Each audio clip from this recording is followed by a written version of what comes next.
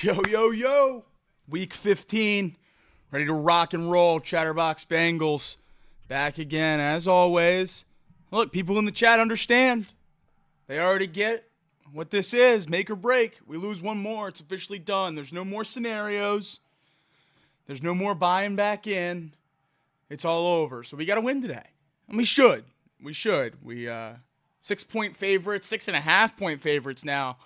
I see the line on ESPN opened, I think it was 4.5. So big time movement up there. 2 points already for the Bengals. So take that as you will. This is much closer to what I thought it should be, though. 6.5 point spread, about a touchdown. Ready to rock and roll. As always, for anyone new, I'm Jacob Tissett. Welcome into Chatterbox Bengals. Thank you for spending your Sunday with us. Take you all the way through the game, and then Craig Sandlin will hop on and join me for a immediate post-game show to break down. Hopefully a Bengals win. We'll see. We'll see what happens. Not too cold in Nashville. Broadcast says 55 degrees. We are working with a forecast of a little bit of rain. So we'll definitely see if that affects the game at all. Joe Burrow 6-0 career record in week 15 or later. Just an unbelievable stat. The man doesn't lose in the back half of the season. That's crazy. Back third of the season. Will Levis should be a fun quarterback to play against, right? We've all seen the highlights. We know what he can do. He can make it an entertaining game. And then obviously the showdown with former offensive coordinator Brian Callahan. He's credited a lot of his success to Zach Taylor, obviously, as the head coach when he was the OC here in Cincinnati. Been a rough year for Tennessee, but I don't put a lot of that blame on Callahan. Tennessee's kicking it off. Khalil Herbert's back to return for the Bengals. We'll see Joe Burrow and the offense first. That one goes out of bounds in the end zone for a touchback. Bengals will get it at the 30-yard line. It's always fun to watch the Bengals offense. We know that. So we'll get them first. Maybe we'll be able to get excited, and then we'll have to watch the defense, which is always the worst.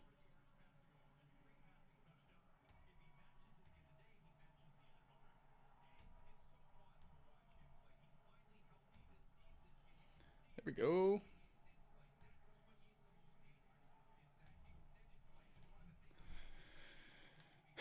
The offensive line is the worry today. Orlando Brown out. Cody Ford out.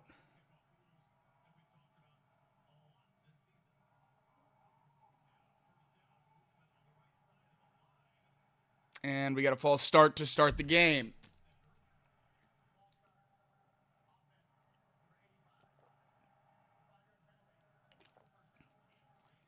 Cam Grandy. Man, what a group the Bengals are playing these days. What a group. Always a lot of shocking players in the game these days. And then you get Cam Grandy jumping off sides on the opening offensive play. That's, love having him in there, I guess.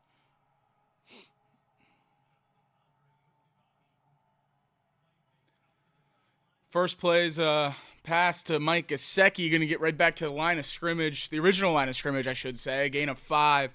It's going to be 2nd and 10. With Orlando Brown and Cody Ford out. Devin Cochran is playing left tackle. 1 previous snap of NFL football played. 2 total previous NFL snaps for the Bengals' backup exterior lineman, I could say, other than Matt Lee, Andrew Stuber, Devin Cochran, and there's one more. But they all combined for 2. Oh, no, that ball might have been picked off. Ball intended for Andre Yoshivas. That ball might have been picked off. It was a low throw. Gifford goes down and grabs it. No one's... Oh, that's a bad start to this one. 7th interception of the year for Joe Burrow. I was looking at offensive line depth, wasn't even paying attention. Joe Burrow throws a pick. That ball might have hit the ground. Oh my gosh. It didn't hit the ground.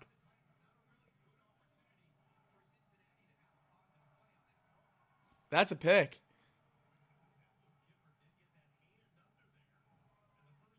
Wow. First half INT since the 2022 AFC Championship for Joe Burrow. 464 pass attempts. Damn it, guys.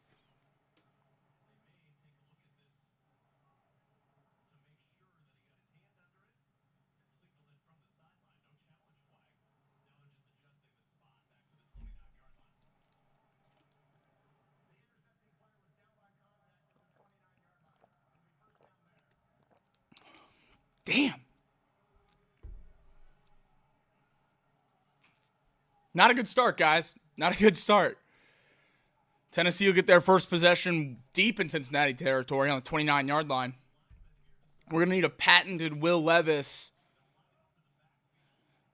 red zone snafu here.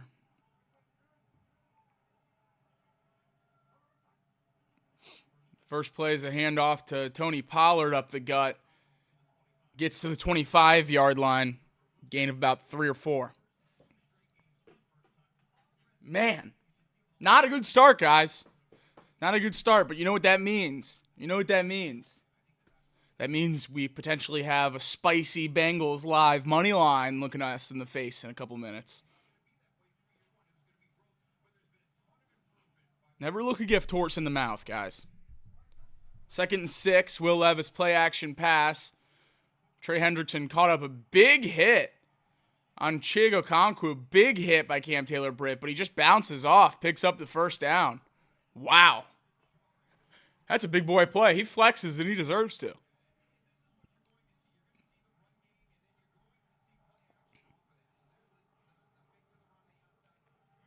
Big hit by Cam Taylor-Britt. And it just doesn't move Chig. Stays upright. Wow. Better that it happens now than in the third quarter. That's right, Jade. I agree. Here we go. It's a handoff to Tony Pollard up the gut. He's down for a gain of about 7. Chat saying Lamar Jackson was picked off on his first drive too. Love that.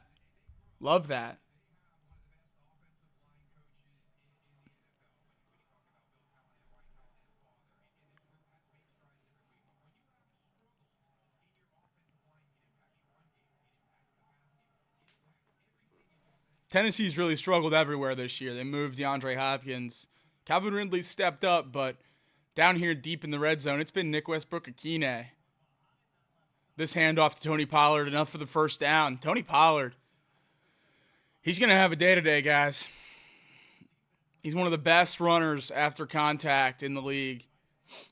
Top 5 in rushing yards after contact this year. And obviously the Bengals, we all know, not a very good tackling team. Patrick Mahomes connected with Juju Smith-Schuster for a touchdown as the Chiefs get an early lead in Cleveland. How much confidence do I have in our defense? T. Brookie. Does anyone have any confidence in our defense? Handoff to Pollard up the gut, down inside the 5 to about the 3.5, maybe the 4-yard line. 2nd and goal now for the Titans. Titans are the worst goal-to-go team in the league. Just 9 touchdowns this year. That's the least in the NFL. 4 rushes for 19 yards for Tony Pollard so far. Just a casual 5 yards a carry.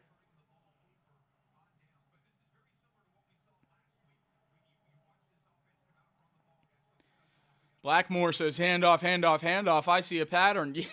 Why would you do anything different if you're getting 5 a tote? Tight end in motion. Jeffrey Simmons in at fullback. This another handoff to Pollard, and he scores. First touchdown of the game for the Titans. Bengals got the ball first, turned it over. Titans made quick work. Tony Pollard, touchdown. Titans got the pick. Ball at the 29-yard line. Tony Pollard ran for 24 yards? Woof. Woof. That's not great, guys. But we know how this team works.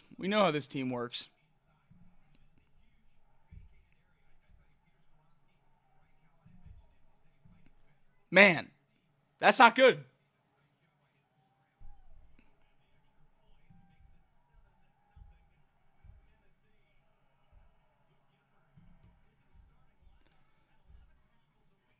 Yeah, Titans get the ball at the 29-yard line after the interception. Tony Pollard, 5 carries, 22 yards, and a touchdown.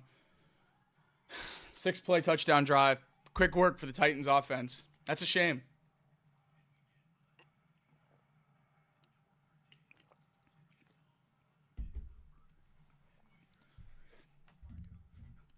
Man, oh man.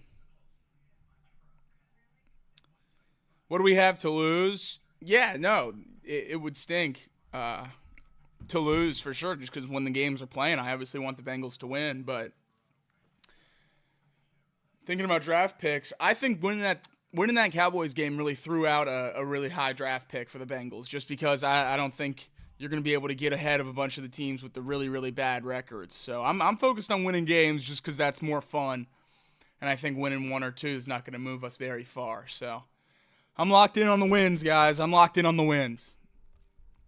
Aaron says vibes, guys. Come on. I'm with you.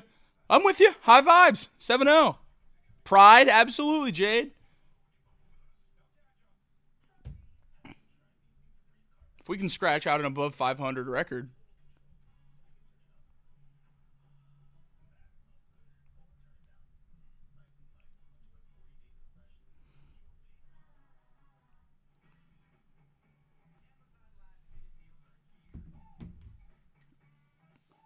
Likes mean long touchdown passes to Chase. Yeah, let's do it. Likes mean wins, and that's the only way we win, Blackmore. Isn't that right? So we're going to have to get some likes on this bad boy.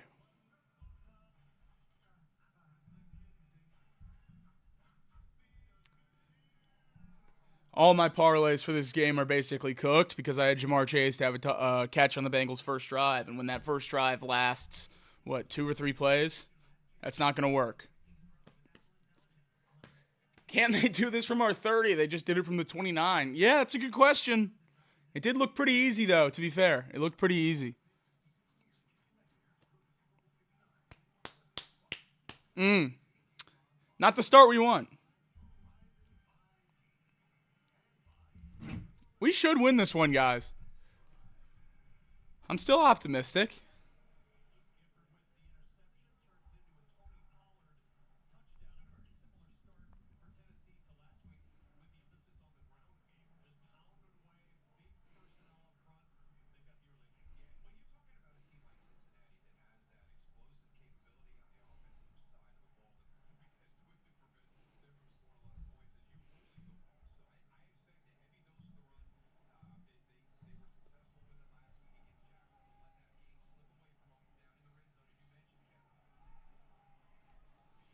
That's going to be a touchback. Bengals will get the ball at the 30 again. Live spread. -1.5 for the Bengals. You betcha I'm in there.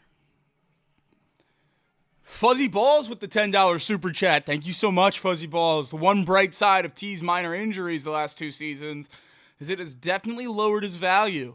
With him canning his agent, it makes keeping T in Cincinnati much more likely. I absolutely agree. We talked about it on Chatterbox Bengals on Thursday. It's a lot of coincidences if he's not going to end up here, canning his agent, signing with Jamar's, all that stuff really seems like indications he's headed back to Cincinnati. First play of this drive is going to be a handoff to Chase Brown for a gain of 3 yards.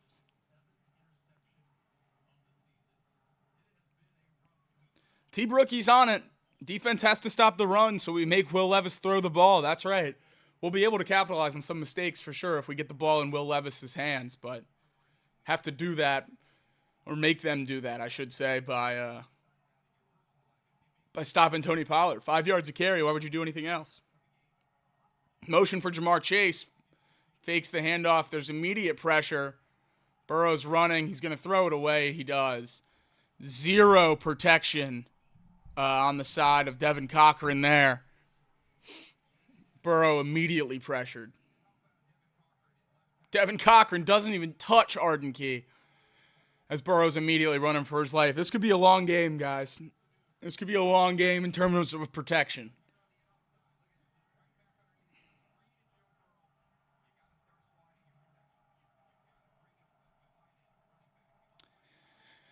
Drew Sample might have to play every snap of the game and just sit next to Devin Cochran and block. 3rd and 7 now for the Bengals. Burrow's throwing. He has time. He finds Gesicki out about midfield. 1st down, Bengals. There we go, baby. Way to find space, 8. Way to find space. Burrow had plenty of time there. Was able to sit in the pocket. That's great.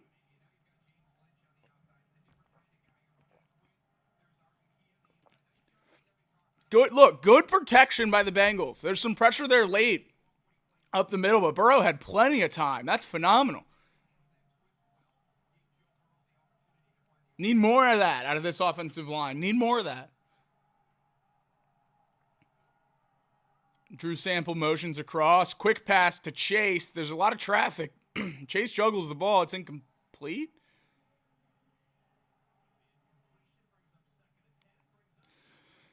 Second and 10.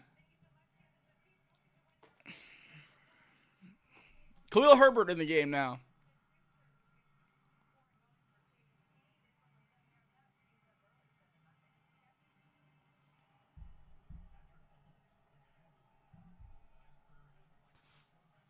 Second and 10, ball still at the 50 after the incomplete pass on the screen.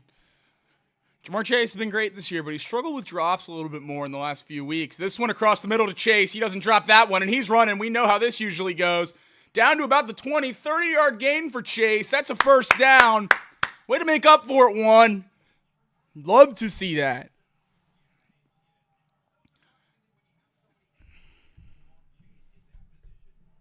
Charles H. says, where the hell is Cody Ford? Cody Ford's out with an illness. Bengals are without Trent Brown, Orlando Brown, Cody Ford, Jackson Kirkland, all tackles that were on the roster at the beginning of the season that are now inactive, at least for this game, or on IR. Legs mean long passes to Chase. You're right, Blackmore. Handoff of the gut, Chase Brown out to about the 18-yard line.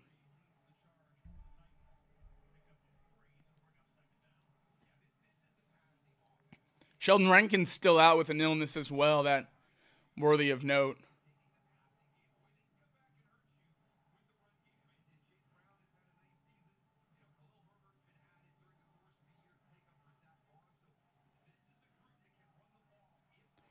Second and 7 now for the Bengals. Burrow joined by Chase Brown in the backfield. T. Higgins motions outside at the bottom of the screen. This pass that way, caught by Higgins. It's going to be 3rd and 1 as he's forced out of Browns. Good catch by T. Need to get him active earlier in this game. I took him to score a touchdown in this one just because of the conversations all week. I feel like Burrow's going to be trying to feed him. That left tackle is going to have to step up, Charles. You're absolutely right. That's a big-time concern for me. Bengals called up Logan Woodside. He was inactive, but the emergency third quarterback. I don't think that's exactly a vote of confidence in this offensive line. That handoff to Chase Brown busted off on 3rd and 1 down to about the 11-yard line. A good gain. He's been able to turn a lot of those short yardage runs into a lot more than they should be when on first look. That's really, really good runner this year in Chase Brown. We don't talk about the bright spots of this team outside of Joe and Jamar a lot, but Chase Brown certainly has shown you that he's probably a running back of the future. Yoshivas in motion.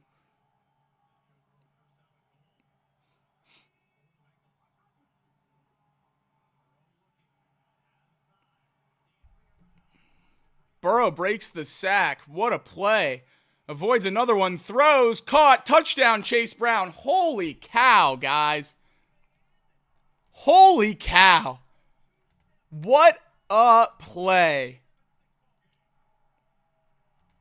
What a play. Wow. He's so stinking good, guys. He's so stinking good. Pressure right up the middle, doesn't matter. Scrambles to avoid it. Another pressure, doesn't matter. Steps right underneath of it. Throw across his body on the run. Chase Brown. We're singing the song. You know how it works. But we wait for Cade York to tie the game. We got to wait for Cade York to tie the game. Look, I like Cade York.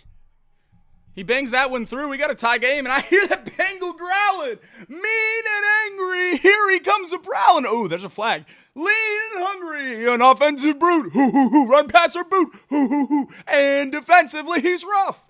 Tough. Cincinnati Bengals. That's the team we're gonna cheer to victory. Touchdown, Bengals. Put some points up on that board and win the game for Cincinnati. Woo! Let's check on this flag. It's going to be defensive offsides. Bengals have a chance to go for 2 here if they want to. Bengals choose to stick with the extra point. 5-yard penalty will go on the kickoff. Take the tie. I love it. What a great play by Joe. He does it every week, man. He does it every single week. He's just incredible.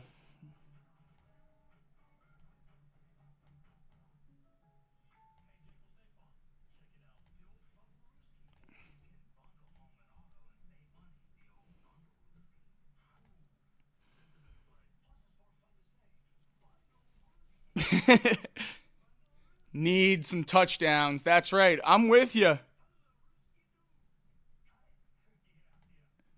I'll take as many touchdowns as possible.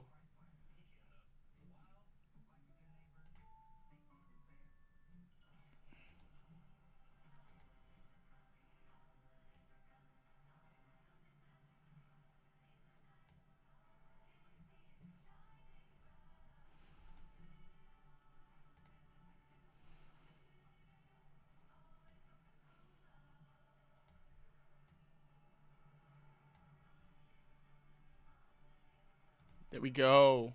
Got that fixed for you guys. Can we get a stop? That's a great question. It's stupid going for 2 in the first quarter. Yeah, no, I agree. I don't necessarily disagree. Would have been fun. Would have been fun to take the lead.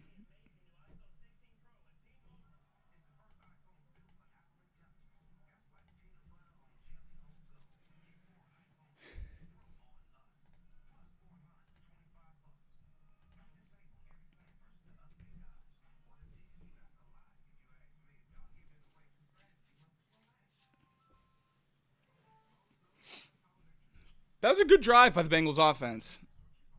Really good drive. 70 yards, 9 plays, about 4 minutes. Capped off by a great Joe Burrow play. There were a couple mixed in the middle there. Just such a great player.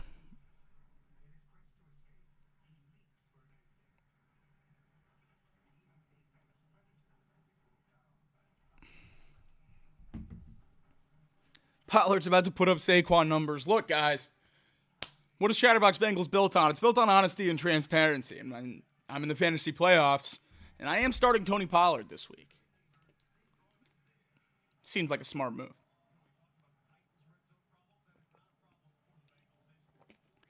"42nd straight red zone offensive drive with points for the Bengals. That's a single season record in the NFL. Single season record, you know. Just casual.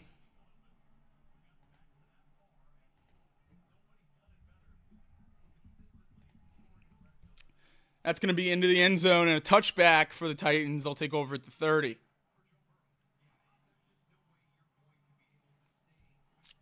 Look, Burrow buys time. This offensive line held up well. He was in the pocket for over 3 seconds, but he buys about 9 seconds before that ball is out. Great play. Longest time to throw on touchdown pass of Joe Burrow's career. 9.1 seconds.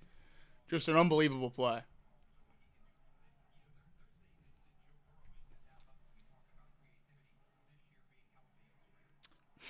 Just Gatorade. Just Gatorade, Justin. Don't you worry. This play, handoff to Pollard on the first play of the game, and he picks up 3.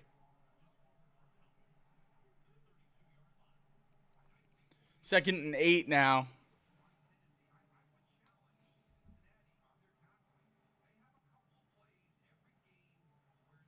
announcers saying they would challenge the Bengals on their tackling today.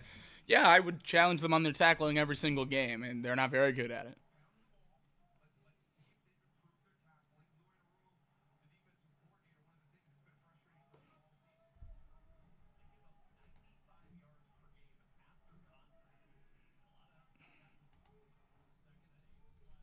Flags out on this second down play. It's going to be on Tennessee. That helps the 3 and out, Jade. You know how we get 3 and outs. We get 3 ampersands outs in the chat. 5-yard penalty. It's going to be 2nd and 13 now. False start on the rookie, J.C. Latham.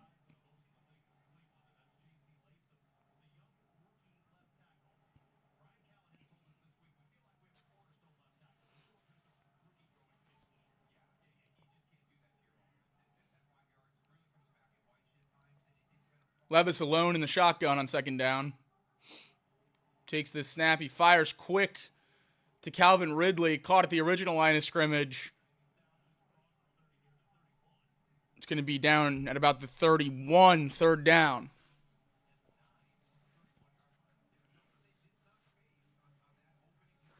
There we go, Blackmore. And out. 3rd and 9. Need a good stop here. 35% 3rd down conversions for the Titans. That's 26th in the NFL.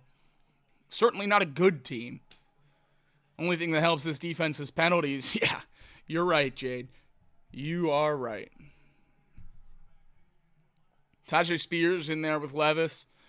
Expect to see a little bit more of him today than usual. Tony Pollard banged up. He wasn't practicing a lot this week. That pass thrown, caught, 1st down and more. That's old friend Tyler Boyd out to about the 30. A big, big gain.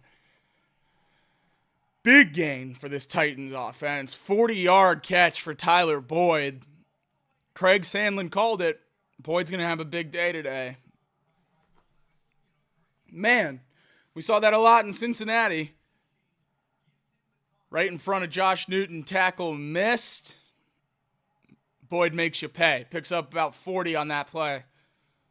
Just a great one. Inside the 30 now. 34 catches for 357 yards on the season for Tyler Boyd. That 40-yarder probably near the top of the list for him this year. That play, an incomplete pass, but a flag, a late flag. Oh, no, man. Ugh. Ball's going to be at the 2 for the Titans. That doesn't seem like a good call to me, guys. That doesn't seem like a good call to me at all.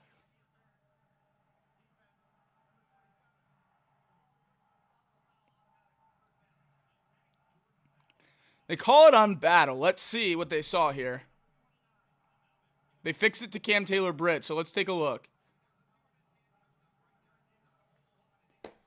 Are we kidding? I mean, there's a little bit of contact. What? Ball at the 2 for the Titans. It's a handoff up the gut. Tajay Spears, he's going to score.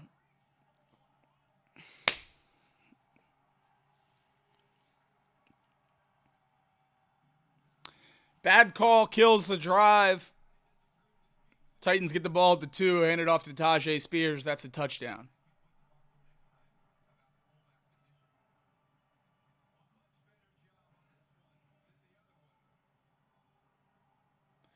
Jeffrey Simmons back in there at fullback.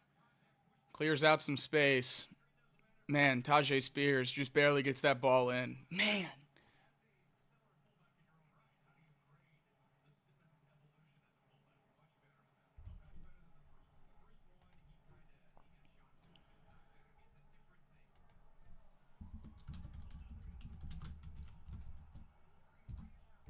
Oh, Tony Pollard down. No touchdown.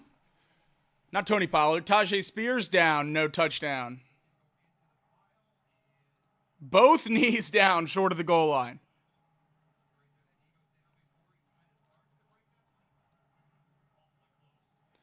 They bring Spears and Simmons back in. I would expect a similar play.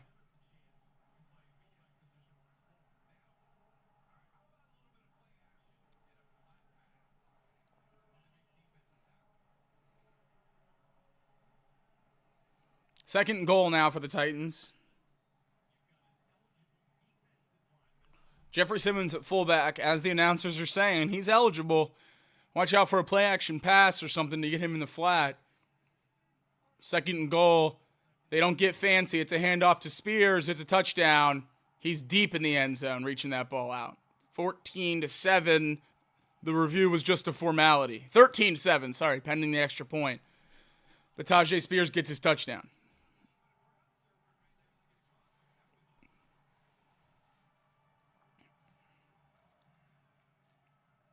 Just a bad call. Just a really, really bad call on Cam Taylor-Britt. Man, Spears, not a tall guy, gets up there in the pile.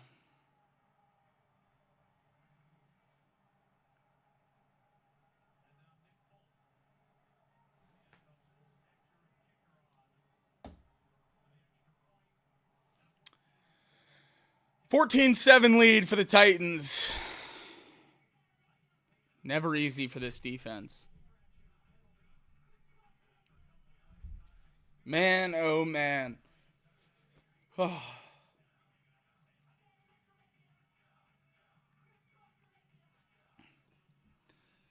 The Mount Rushmore beards. Jesus, Abraham Lincoln, Chuck Norris, and Chewbacca. Thank you, Fuzzy Balls, for another super chat. That's a good one. I think that's a good Mount Rushmore. Likes mean long touchdown passes to Chase. I agree with that, and likes mean wins, ultimately. So we got to get these likes up, get the wins rolling, get the vibes up in the chat. We got to believe. We got to believe. Winchester says, Cam used to be good. Yeah, man, I remember those days. This offseason we were talking about All-Pro, Pro Bowl, Cam Taylor-Britt, Superstar. Nah. Far from it.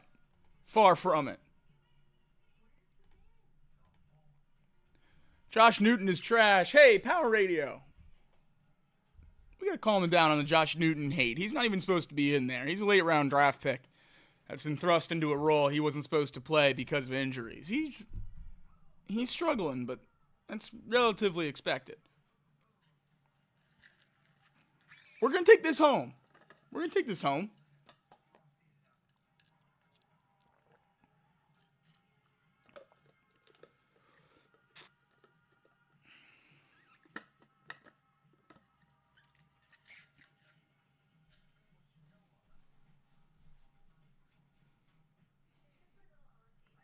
This O-line might be one of the worst we've ever rolled out there.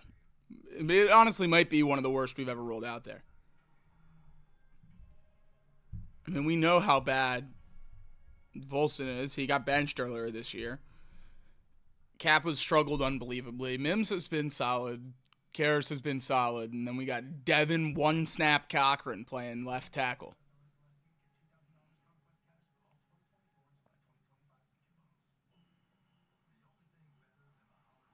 Levis is already having a career day. You might be right. The bar's low, so you are probably right. Yeah, this O-line and the O-line that gave up 8 sacks in the divisional round. That's right. Oh, first time with back-to-back touchdowns to start a game for the Titans since week 4 of 2022. So, yeah, no, this Bengals defense just breaking droughts for everyone. Kickoff into the end zone, knelt down by Jermaine Burton, touchback.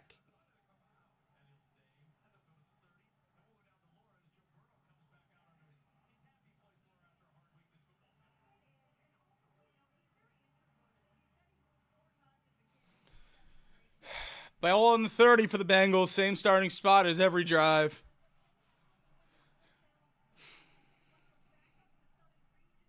$14-7 Bengals trail. See if this O-line can get any protection here. Sample in motion. Have to think he'll help block most of this game. Devin Cochran jumps off sides. We'll move it back to start it.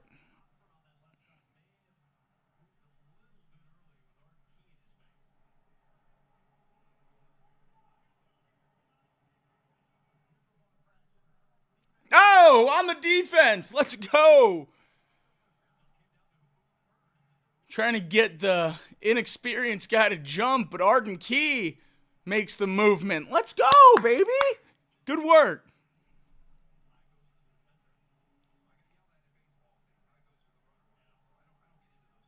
First and 5 now for the Bengals, moving the right way.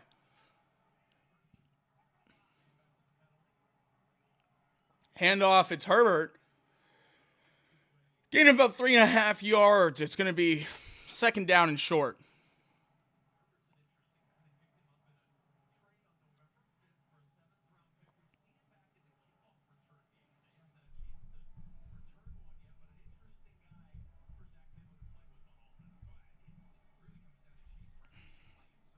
Second and 1 now for this Bengals offense.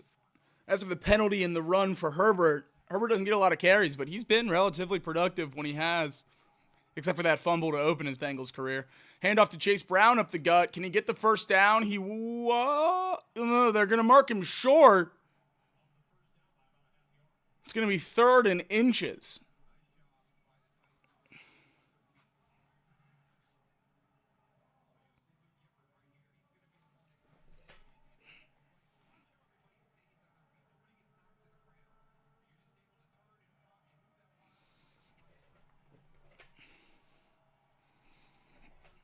Third and 1 now for this Bengals offense after unable to get it. On second, it's another handoff. Chase Brown gets it, but not much more. There is a flag on the play. We'll see who this is on.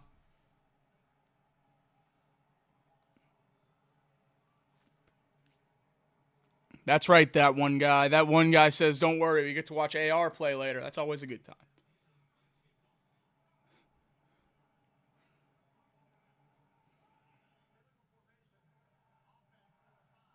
Illegal formation on T. Higgins. It's going to nullify the first down, make it 3rd and 6.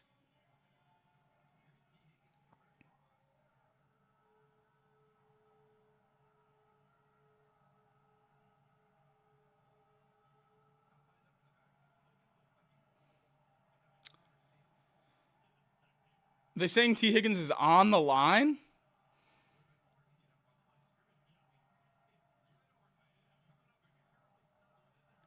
How is that a flag? 3rd and 5 now because they called it. Burrow's going to throw. He finds Gesicki over the middle. Whoa! Front flip. First down across the 50. There we go, Mike. I don't understand that penalty at all. But it doesn't matter. Ball don't lie. Mike Gesicki, first down. There we go. Front flip. Whoop. Ball to Gesicki. Up and whoop.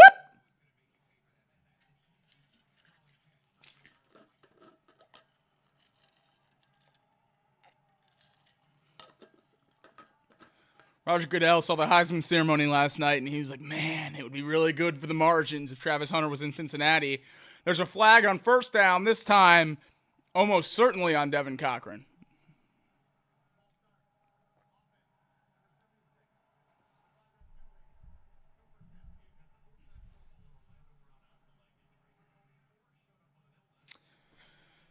Rick asks, why is Devin Cochran in a Bengals uniform? Well, Rick, it's because they've lost 4 tackles so far this year. Trent Brown, Orlando Brown, Cody Ford, Jackson Kirkland. The well has run dry.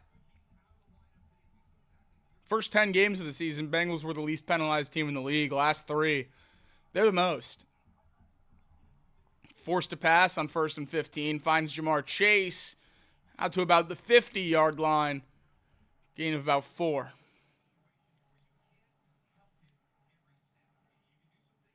Second and 11 now for this Bengals offense. 50 seconds to go in the first quarter.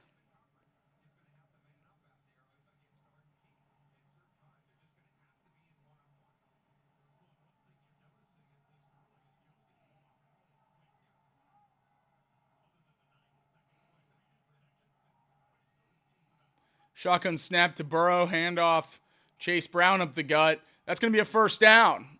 Big pickup for Brown as he has done all year. Hell of a runner. 1st and 10 now, under 20 seconds in the quarter. You certainly don't have to snap it again if you don't want to. Bengals will take it to the end of the first.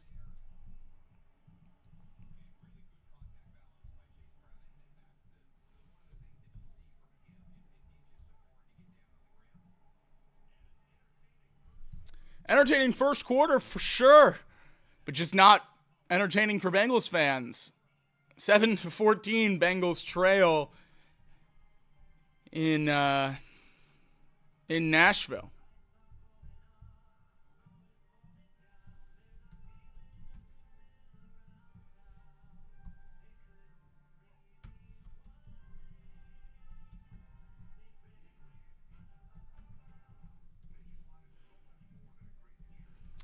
End of the first quarter. We'll step away momentarily.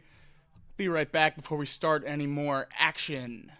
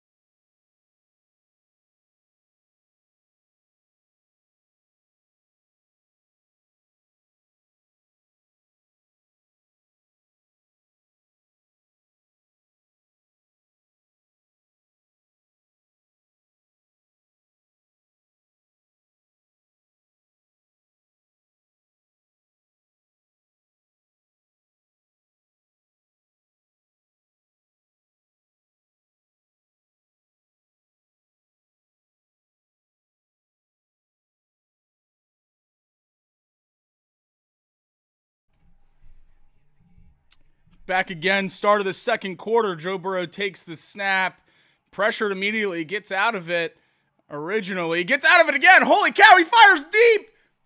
Oh, incomplete, but there's a penalty. Let's go. What a penalty. Way to buy it, Burrow. That doesn't happen without Joe Burrow being a magician back there.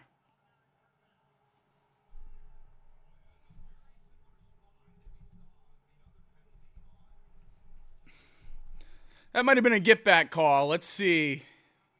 Great mobility by Joe to force the misses there. Fires deep. That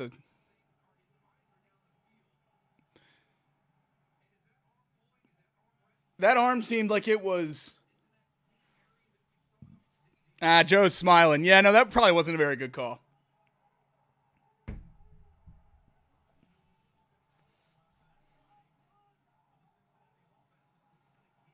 Penalty on the offense again. Devin Cochran again, I believe.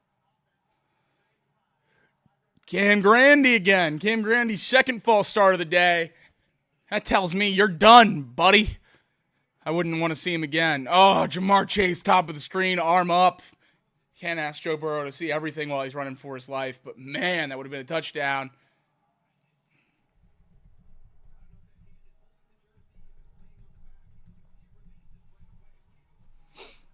Power Radio says sit the rookie. It's his second false start. I'm with you. Cam Grandy. Good blocking option. We might need him today, though. Pass by Burrow finds Grandy there. Down to about the 9-yard line.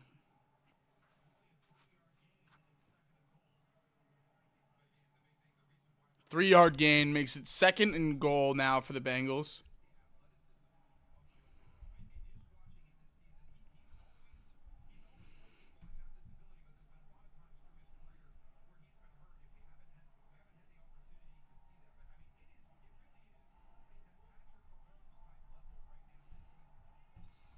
Second and goal snap. Burrow takes it. He's going to fire again. He's scrambling again. This time, no way of getting out of it. Oh, he's brought down, but the ball came out. T'Vondre Sweat running with it. Oh, no. Oh, no. Is that ball out?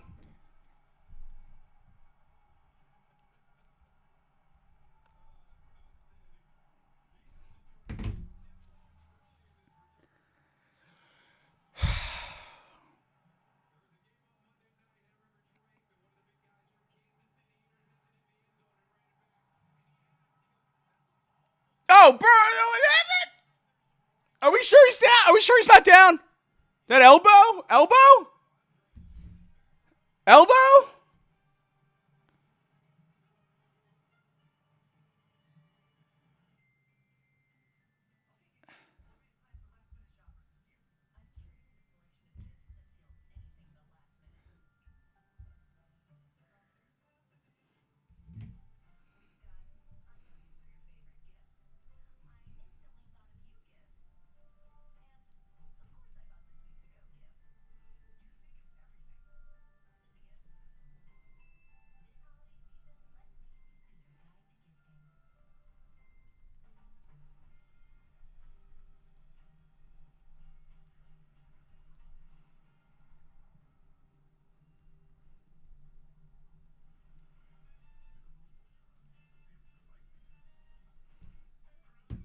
I mean, that's just terrible, guys.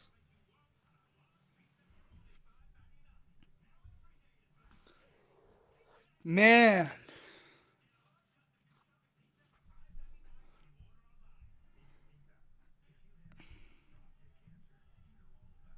They just ripped the ball out on his way down. 3 drives and 2 turnovers for Joe Burrow.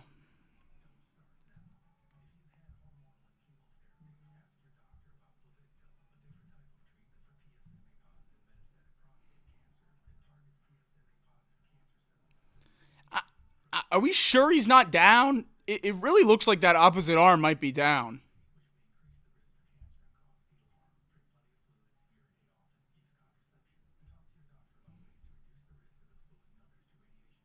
That sucks.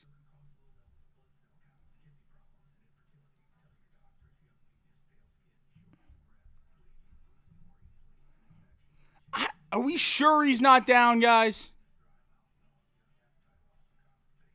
You can't challenge, guys. You can't challenge a turnover because it's automatically reviewed. I think he might have been down.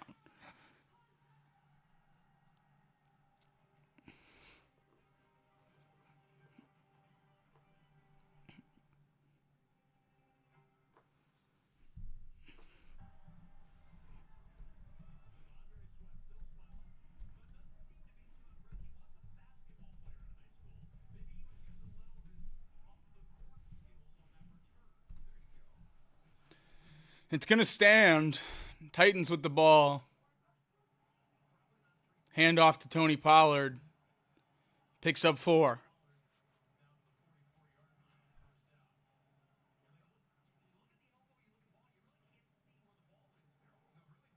You just can't tell. Not enough to overturn it. That's what the broadcast is saying.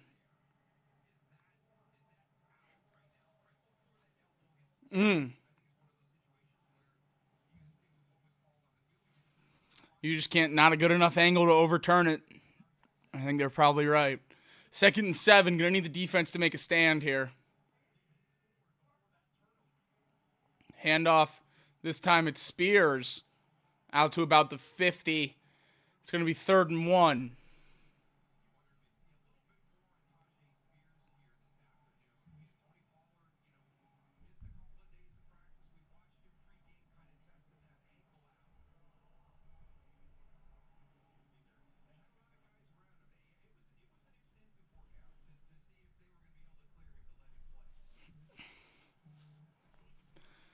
Pollard on the bench, maybe for the rest of the game. We'll see. This time a QB sneak for Levis. That's a first down.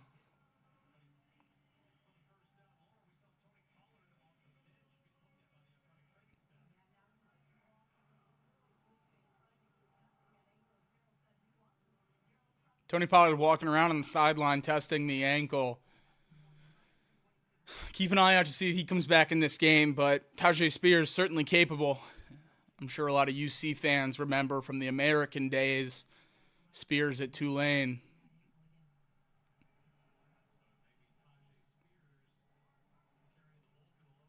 Quick pass to Boyd.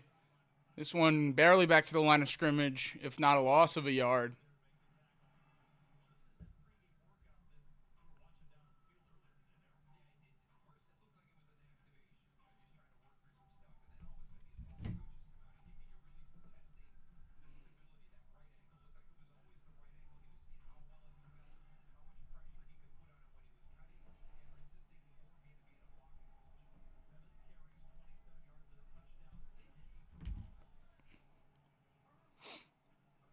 Play action pass. Levis fires. Caught by Ridley over Marco Wilson.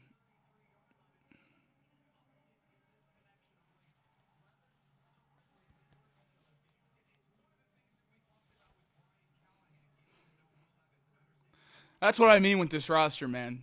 You just got guys out there, just whoever. This time Marco Wilson, corner number 42.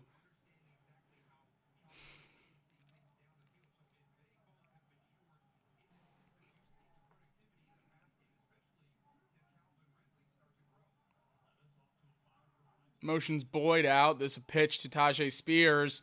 Bengals fill it well. Jermaine Pratt, tackle for loss.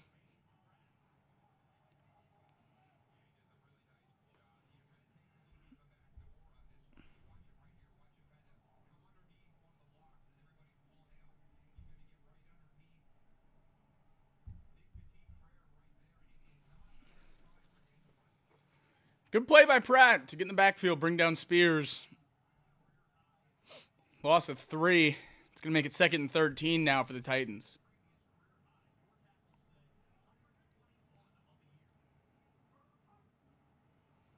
Pass by Levis.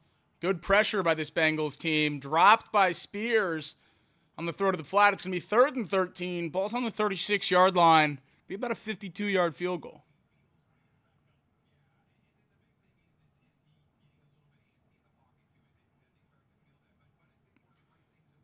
Sandwiched by Osai, and I believe that was Chris Jenkins on the lower half. 3rd and 13 now.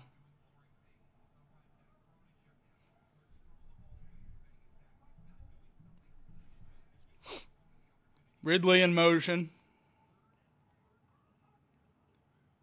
Levis running. That ball's out. That's Bengals ball. That's Bengals ball. Let's go, Jung Meta. He's down, right? This isn't going to be a touchdown.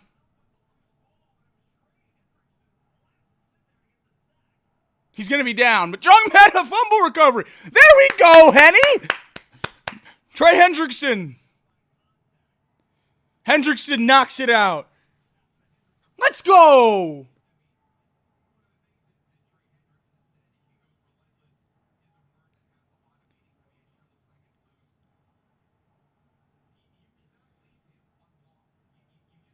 That ball's out.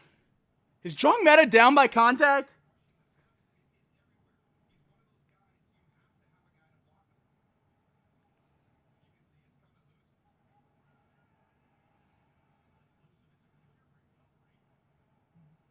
That's Bengals ball.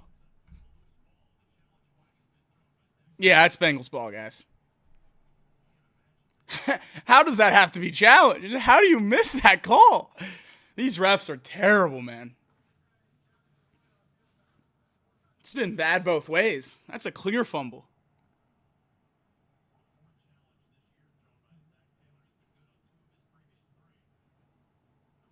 Blackmore says no doubt. Yeah, you're right. No doubt.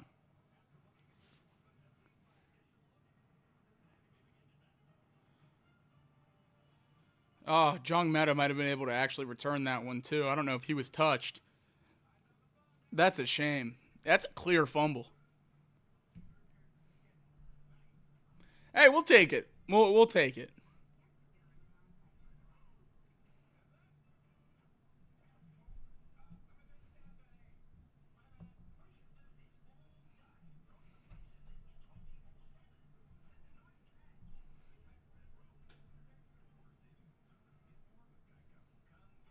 That is a good play. Look, that's a good play when you need when you need a big play by the defense. That's who stepped up all year. It's been Trey Hendrickson. And there he is again. If you let that play out, is it a touchdown? Like, are we sure that's not a touchdown if we let it play out? That stinks, man.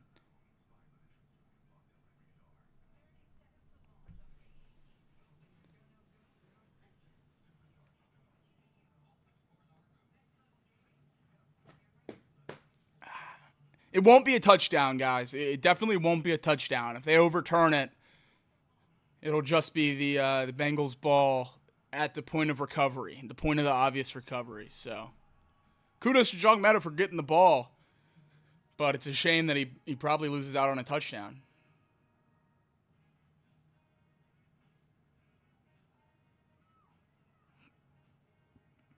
Chat's asking why you don't let that play out. I agree. I agree. You got to let that play out. We've seen them do it in the NFL for years now. It's kind of been a point of emphasis to let those plays play out, those automatically reviewed plays.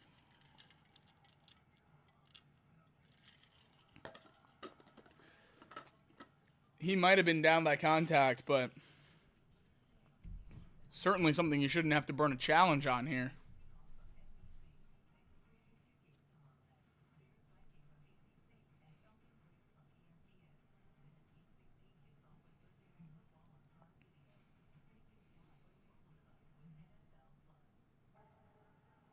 Call reverse. Bengals ball fumble. Let's go, baby.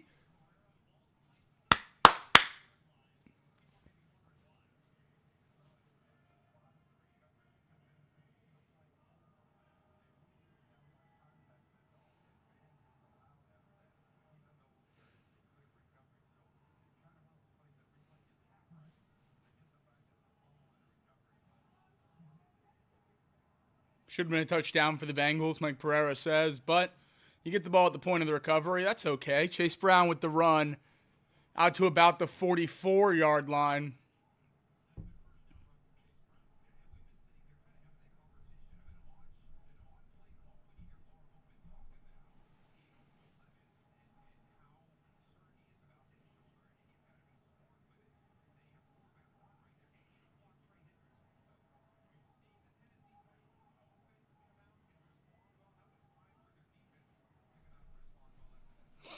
Yoshibasa in motion, 2nd and 3. Burrow's going to throw. Steps up in the pocket, takes a hit, but finds Jamar Chase. Gets across the 50 and across the 40. First down, Bengals.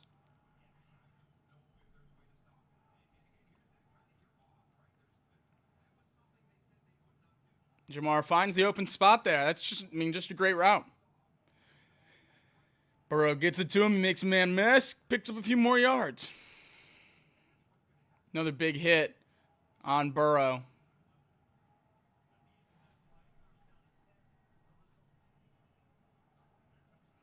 This is a quick pitch to Chase Brown. He makes one guy miss. Picks up a few yards after contact. That's a good gain on first down.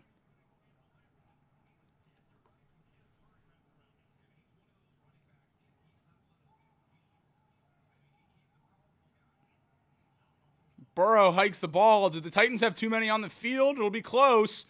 This deep one to Jamar Chase, incomplete. Old friend Chidobe Awuzie breaks it up.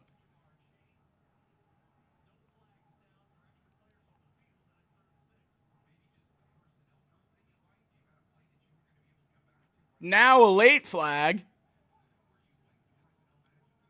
12 men on the field on the defense. Thank you, refs. That's the latest flag I've ever seen in my life, but clearly 12 guys on the field.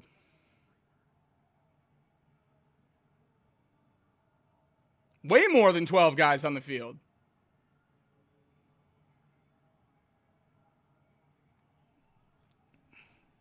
Clear penalty again. This officiating crew misses it. 2nd and 1 after the late correction. Handoff this time, Chase Brown. Hit behind the line of scrimmage. Doesn't matter. Across the 25, first down. These refs are hilariously bad today. Both ways. This crew is horrendous. Why would you put a good officiating crew on the Bengals-Titans game, though, right? You only have so many. You got to use them on the big-time games. Winnister says, they said hopefully nobody at home is watching this game and will notice. I think everyone in here, Bengals fans and Titans fans, are the only ones doing so. Burrow's going to fire. This time, T. Higgins caught possibly a first down, depending on where they mark it. They're going to stay a little bit short, 2nd and 2. Knocked back after the catch.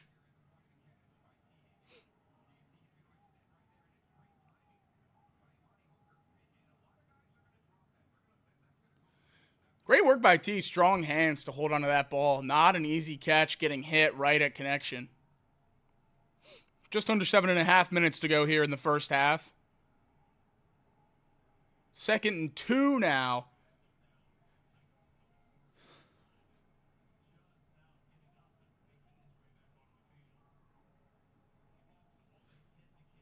Kenneth Murray hurt on the play, so the broadcast is going to step away.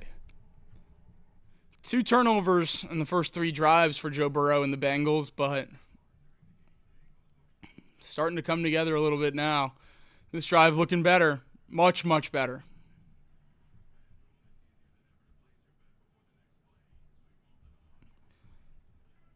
People at the game talking that it's pretty empty, pretty quiet.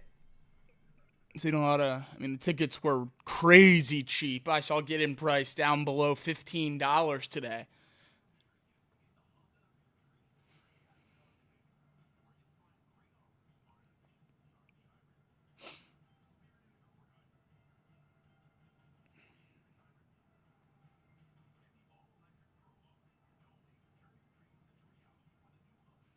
Burrow's tried to catch the other team off guard with too many guys on the field a couple times this year.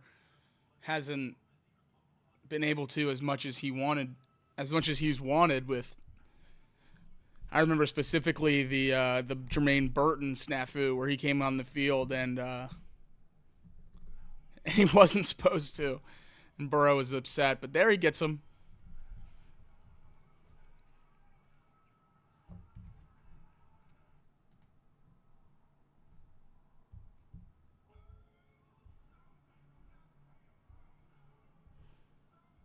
That's crazy you don't let that play out. No, you guys are right. No, we should already have a touchdown.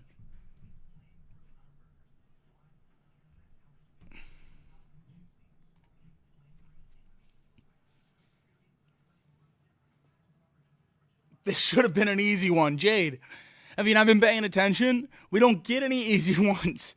We barely beat the Giants and the Browns the first time. And, I guess the Raiders was a pretty good blowout, but even the Panthers game was closer than it should have been. There's no easy ones with this team. They make you earn it every week. Nate Johnson says he hopes Burrow blows up at a ref at some point. He's got star power to make a difference. I think that's why he doesn't get a lot of calls. In that Cowboys game, Micah Parsons clearly hits him late. He doesn't fall down, but I think a lot of quarterbacks get those calls, but since he doesn't make a fuss about it, he gets overlooked. Kenneth Murray in the tent. James Williams in at linebacker now for the Titans. Yeah, David Shaw says Patriots. You're absolutely right.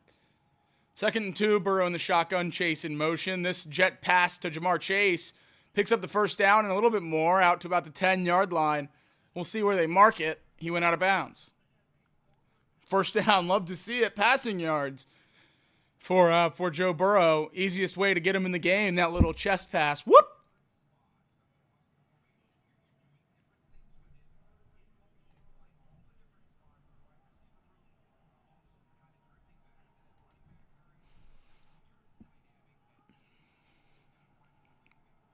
First and goal from the 10 4 catches for 57 yards so far for Jamar Chase. This handoff to Chase Brown. He won't break that tackle. Jeffrey Simmons brings him down in the backfield. One of the best in the game at what he does.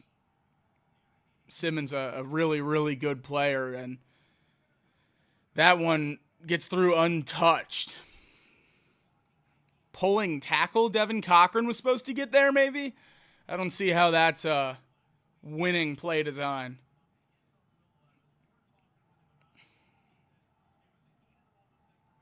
Second and goal now for the Bengals, backed up at about the 13-14 yard line. Burrow joined in the backfield by both Chases, Jamar and Brown. He's going to throw. Burrow finds Chase in the flat. He gets around the 10, makes a man miss, bounces off a tackle down to about the 2 for 3rd and goal. There we go. Down inside the 5, Chase Brown has been able to make people pay in the red zone so far, especially this deep. Maybe he tacks on a rushing to his receiving touchdown. 10th straight game with 5 catches or more for Jamar Chase. Just unbelievably consistent in his production. Tony Pollard now officially questionable to return.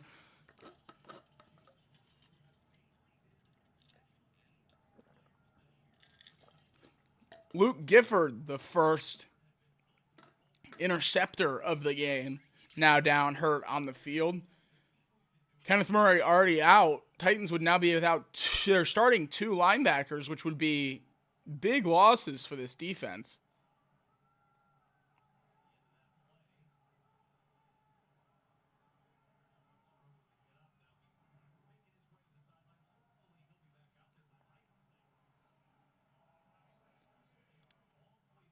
Titans scraping the bottom of the barrel when it comes to linebackers now with these 2 injuries to Murray and Gifford. You got 2 guys who are primarily special teamers in Williams and Gray in there now.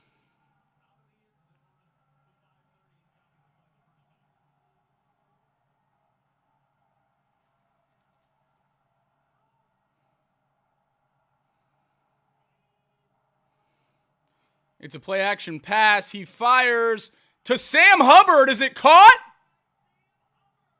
Oh, wow. Touchdown, Hubbard. Holy cow. Bengals pulling out the trick plays. There you go, Hubbard. Receiving touchdown for old 94. There you go, Sammy. Burrow goes and grabs the ball to give it to him. What a play call by Taylor in the offense. That's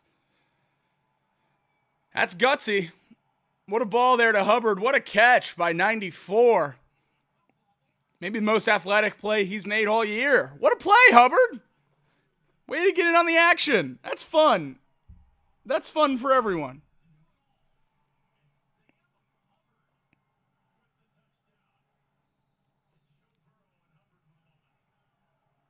Good for Sam. Good for Sam. That's fun for everyone. Now, Cade York has a chance to tie it up.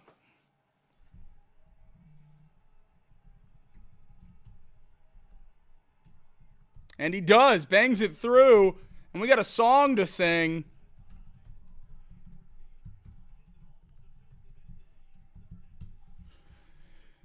Hendrickson with the fumble. Hubbard with the touchdown catch.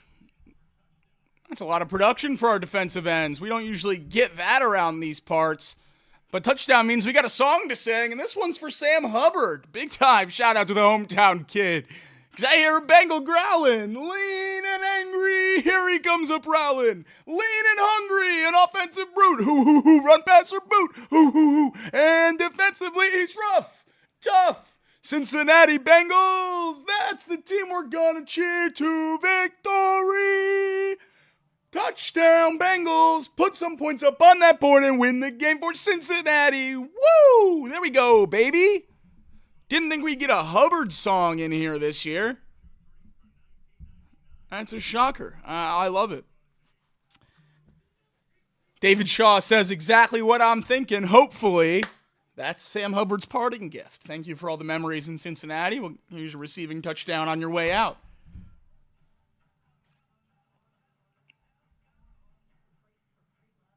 Can Hubbard play left tackle? That's a good question, Jade.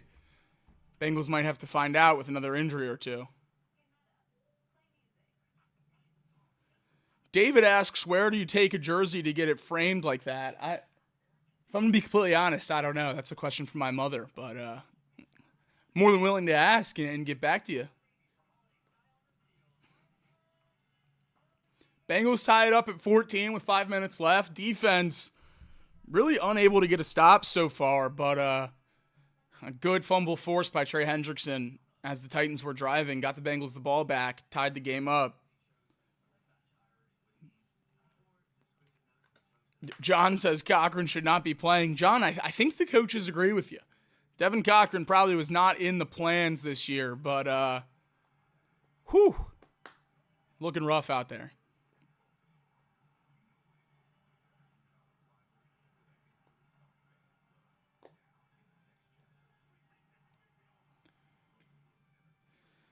These teams being forced to play 3 games in 11 days is crazy. The Sunday, Christmas, and Saturday games are nuts. Steelers and Ravens, and I believe the Chiefs all being forced to do that.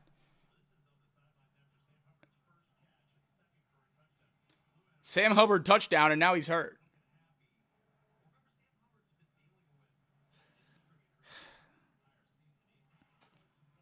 Naturally.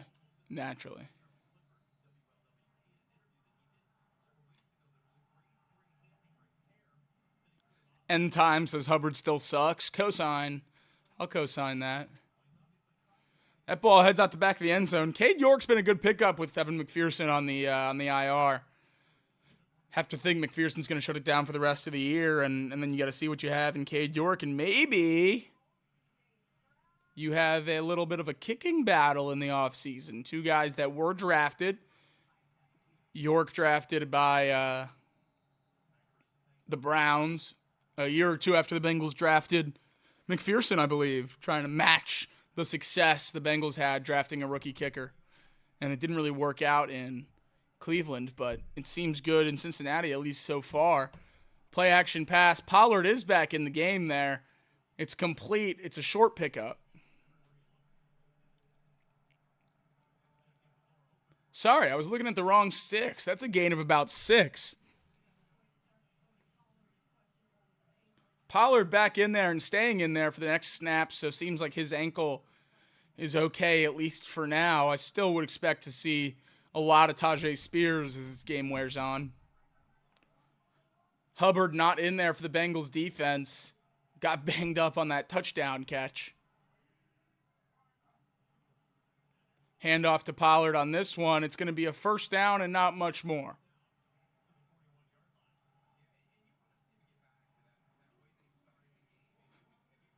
Buck DeLorean says kicker battle in camp isn't a bad thing. Got to keep the competition. No, I 100% agree. I think there should be a kicker battle in camp. I would expect there to be. Would be pretty upset if there wasn't. Pollard has 8 rushes so far on the day for 31 yards and a touchdown. Even with being out for most of the second quarter, he still had a productive day.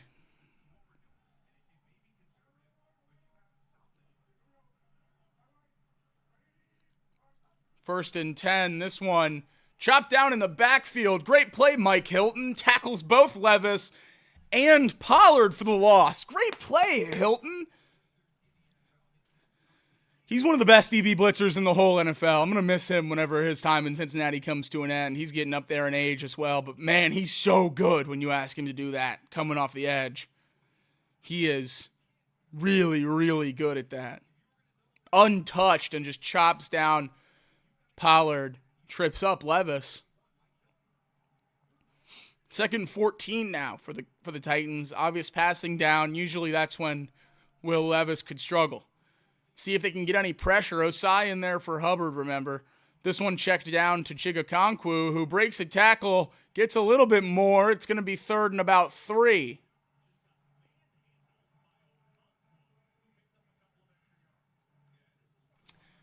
Josh Newton just struggling, man. He can't tackle an open field whatsoever. Just thrown off by Chigakonkwo. He's really struggled since being thrust in there.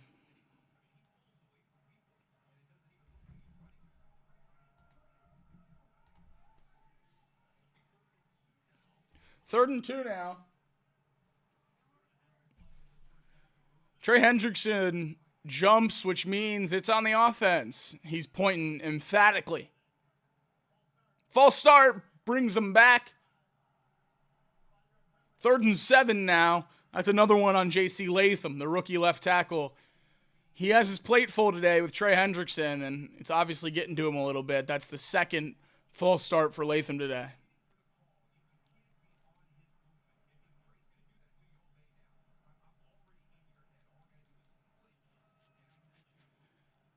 Trey Hendrickson's a tall task for any tackle in the league, but especially a rookie. That's got to be a scary sight to see 91 lined up across from you. This time, Hendrickson lined up as the middle linebacker, flanked by Osai, and they're both going to come up the middle. A little bit of pressure. This one picked off!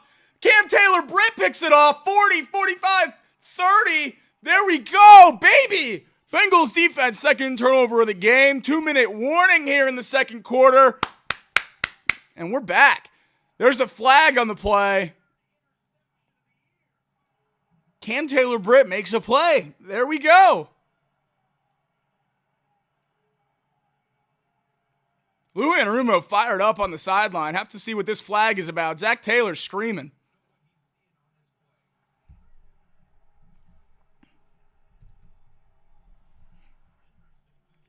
Hendrickson upset. Zach Taylor laughing with him.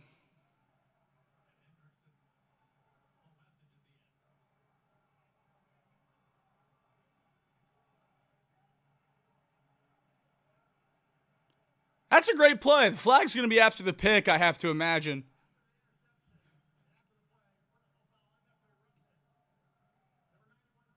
Penalties on Hendrickson for unnecessary roughness. The pick will stand. It's going to be Bengals ball. It's just going to move that starting point back a little bit. I want to see what happened there because Hendrickson and the Bengals coaching staff are laughing about it. So I have to imagine there's 2 sides to this story. Oh, just a push in the back on Will Levis. I'll take that. Set the tone. 15 yards to shove your quarterback into the ground? Sure, let's do it.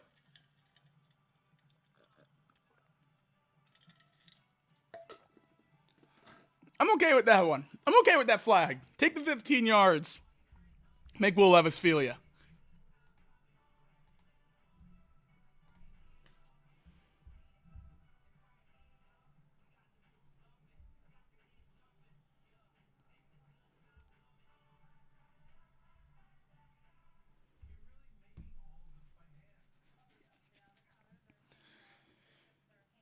Cheap shot on Levis is a dangerous game to play with Devin Cochran as your left tackle. You're begging for a get-back shot here. Sean Connor. Lou finally got fired up in week 14. Yeah, you're right.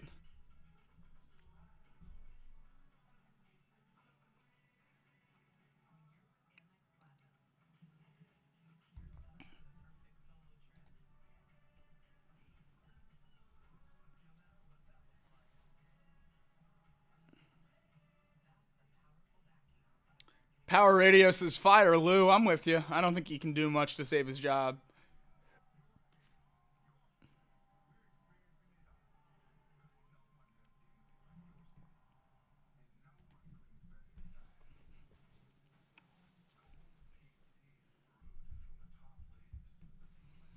Here we go, offense. Get a lead before a halftime. Who says no to that? Who says no to that?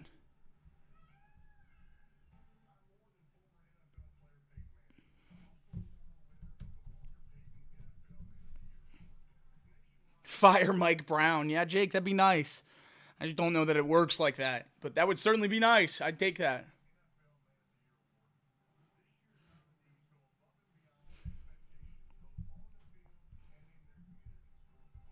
Two-minute warning here in Nashville.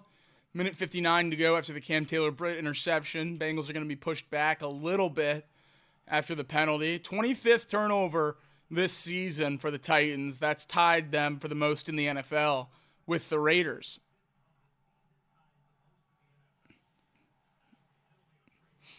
Ball is going to be just inside the 40 after the penalty on Hendrickson. 1st and 10 for the Bengals.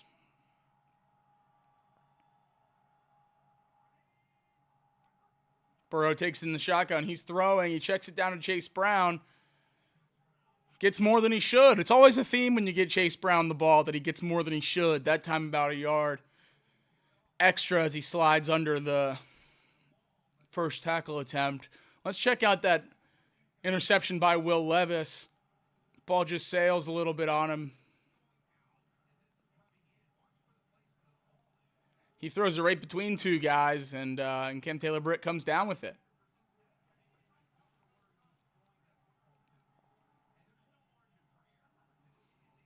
Handoff this time. It's Brown again. Short pickup. Going to remain 2nd and 5. Or 3rd and 5 now. Remains 5 yards, I should say.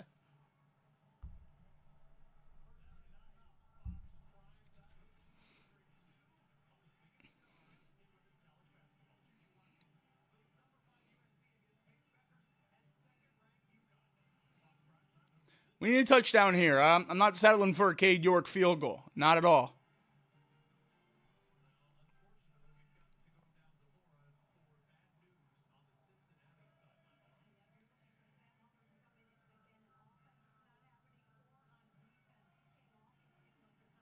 Sam Hubbard now out for the day with a knee injury on the touchdown grab. No more Sam Hubbard on offense or defense for the Bengals today. Knee injury on the touchdown grab. That's a classic Bengals. False start on the offense going to back us up a little bit more.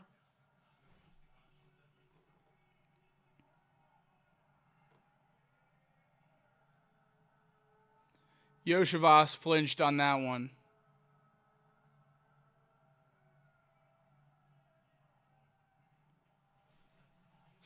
Just a tiny flinch on Yoshivas, the refs call it. It's going to be 3rd and 10 now for the Bengals.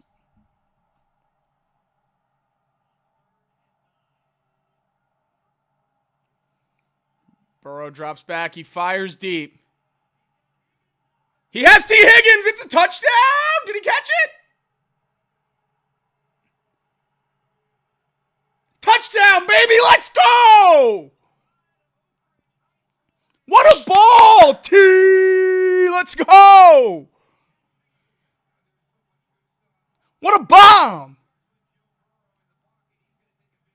Sits in there, takes the big hit, delivers the football. What a play.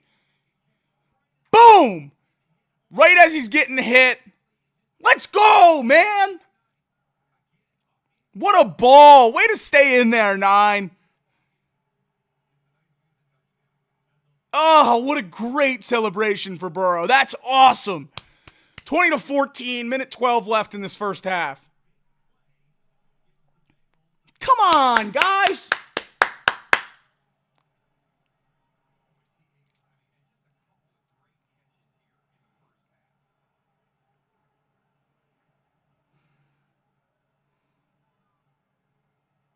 Big hit there right as he catches it. What a play. What a touchdown.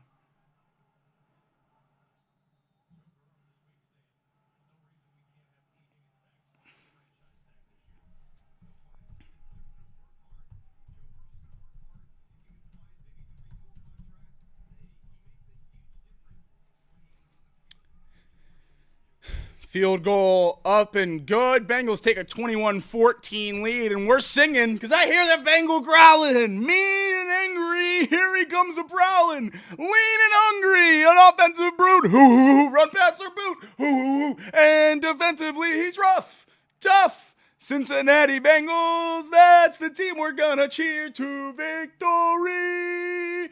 Touchdown, Bengals. Put some points up on that board and win the game for Cincinnati. Woohoo! There we go, baby. What a great play. What a great play. Making up for all the lost parlays last week. That's right, Sam. I knew he was going to score this week. Had to get my money back. I put it all on him. There we go. Oh, T. David Shaw asked the question most people are asking. Who the hell is that left guard? Is there anyone to replace him? Well, David, Left guard's Cordell Volson, who was benched for Cody Ford earlier this year, and then Cody Ford had to go replace Orlando Brown at left tackle when Orlando Brown got hurt because we already lost Trent Brown and Jackson Kirkland. And then when Cody Ford got hurt, you have to put the fellow who's in there today, sorry, I'm blanking on his name, Devin Cochran, in at left tackle, and then you're forced to play Volson because you don't have any backups. So we're kind of stuck where we're at with the O-line, David Shaw. There's not a lot of help coming for that group.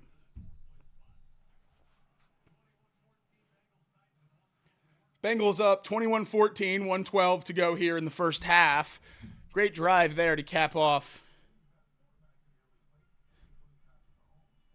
the half, hopefully, for the Bengals. Look, the last touchdown to tie the game, we all kind of unanimously said that hopefully that's a send-off for Sam Hubbard. His last play in Cincinnati is going to be a touchdown. Hopefully these aren't send-offs for T. Higgins. Hopefully there's a lot of big plays left to be made in Cincinnati. Will Levis in the shotgun on 1st and 10. Ball's at the 30. He drops back to throw. That ball's fired. That ball's picked! Picked again! Mike Hilton, let's go, baby! Down by contact, but we'll take the ball! Let's go, defense! That's 3! That's 3 turnovers! Josh Newton makes a play! There we go! There we go, defense! Score again! 28-14 at half. Who says no? Great play, Hilton.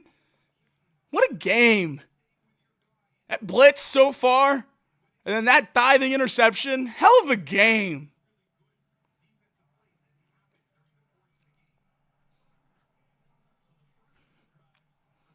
Jake J says Will Levis is clip farming. I think you're right.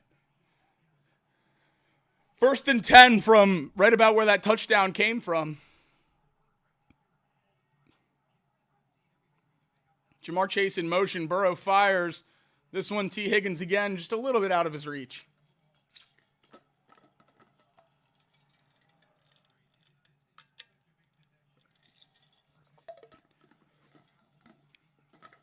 Back-to-back interceptions for Levis. Not the first time that's happened this year.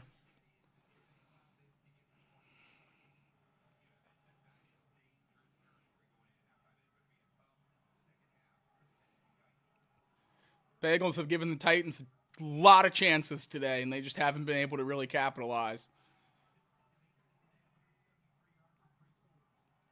Burrow drops back. This time he fires. It's Tanner Hudson across the 30. It's going to be 3rd and very short, under a minute to go here in the first half. Bengals call a timeout to stop the clock with 54 seconds. 3rd and 1. Reminder, the Titans get the ball to start the second half, so another score here would be phenomenal.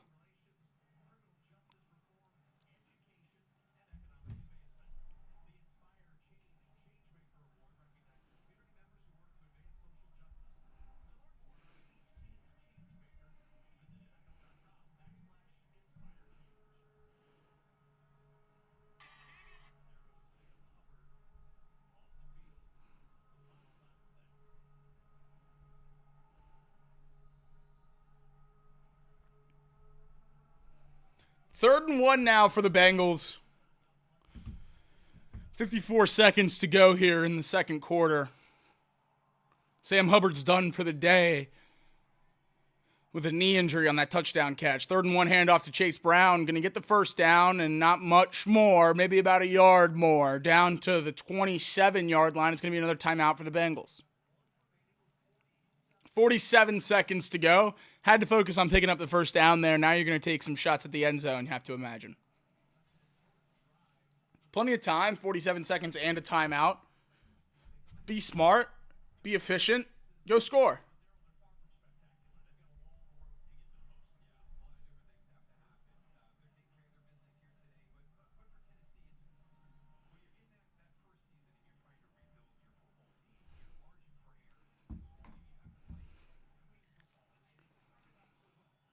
First and 10 now for the Bengals inside the 30. Burrow already 3 touchdowns today.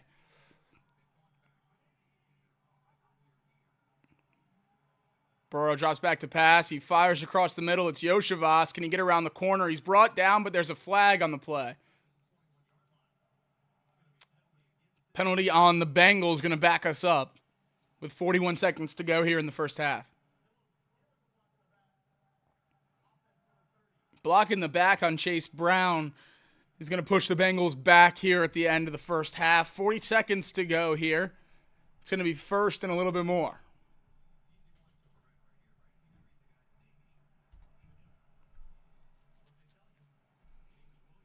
Blocking the back, and James Williams still able to make the tackle. A really, really good play by the rookie.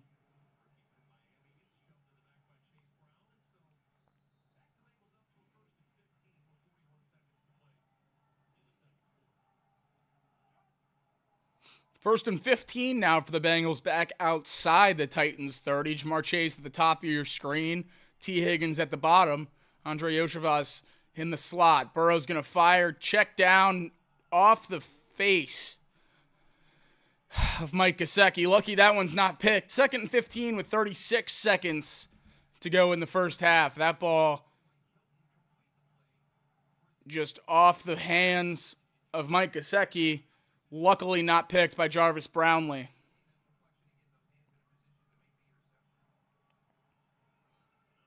Very lucky that ball's not picked. Second and 15. 21-14 lead now for the Bengals. Second and 15 with 36 seconds to go here in the first half. Burrow fires. It's Chase across the middle. Not going to be enough for the first down. Clock's ticking down to 30 seconds. Bengals use their last timeout to stop the clock with 30 seconds. Third down.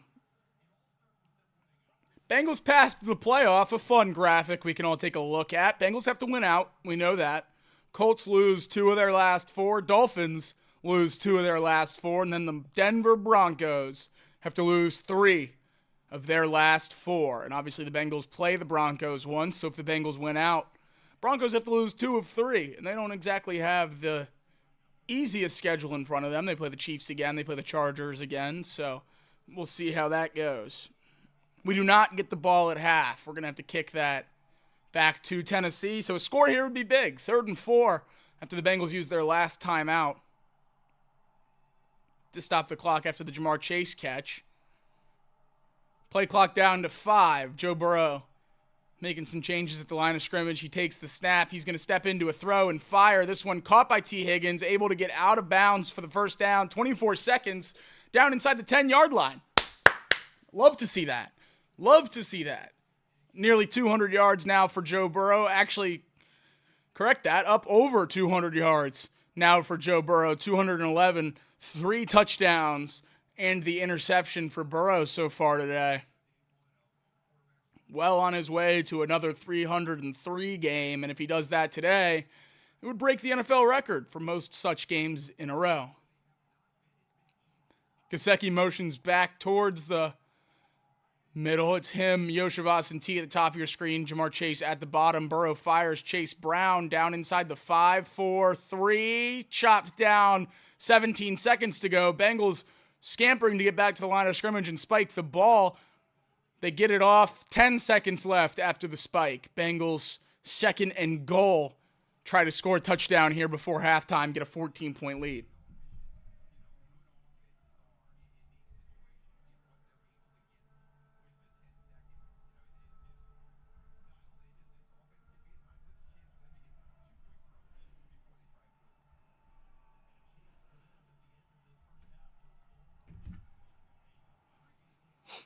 Ten seconds to go, 3rd and goal.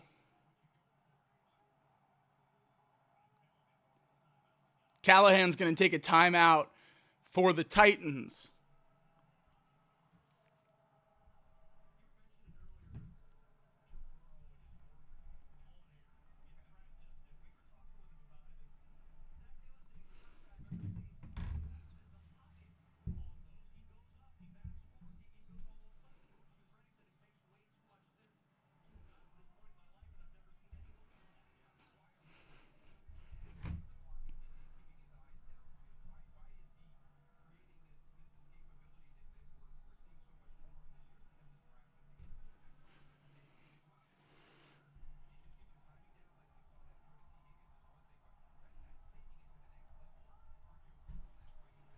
Here we go. 3rd and goal now for the Bengals. Chase Brown motions in the backfield. Burrow takes the snap.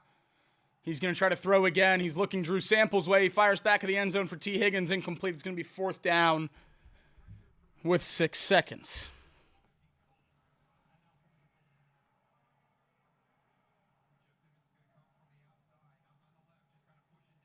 Burrow hit again. Falls awkwardly. Hit in the helmet. No flag as usual. Field goal attempt for the Bengals. Burrow frustrated. The lack of calls are starting to get to him, it seems like. Hit up around the head neck area. That's usually a no-brainer. 6 seconds to go in this first half. Cade York in for a short field goal attempt, just 21 yards. And he bangs it through. 24-14. Bengals have a 10-point lead as we near the break. 2 seconds left, so we're going to have to kick it deep. Dolce asks, why aren't we going for it? The only benefit of going for it that deep in the red zone is that you turn it over and the other team has to go 99 yards and you have a chance to flip field position. This late in the half, you don't get that payoff. So I don't understand going for that one there. I would have kicked the field goal. I like that decision, and you take the 10-point lead into halftime. If there was more time in the half and you'd have a chance to get the ball back and try to score a touchdown, then sure, I would have thought about going for it. But down to 2 seconds now after the field goal, I think you kick it, take the 10-point lead to half. There's no benefit for the defense.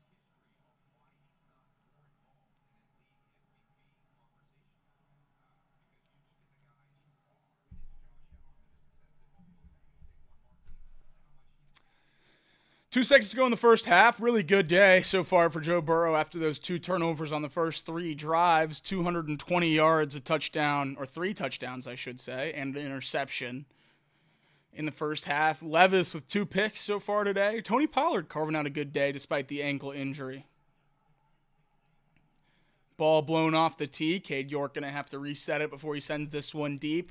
Just 2 seconds left in the half. Have to think you're going to put it in front of the end zone. Make him try to return it here and end the half without any kind of offensive play.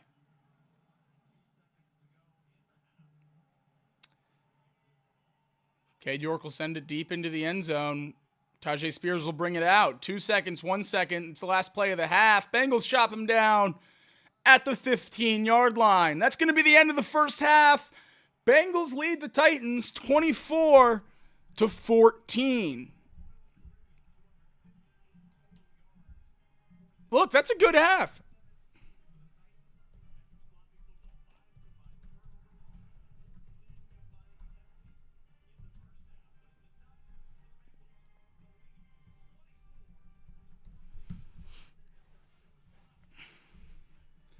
Halftime in Cincinnati. We'll take a look at some stats, some box scores around the league, and talk about what we need to happen around the league to try to get in the playoffs. 9 flags on us already. Yeah, no, Nate Johnson, it's crazy. It's crazy how far we've fallen in the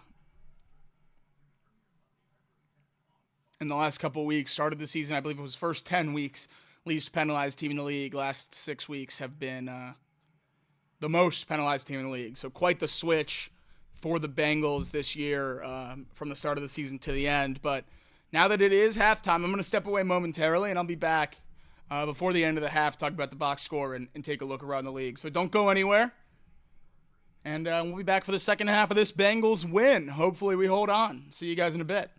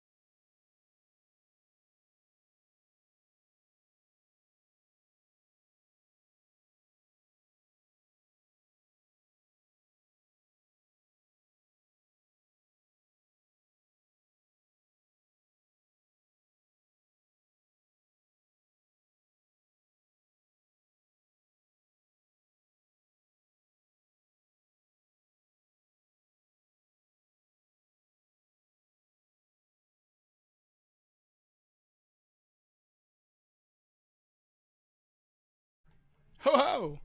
Welcome back. Halftime in Nashville. Bengals lead by 10, 24-14. Let's take a look around the league before we go through the stats of the day. Around the league so far, why is it not pulling up? There's the scores. Chiefs up at halftime in Cleveland.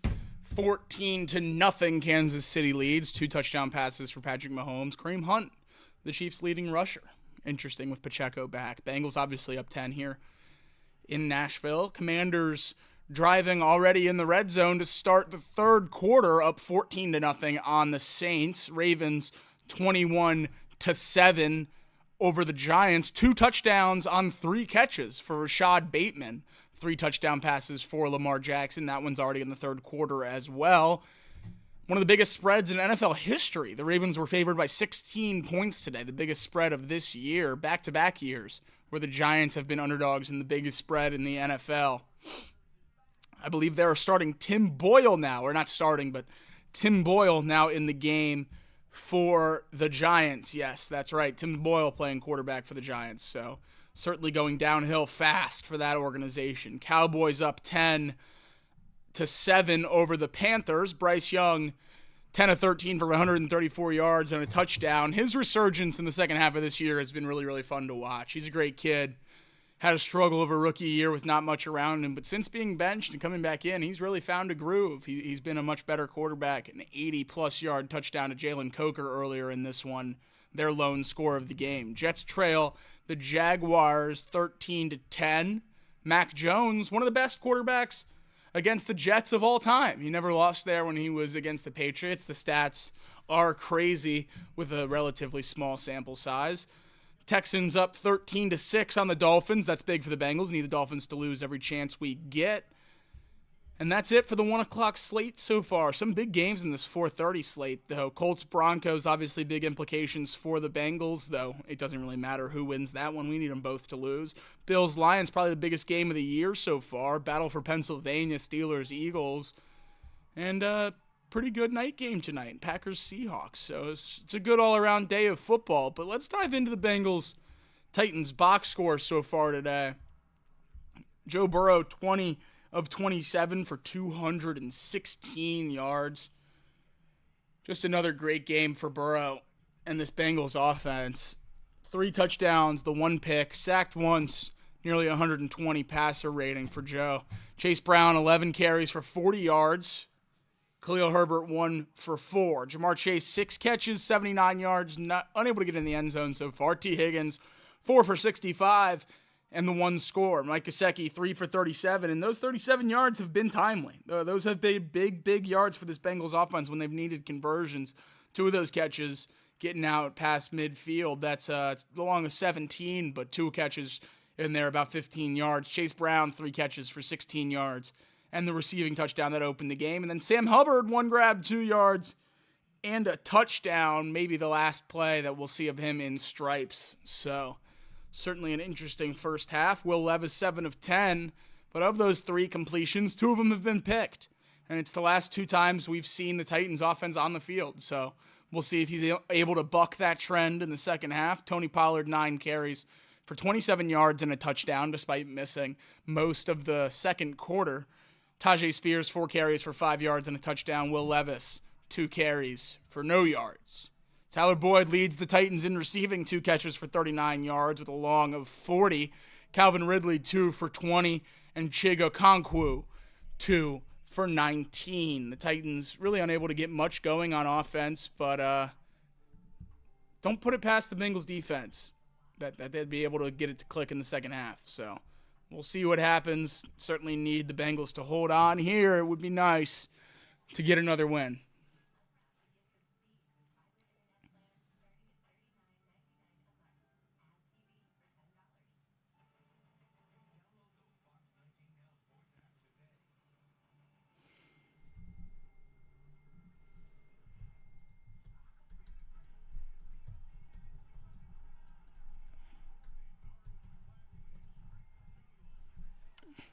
Titans get the ball, that's right. Titans get the ball to start the second half. And We'll get underway in Cincinnati here momentarily. Joe Burrow now has 36 single-season touchdowns. That is a Bengals franchise record. Franchise record 36 touchdowns, breaking his own franchise record, as he does with really every quarterbacking stat. He's the best we've ever seen here in Cincinnati.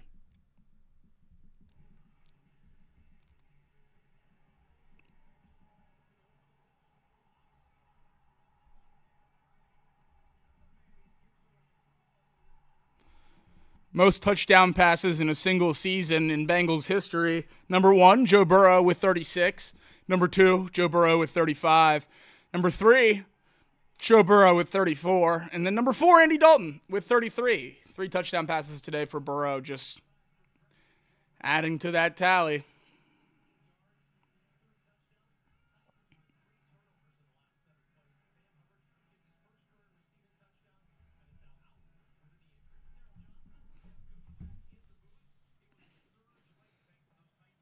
I am going to the game Saturday, David. David talking about the Ohio State game, I presume. Ohio State, Tennessee, first round of the playoff coming up this week. I'll be there in Columbus. Excited for it. Hopefully able to get a win. Last time I was in Columbus, not fun. Not fun. It was fun for you, David, but not fun for me.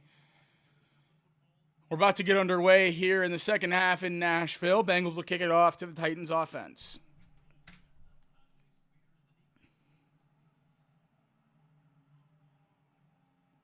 With Pollard banged up, I'm surprised the Titans keep using Tajay Spears as the big man, or the return man, the only healthy running back for the Titans. I know Pollard's been able to go, but I really just don't get using him on returns if Pollard's already not 100%, you're risking more injuries.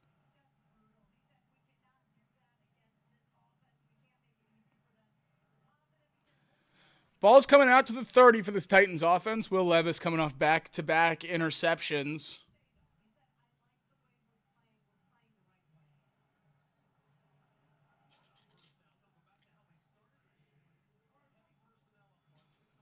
Handoff of the gut, this time Pollard, a pickup of 4.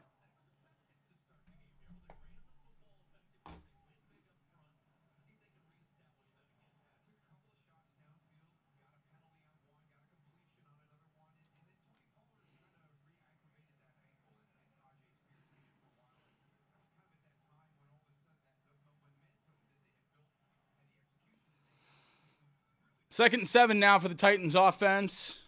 First drive here of the second half. Bengals defense able to force turnovers in the last 2. Got to do it again. Play action pass. Osai able to get a little bit of pressure. Levis throws off his back foot, but able to find Chigakonkwo. Big hit by Jordan Battle, but still a big gain.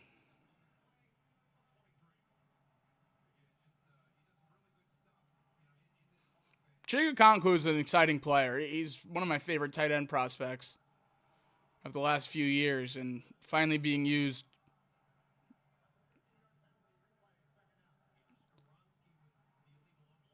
Oh, penalty on the Titans. Skoronsky, illegal low block on the Titans guard, and it's going to nullify the play, make it second and long.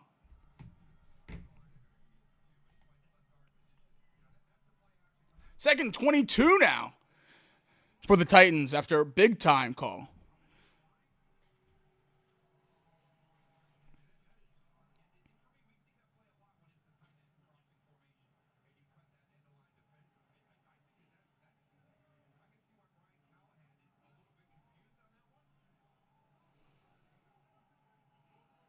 Callahan upset about it. Doesn't matter. Second and 21 now for this Titans offense. Levis drops back to pass. Screen pass to Tajay Spears. Can he make Chris Jenkins miss? He can. He gets a little bit past the line of scrimmage. A short gain for the Titans running back.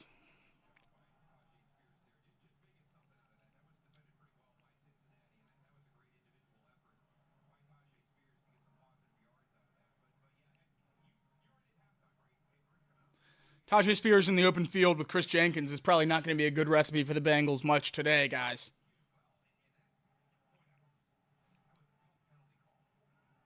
Third and 18 now for the Titans. That penalty Put him way far beyond the sticks. Levis drops back to pass. Good pressure up the middle by B.J. Hill, and he's able to get home. Sack for this Bengals defense. There we go. Rock the baby, B.J. Love to see it. 4th down, and the Titans are going to have to punt. There we go.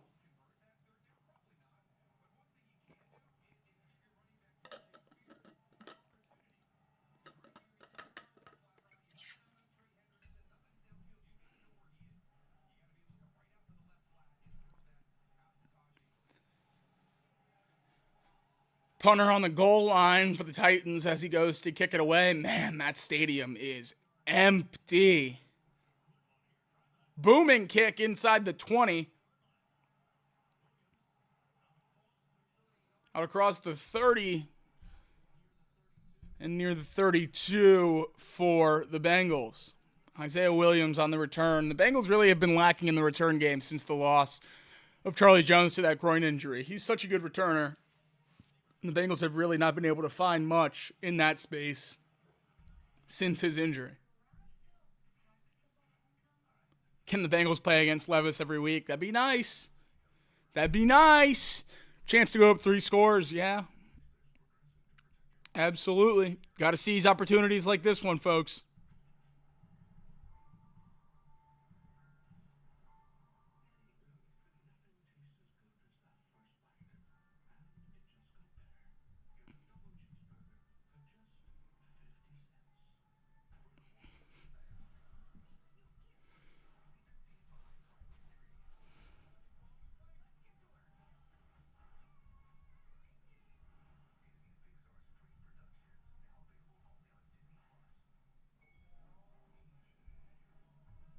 Bengals posted a nice graphic for a B.J. Hill sack.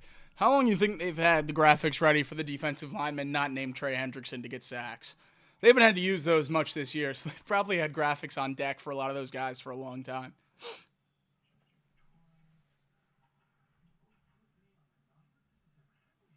Let's not celebrate until this game's over with this officiating crew. Yeah, I mean, I don't even know if it's the officiating crew I'm talking about. This defense, you can't trust.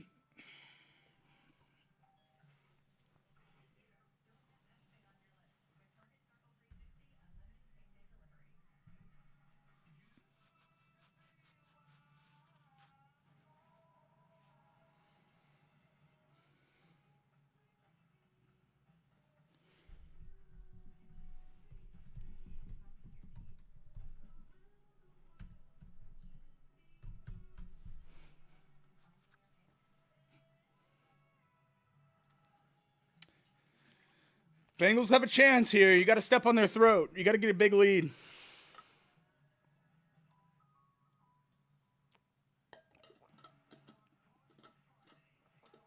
Hooday, honest fan. Good to see you. Thanks for joining us today.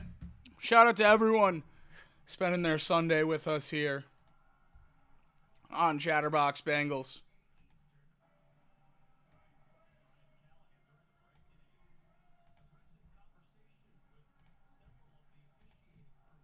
Brian Callahan fired up with the officials over break.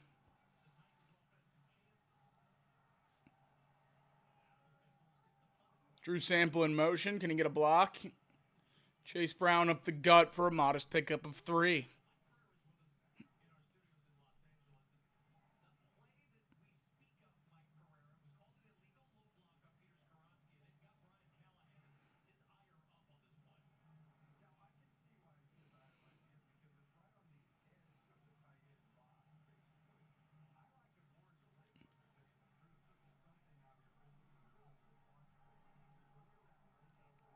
Chase Brown motions to the bottom of your screen. It's him and Yoshivas. And then Jamar Chase, T. Higgins, and Sample at the top. Sample releases to the flat. That's where Burrow goes. Can he pick up the first down? He makes one man miss and does. Out to about the 44-yard line. Great play by Drew Sample.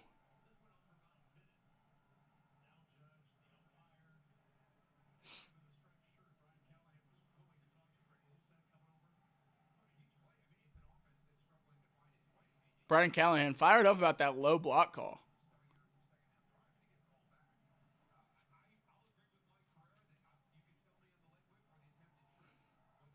AJ says Cochran's been playing well. Ever since that start of the game where he really struggled on the first couple of plays, he's kind of been unnoticeable, which has been good. Play action pass here. Most of the rushers fall down. Burrow's going to have a chance. He sets and fires, whips this one to T. Higgins, but it's incomplete.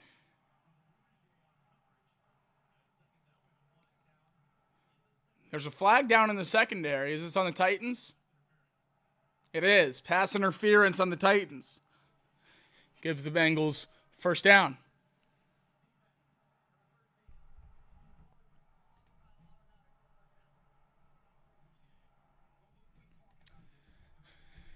T. Higgins slow to get up on that one. Wonder if it's frustration after the incompletion or if he is possibly banged up. Always a worry with T.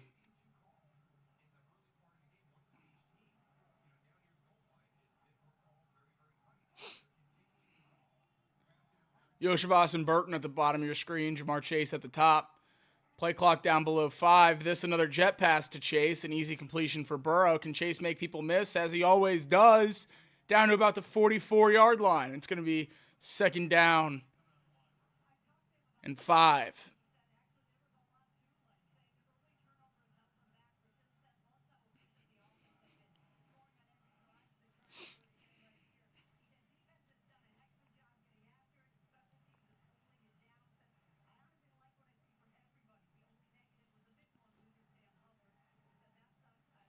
Burrow under center here on 2nd and 5. Jamar Chase at the bottom of your screen. Gesicki and Yoshivas at the top. A handoff to Chase Brown. Can he get the edge? Not quite. 3rd and 2.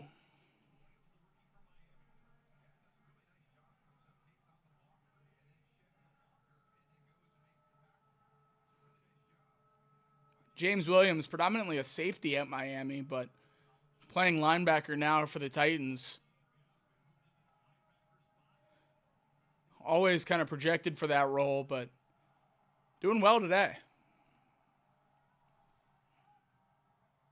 T. Higgins back in the game, a good sight for all Bengals fans. He's alone at the bottom of your screen. Jamar Chase joins Andre Yoshivas at the top. Penalty on Amarius Mims, jumps off sides. That's going to move the Bengals back a little bit more.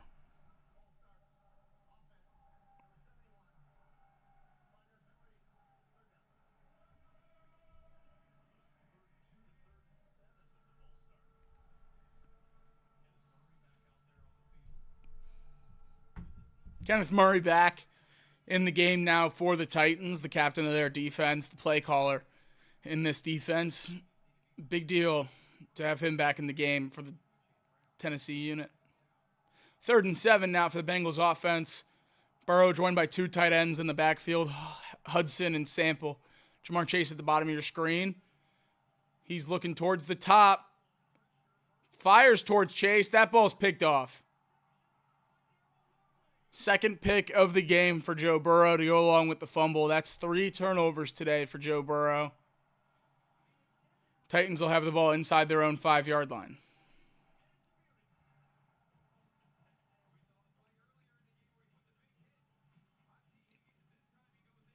Jamar Chase asking for a penalty. He's not going to get one. That's a pick.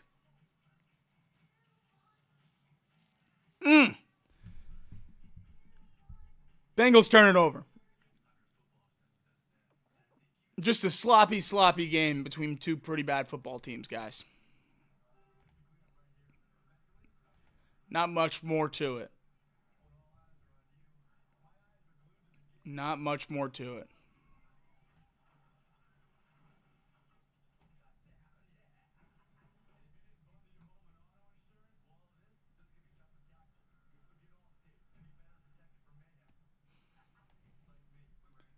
Just a frustrating play. Just a frustrating play. Takes a shot. Underthrows it. You got to protect the ball. Prioritize points.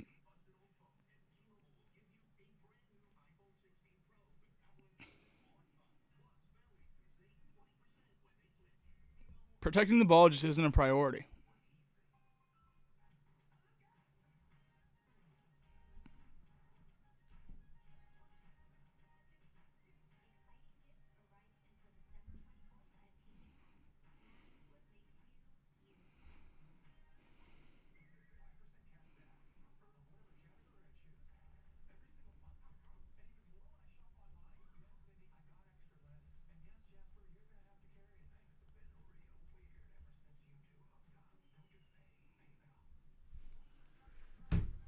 Have to protect the football if you're Joe Burrow. That's 3 turnovers today.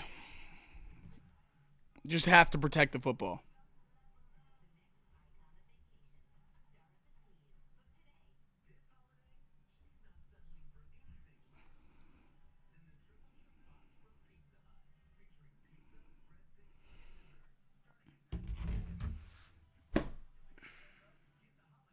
That's piss poor, man. How do you throw that ball that short? If you're going to throw that ball, you have to put it to the back of the end zone. You're asking him to throw the ball. Jesus. You're asking this defense to do so much. Handoff up the gut, Tony Pollard. Out across the 5-yard line.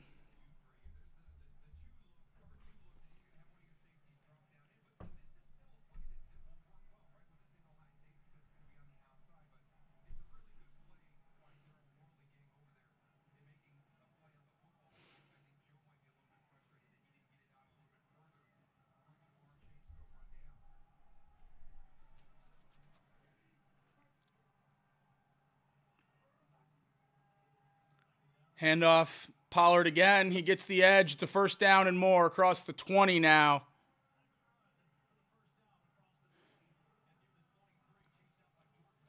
First down, Tennessee.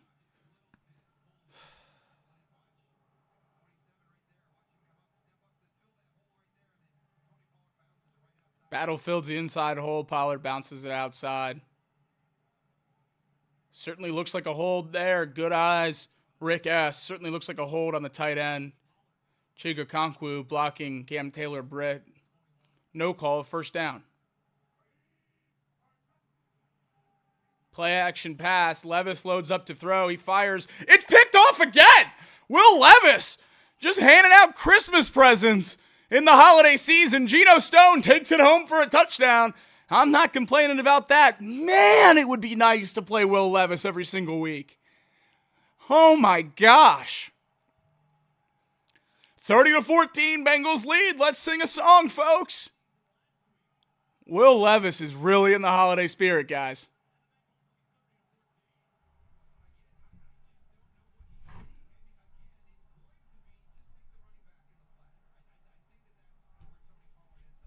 Geno Stone making a play. Last week, his highest graded PFF game of his Bengals tenure.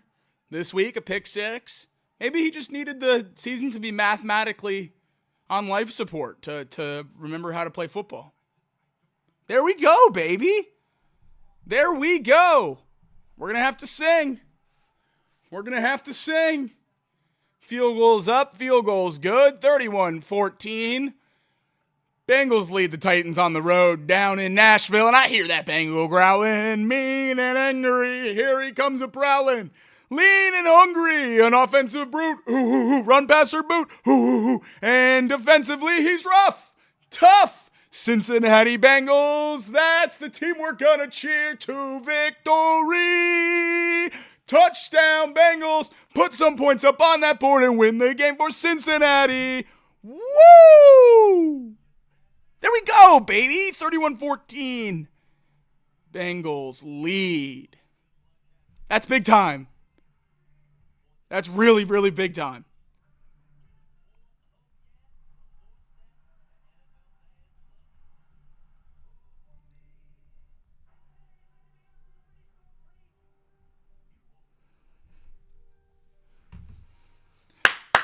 Will Levis is hot garbo, guys. Hot garbo.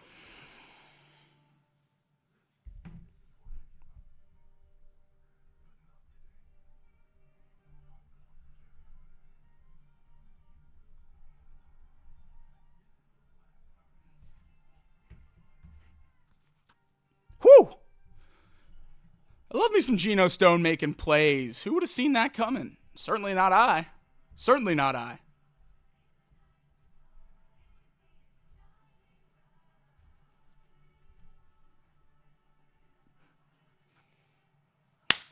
This defense, Look, I'm not going to give him too much credit, but that's playing some ball. That's playing some ball.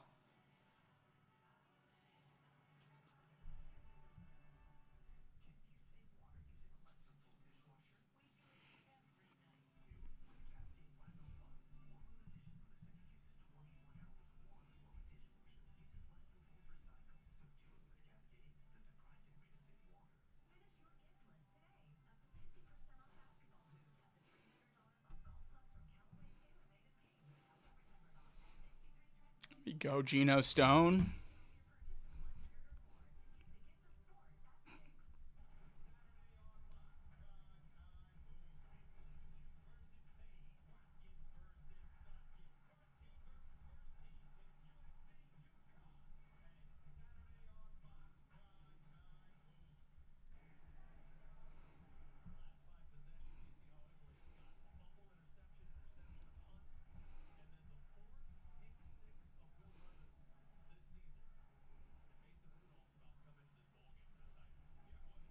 Mason Rudolph coming into the game for the Tennessee Titans. They've seen enough. They've seen enough of Will Levis.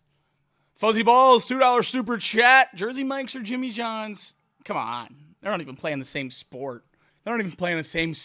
Jersey Mike's runs laps around Jimmy John's. But this Bengals defense is playing some ball today. Not a good start. Back-to-back drives to start the first, back-to-back touchdown drives, I should say, to start the first quarter for the Tennessee Titans. But since then, stepped it up. 3 turnovers and a punt. I miss Levis already, says Von Beck. I do too.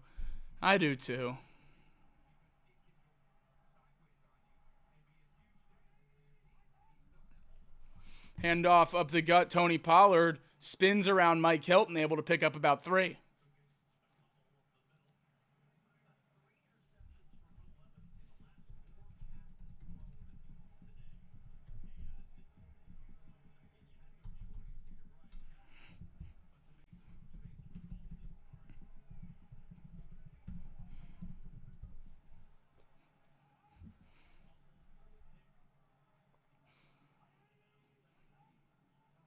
Rudolph in the game. He fires to the right side. A big hit by Josh Newton.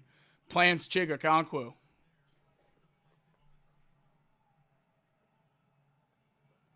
.640 to go here in the third quarter. It's 3rd and 3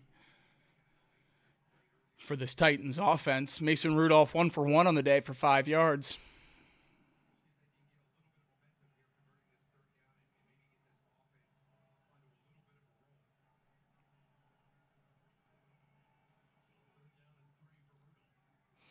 Third down and 3, Mason Rudolph's opening drive of the game. He did start a couple games for the Titans earlier this year when Levis was injured. Flags in. It's going to be delay a game on the Titans unless they called a timeout. There's a meeting of the refs.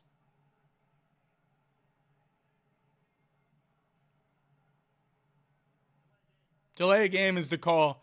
It's going to move him back. 3rd and 8 now.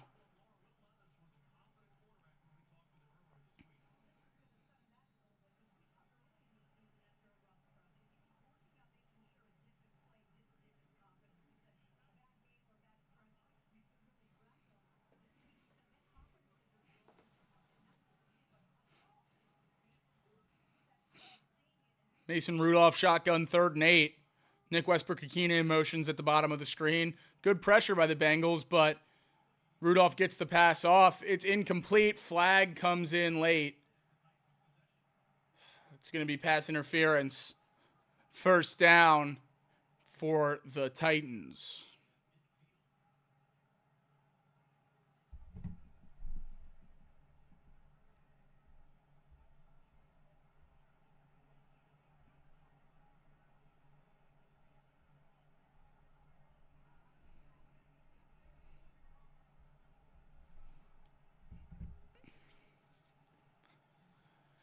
Long meeting of the minds here for the referee crew. Can they not figure it out?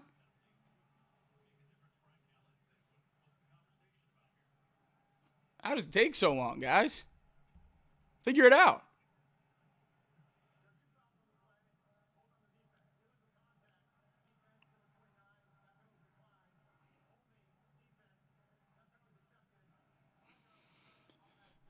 Two penalties on the defense. Took him about half hour to sort it out, but Titans are going to get a first down.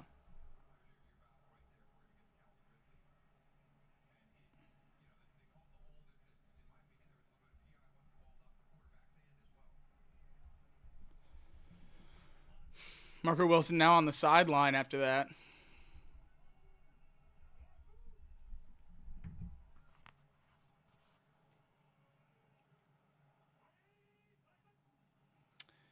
Play action. No, it's a reverse to Calvin Ridley. He gets a first down and more.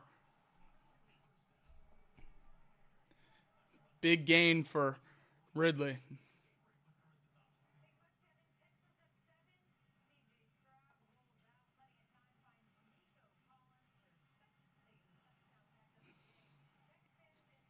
CJ Stroud found Nico Collins for the second connection for a touchdown for the two of them today. Texans up 13-6.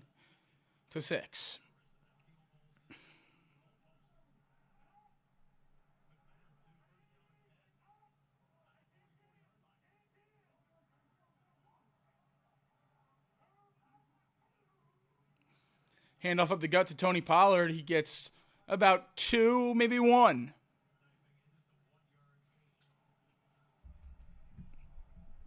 Bengals defense has been able to bottle up Pollard since the early part of this game.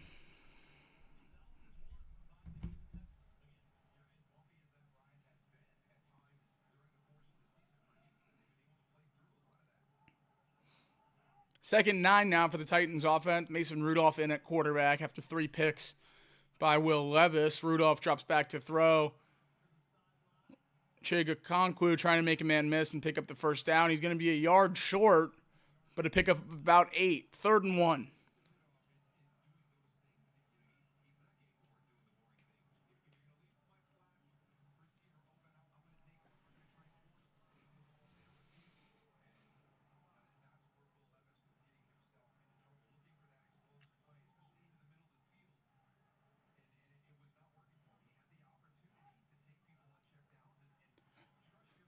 Titans shift the formation. Bengals defense responds. It's a QB sneak for Mason Rudolph. He's going to pick up the first down, but barely.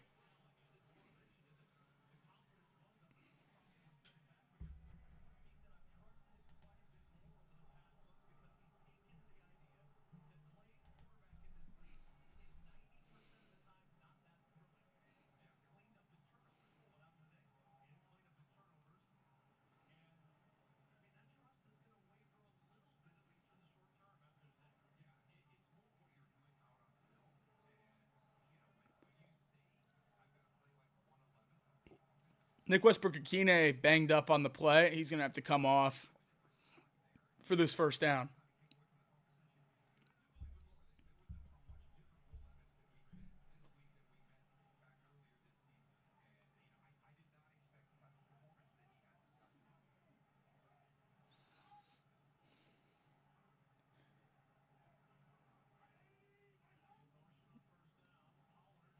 First down handoff. Ball's knocked out by McKinley Jackson. Picked up by this Bengals defense. They're making plays today. Jordan Mattle's running. He's across the 30. He's across the 20.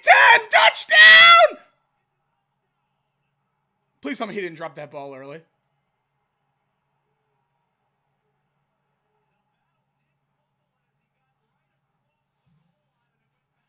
Please tell me he got across the goal line.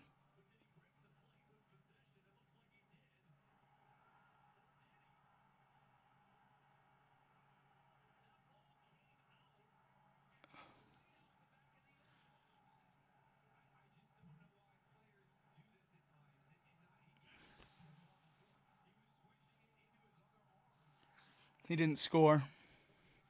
He didn't score. He didn't score.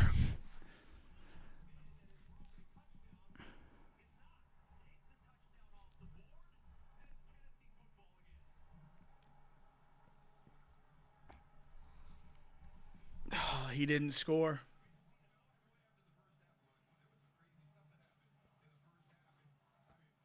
Oh, he didn't score.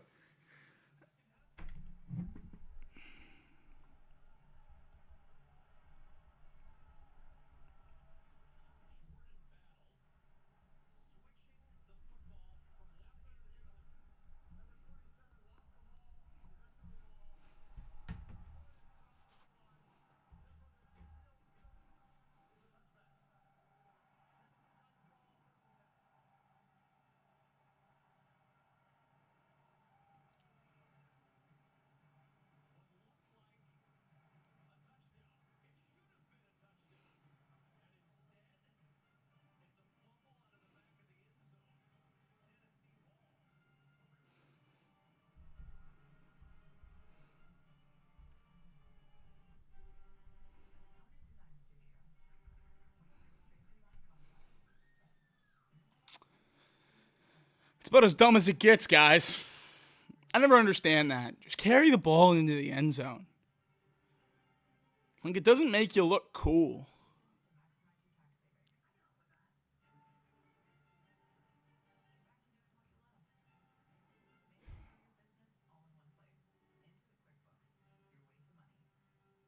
How does that happen, man?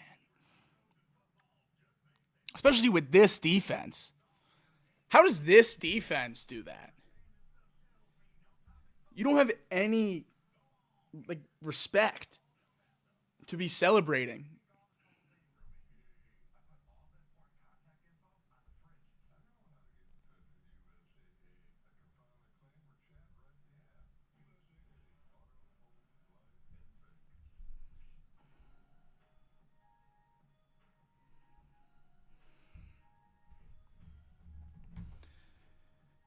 Yeah, vibes. I know, chat. Vibes. That would have ended the game, though. That would have ended the game, 38-14. I'm not optimistic that the Titans are going to come back. I mean, I think the Bengals are going to hold on here, but that would have been nice. That would have been very nice.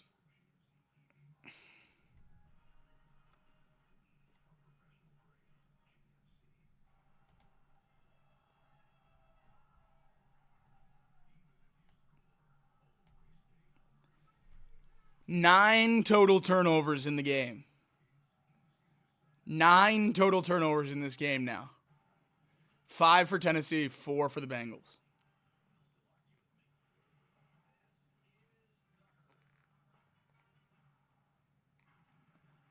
I mean, why do you do that?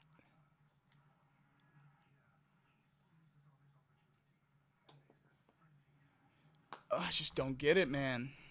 I just don't get it.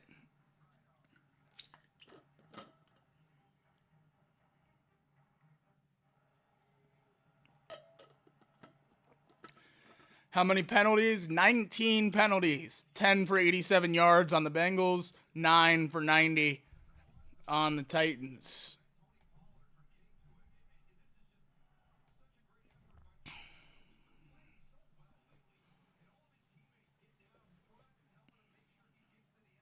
McKinley Jackson with a great play. Probably the play of his year so far. Not probably, definitely the play of his year so far. Would have been a great touchdown. Handoff to Pollard. Picks up 5.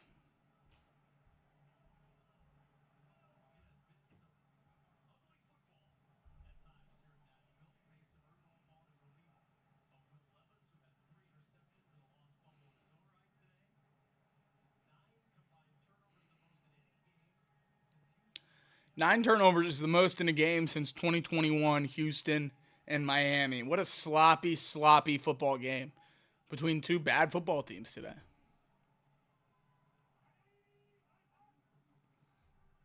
Play action pass for Rudolph. He's going to check it down to Okonkwo. A missed tackle for Jermaine Pratt. Okonkwo picks up the first down.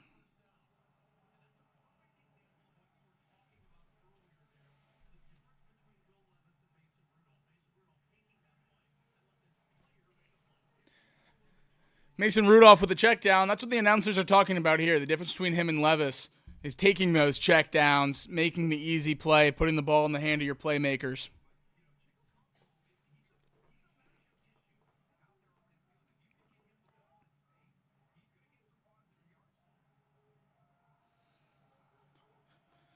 First and 10 now for Rudolph. Makes a check at the line.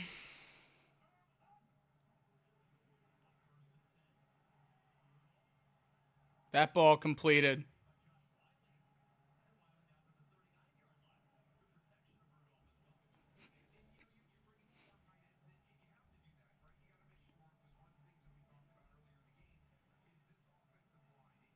Second down now, 2nd and 3 for this Titans offense.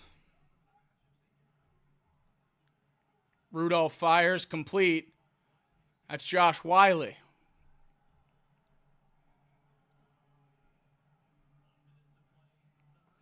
First and 10 with a minute to play in the third quarter.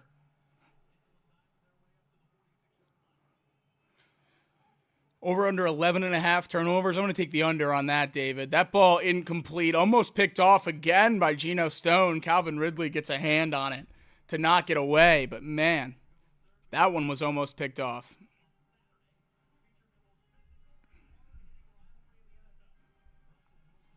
Steelers-Ravens on Saturday. Big-time divisional matchup.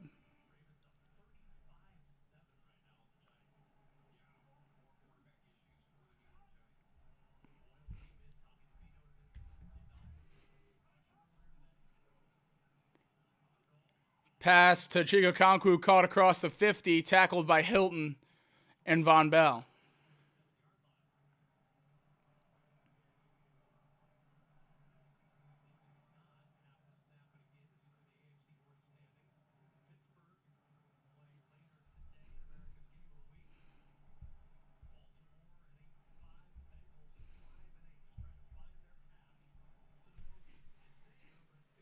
$15 seconds to go. Titans don't have to snap it again on third down before the end of the third quarter. They're probably just going to try to get the Bengals to jump off sides here. Maybe they will run a play. We'll see.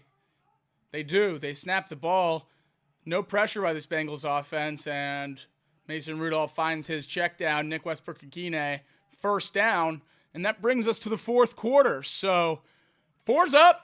4's in the chat. 4's up. We need them. We need the vibes. 31-14. Got to hold on to this one. Should be more. We all know that. But we're here now, and we need to end it. We need to end it.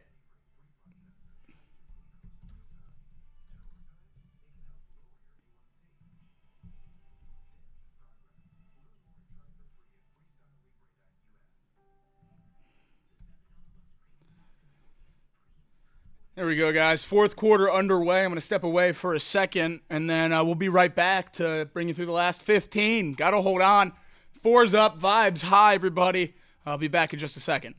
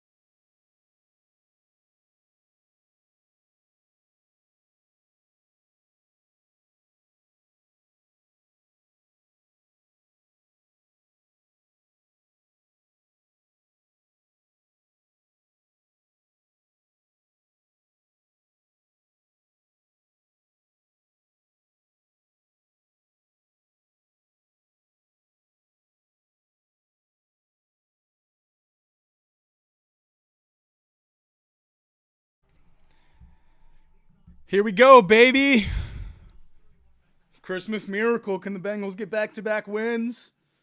Maybe. Maybe they can. 31-14 down in Nashville. 1st and 10 for Mason Rudolph. Now in at quarterback for the Titans. Tony Pollard shot down in the backfield by Mike Hilton. There we go.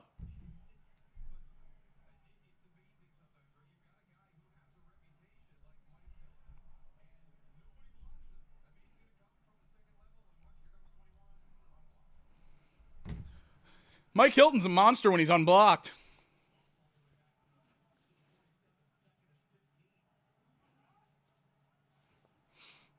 Second and 15 now, Rudolph in the shotgun.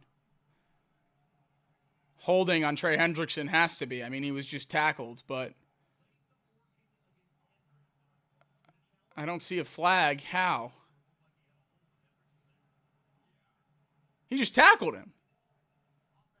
Oh, they just didn't put the marker on the screen. Yeah, they called it. Holding on J.C. Latham. Just a takedown on Trey Hendrickson, and I mean, I don't know what you want him to do there. Hendrickson's going to beat him more often than not.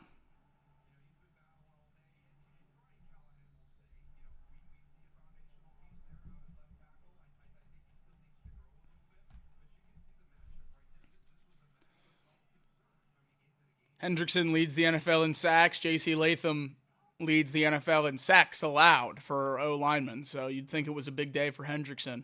And it has been so far. He's made a difference. Check down to Tajay Spears. Hendrickson pressured again. That one knocked out of bounds shy of the 45.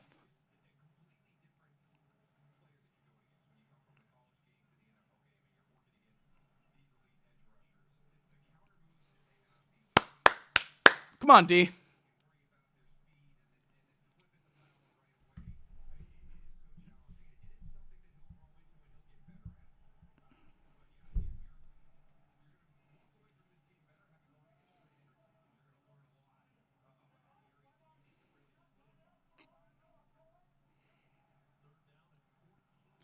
Bengals linebackers mugged up in the A-gaps. They're both going to come. Pressure on Mason Rudolph. Flag comes in late on DJ Ivey. Chig Okonkwo draws the penalty. It's going to be a first down. Defense is just sloppy.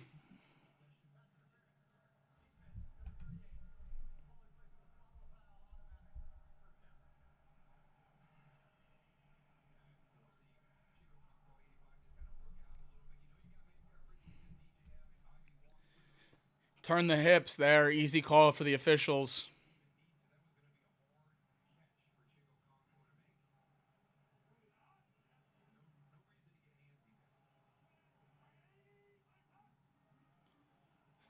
Rudolph fires again. This time caught again. Okonkwo having a hell of a day. Tight ends always kill this Bengals defense, and Chig's been no different. Second down now for Mason Rudolph in this Titans offense. Rudolph drops back to pass. He throws. That ball's picked. Josh Newton catches it. 10th turnover in this game. Holy cow, guys. What a sloppy football game. Doesn't matter who Tennessee has in. They're going to turn the ball over. Mason Rudolph, Will Levis, will thank you very much. Josh Newton with the pick gets in on the fun. Double-digit turnovers in an NFL football game. Just crazy to see. 31-14, Bengals lead. 13 minutes and change to go here in the fourth quarter. That's great. That's great. We'll take turnovers. We'll take turnovers however they come. Man, this Titans QB room's in a bad spot, man.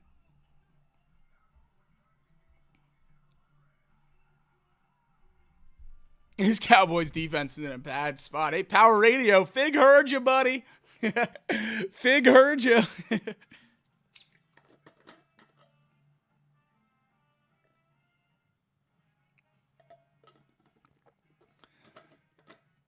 Game's not over. 10 turnovers and the game's not over. That's right, chat. That's absolutely right. Absolutely crazy. Just crazy.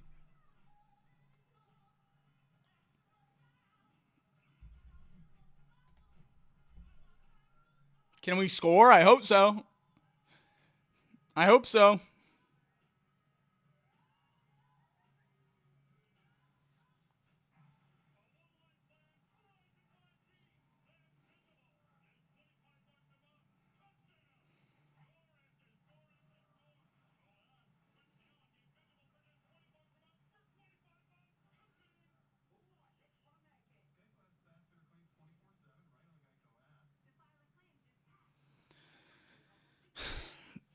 Quick touchdown, no turnover. I'm fine with that. I'm fine with a long touchdown. I'm not picky about when we score. We just got to score. Let's just go down and score.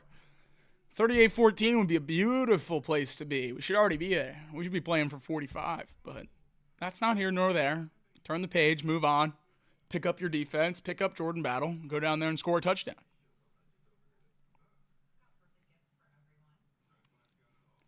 Likes means bombs, guys. Likes means bombs. Blackmore has it right.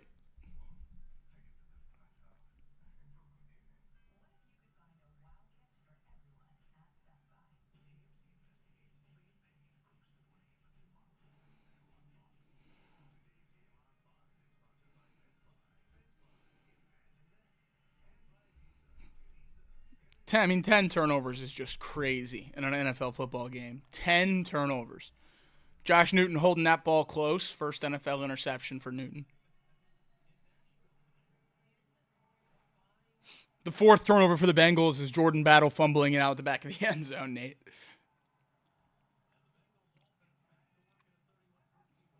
Burrow drops back to throw. He fires to Jamar Chase. That's caught.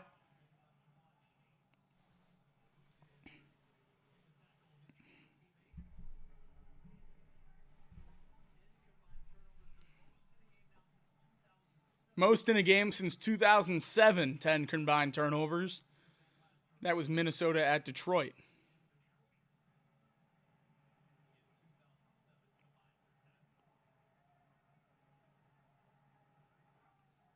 Burrow in the shotgun, standing at about the 30.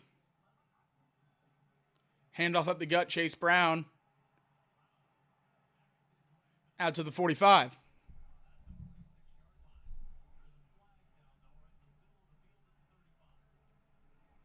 Penalty. This one's going to go on the Titans. Illegal hands to the face, Jeffrey Simmons.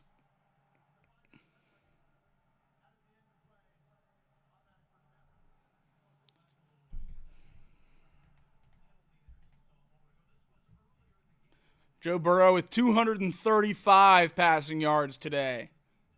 235. 100 catches, 1,400 yards, 15 touchdowns, single season in NFL history. Jerry Rice, Marvin Harrison, Randy Moss, Cooper Kupp, and then now Jamar Chase.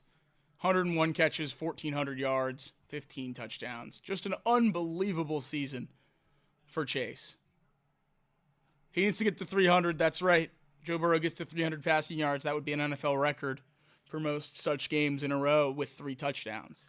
8 catches for 90 yards. For Jamar Chase today, he's doing his best to add onto that receiving lead. Still no touchdowns, but a really comfortable lead in that category for sure.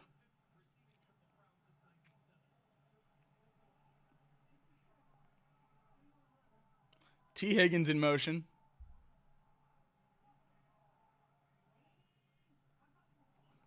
Burrow's going to play action pass. He sets to fire deep. Throws across the middle. There's no one home.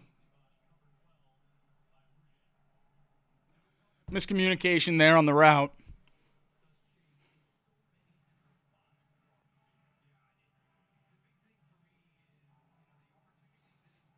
Jamar Chase just makes plays no matter where he's lined up. They move him around everywhere, and he's a difference maker from any alignment.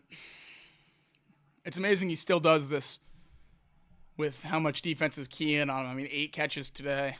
Just another day at the office.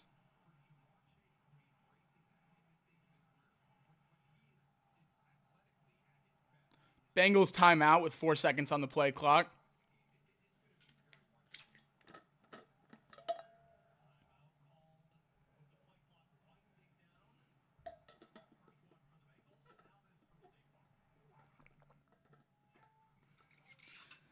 Got to score again. 300 looking like an uphill battle to say the least.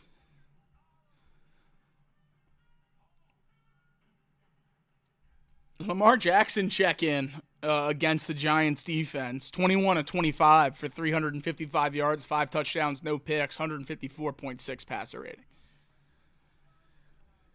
The man's just playing on another level right now.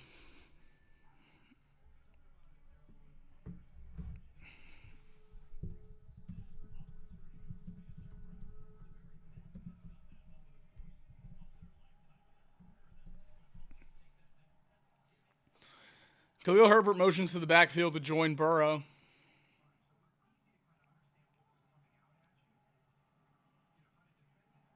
Caught by Chase over the middle. It's going to pick up about 4.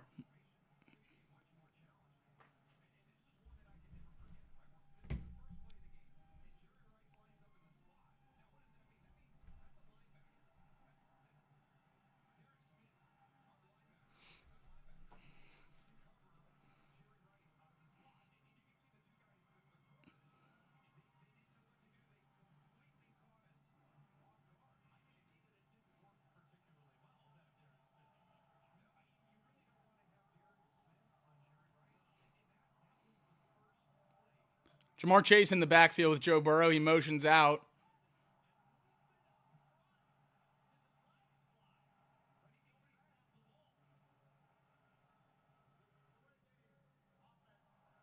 It's a delay a game on the Bengals, but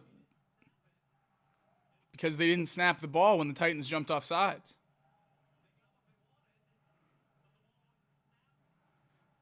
That's just not knowing the plan.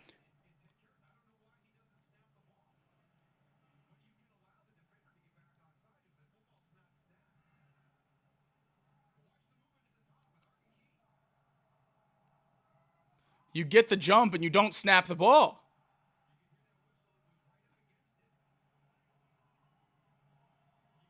You got to snap the ball, man.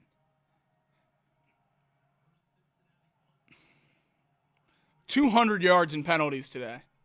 10 turnovers and 200 penalties. Or 200 yards in penalties. What an unbelievably sloppy game. Just terrible.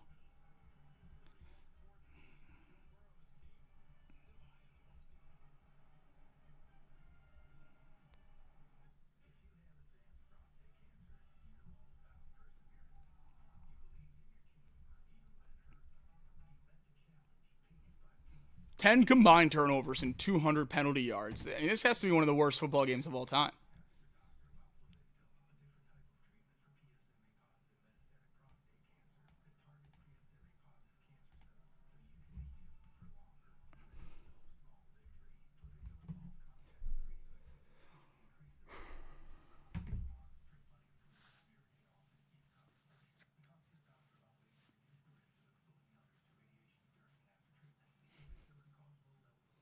I don't know how you don't snap that ball.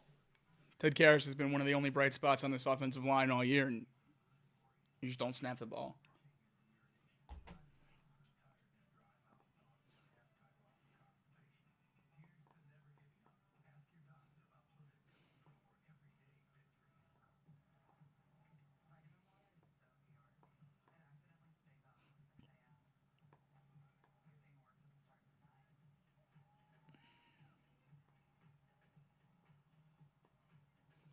Justin Edgel said this is the worst game he's ever seen, and he's 43 years old. Yeah, I mean, this is one of the worst football games of all time. Has to be. I would love to know how many football games in the history of the NFL have had 10-plus turnovers and 200-plus penalty yards. That's crazy.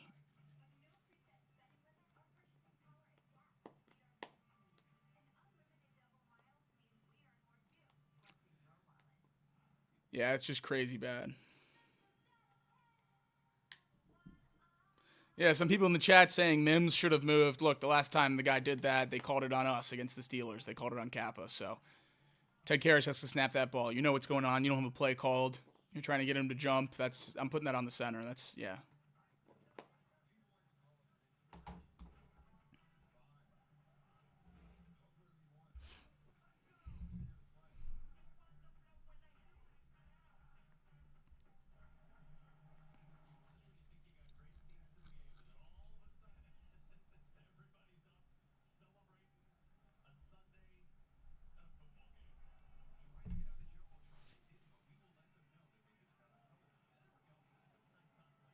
Mason Rudolph throws on first down. Chiga Conquo again.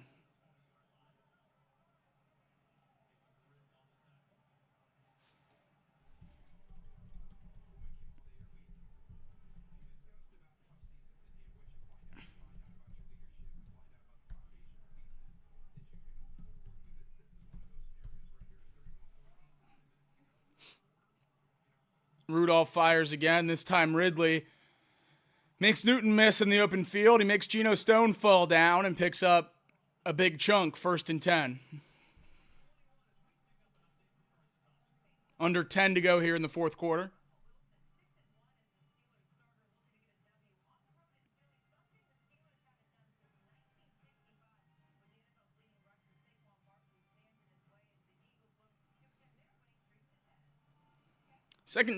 First down.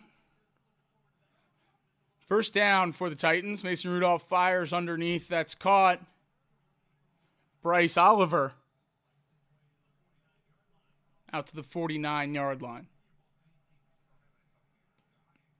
Bengals just can't tackle at all. Just cannot tackle.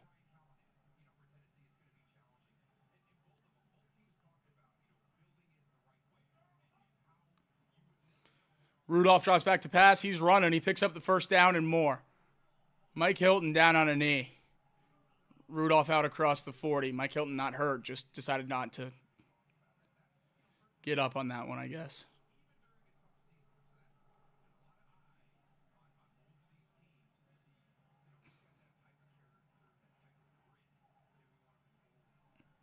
First and 10 inside the 40 for the Titans offense.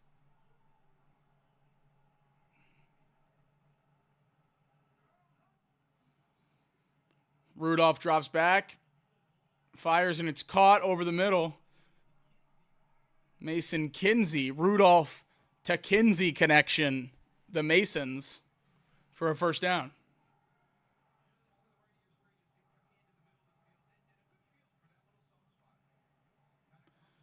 Found the soft spot beyond the sticks. Rudolph fits it in a small window, and that's a first down.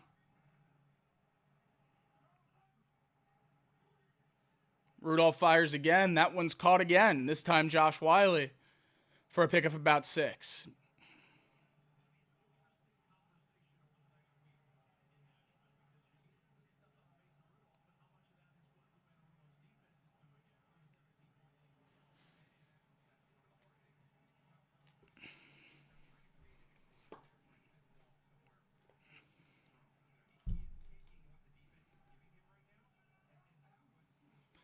Rudolph throwing again. This time check down to Tajay Spears for the first down. Under 7.5 minutes to go now in this one. Bengals up 31-14. Still a nice lead.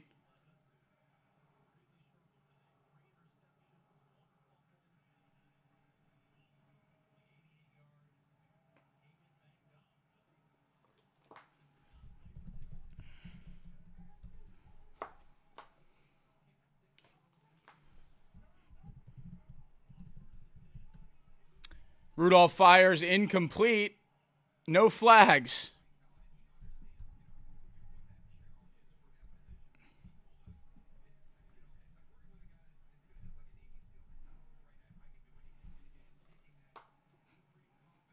Second and 10 now for the Titans after the incompletion.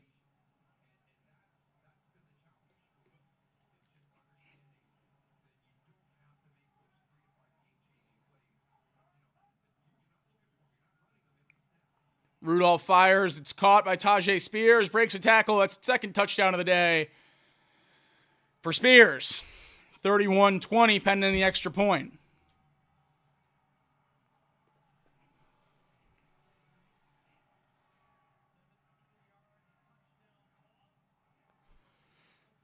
$17-yard touchdown pass for Rudolph.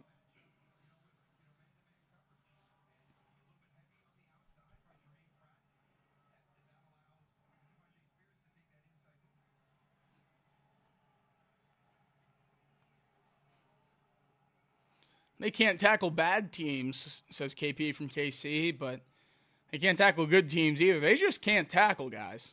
They just cannot tackle.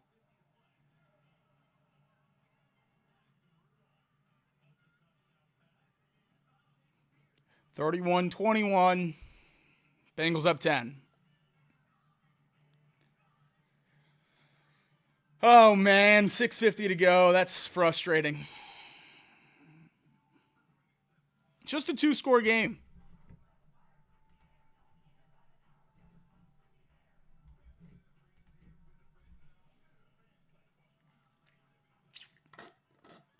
Bengals suck. I'm sad. Winnister, so am I. But we can win today. We can win today and have a good vibes post-game show. That's always fun. Good vibes post-games are always fun.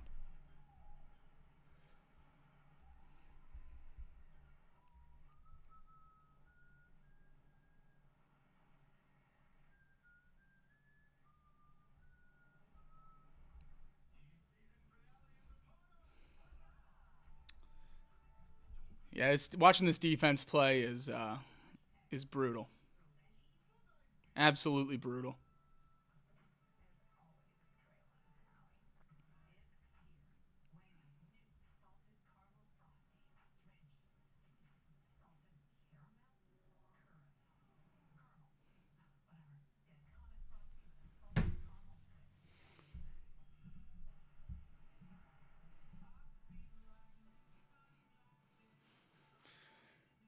.650. Bengals are going to get the ball back with a 10-point lead.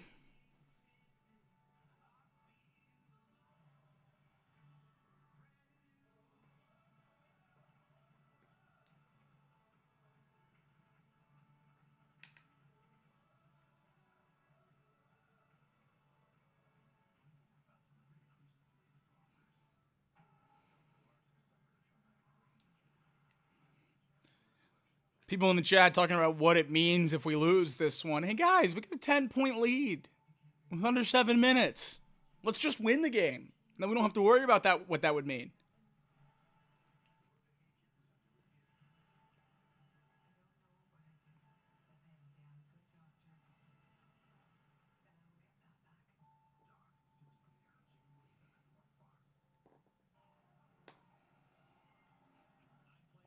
Rudolph, 7 of 8 for 75 yards on the touchdown drive.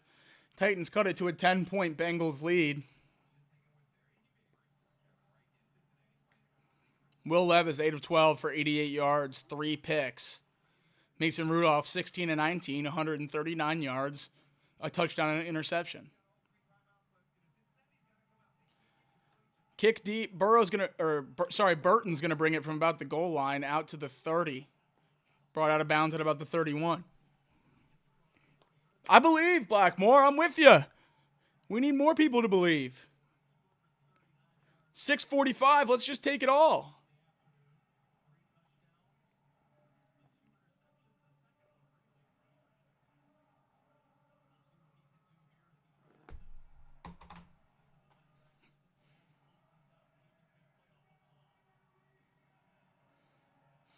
.258 first half yards, 41 second half yards. Ball at the 33 for the Bengals. Yoshivas pre-snap motion. Burrow's going to throw. He fires that direction. It's incomplete.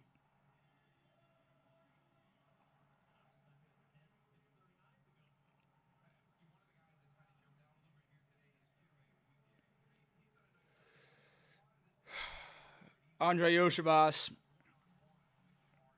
Just got to catch that ball. You just got to catch the ball. It's really not rocket science.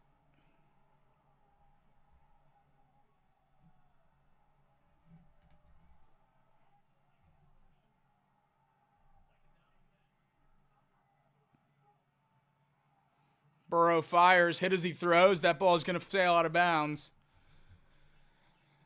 3rd and 10. Burrow takes another big-time hit.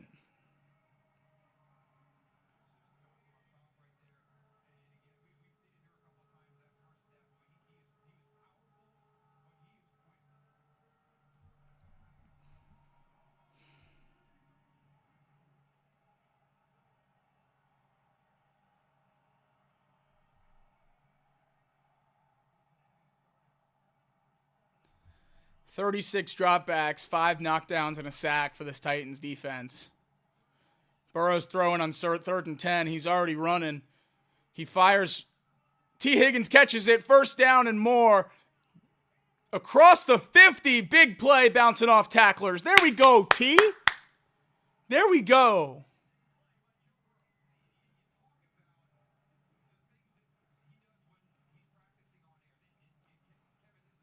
Burrow running, throws back to the middle of the field to T. Higgins.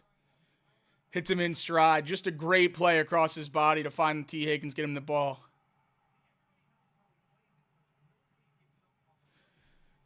Six minutes and ticking now. 5 catches for 88 yards and a touchdown for T. Higgins.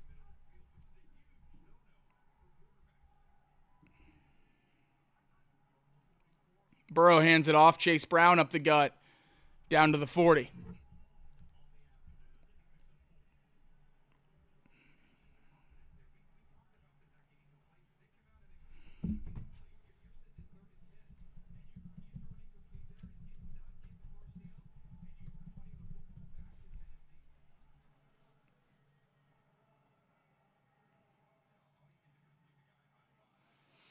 Chase Brown has 70 yards today on the ground on 17 carries. He's added a little bit in the air as well. I think about 15 to 20 yards.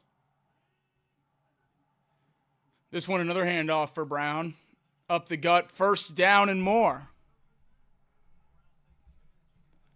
Nearing the 30 now is Chase Brown.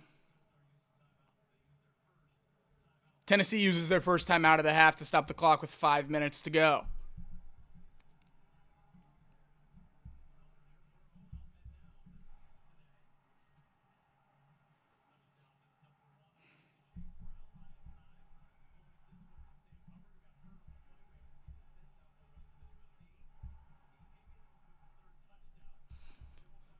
I like the run game, especially if you're this effective. Kill the clock.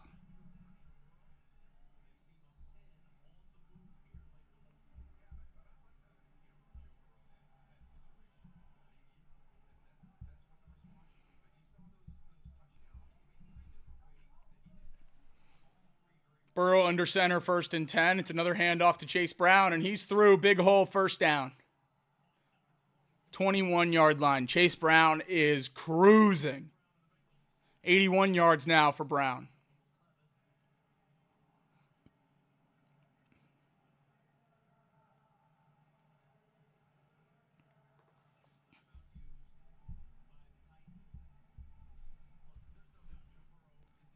There we go. Good drive. And running it effectively, killing the clock a little bit. That's great. That's great.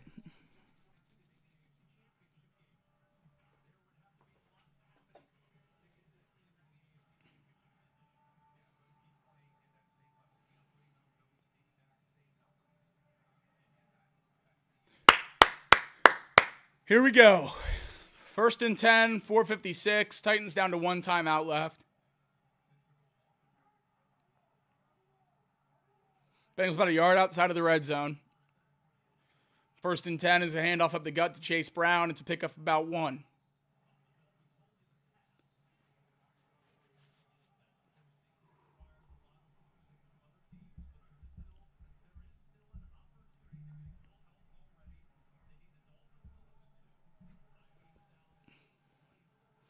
Dolphins down 8 to Houston. I know we're focused on this one here in Cincinnati, but that a big game as well in terms of the Bengals' playoff hopes.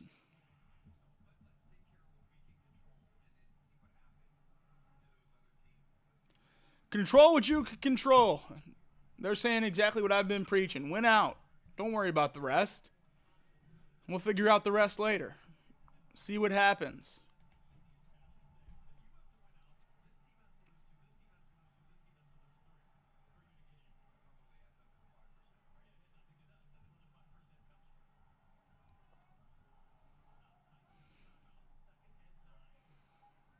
Burrow throwing on 2nd and 9.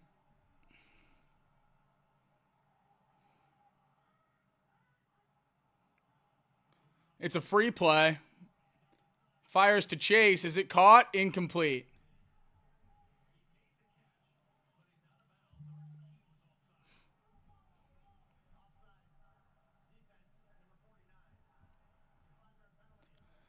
Five-yard penalty. We'll try 2nd down again. 2nd and 4 now.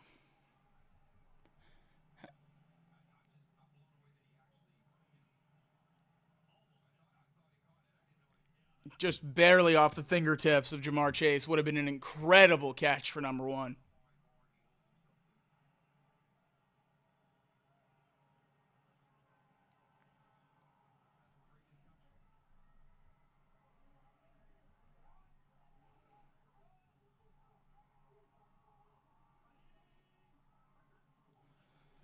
Handoff. Chase Brown swallowed in the backfield at about the 19-yard line. It's going to be a big loss on the play. 3rd and 8 now.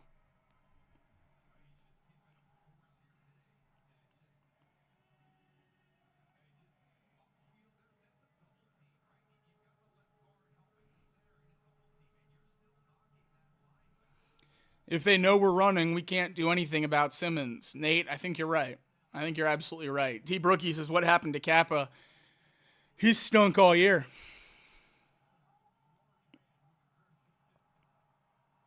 Third and 8 now for the Bengals.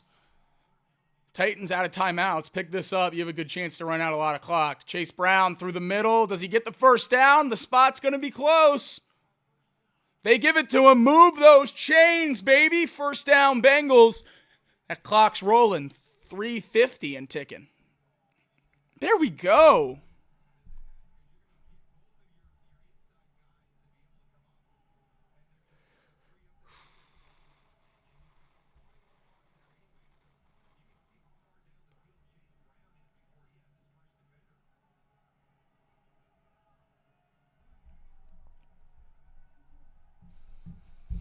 First and 10 for the Bengals. Chase Brown, 20 carries today.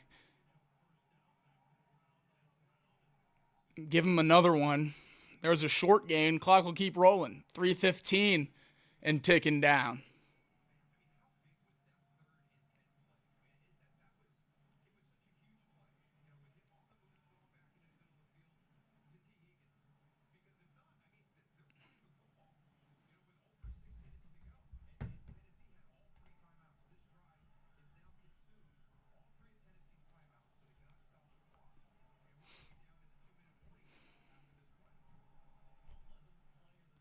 Using your timeouts down 10 and not getting a stop is certainly a tough pill to swallow if you're the Titans or Titans fans.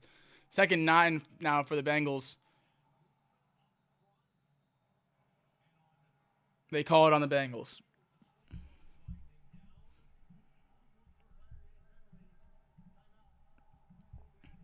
Timeout Cincinnati as the play clock was winding down is going to nullify the penalty. They called it before the jump. There we go.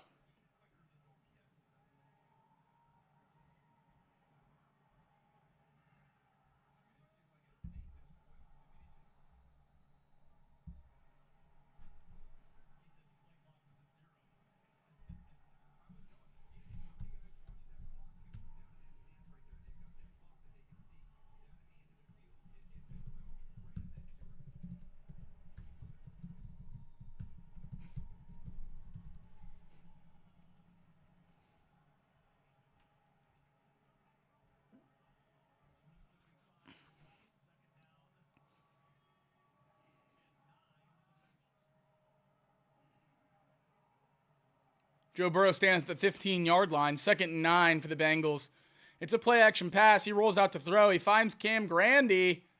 First down. Down at the 1. We'll see where they rule him out.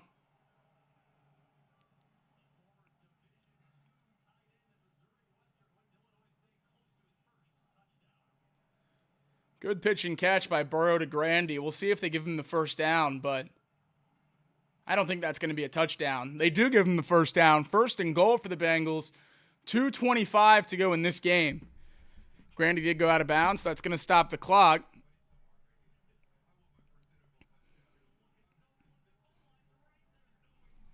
Houston and Miami has gone final. Miami lost that one. Big for the Bengals if you're looking ahead.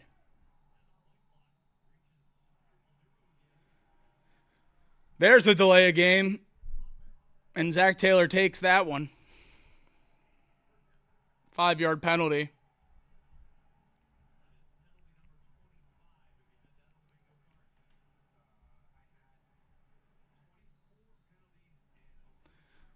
"25 penalties, 10 turnovers. First game since at least 2000. They're answering the questions I'm asking for. First game since at least 2000 with 25 penalties and 10 turnovers.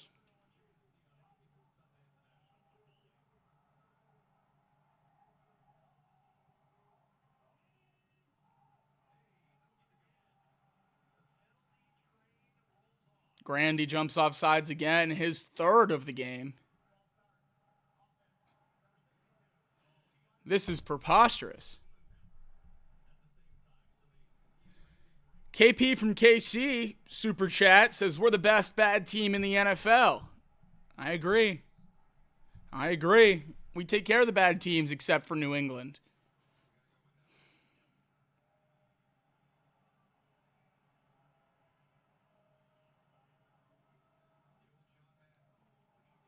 First and goal just outside the 10-yard line now.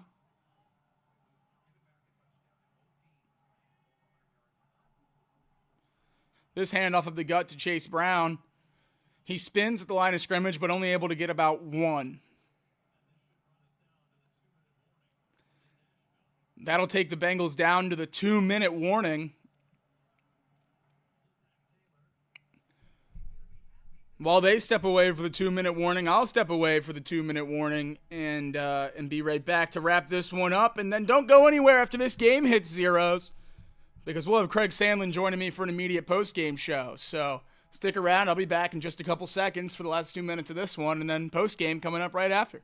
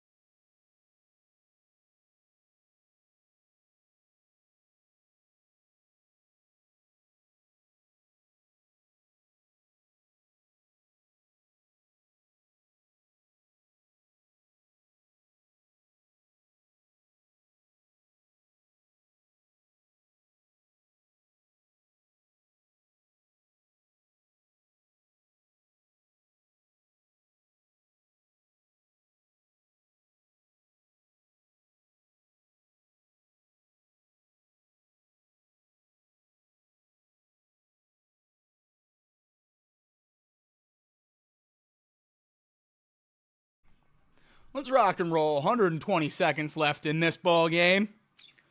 Bengals trying to get out with back-to-back wins.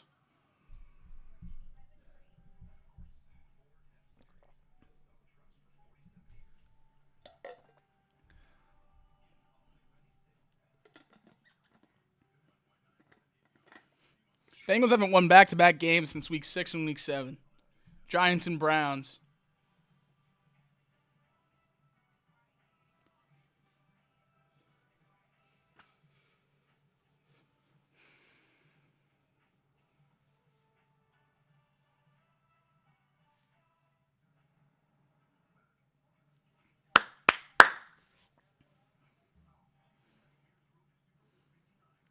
Last 2 minutes. Got to get the win.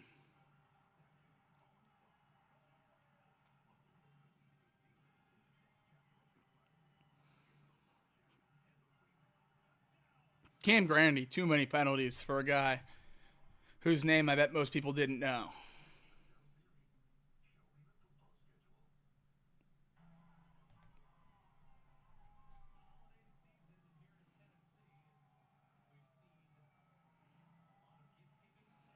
Second and goal for this Bengals offense. Ball's at the 10-yard line still.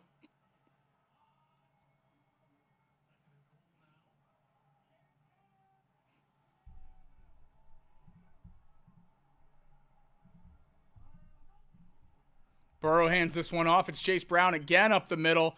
This one inside the 5.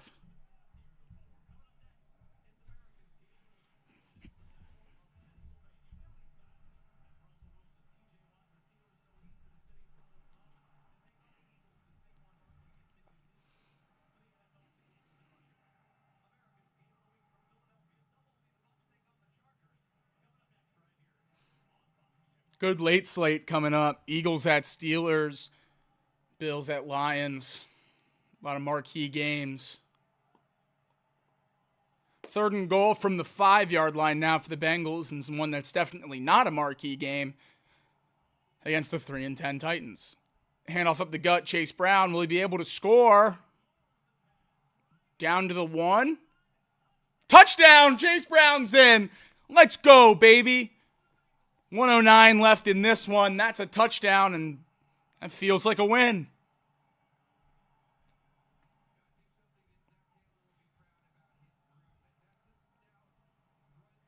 There we go.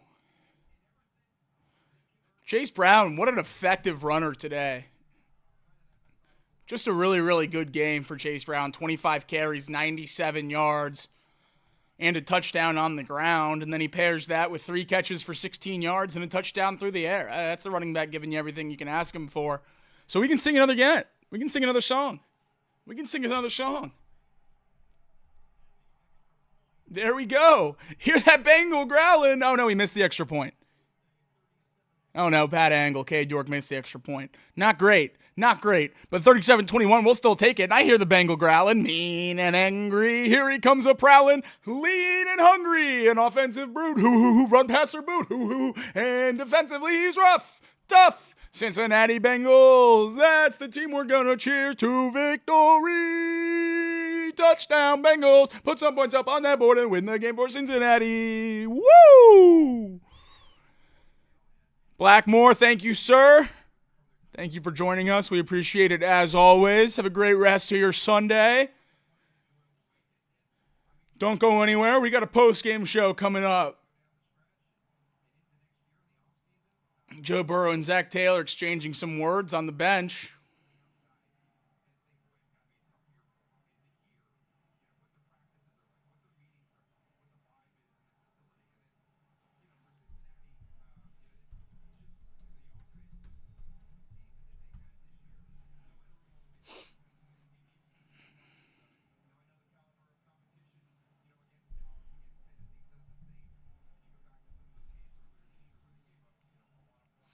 (37-21) Bengals lead. 1:09 left in this fourth quarter. Cade York sends it deep after the missed extra point.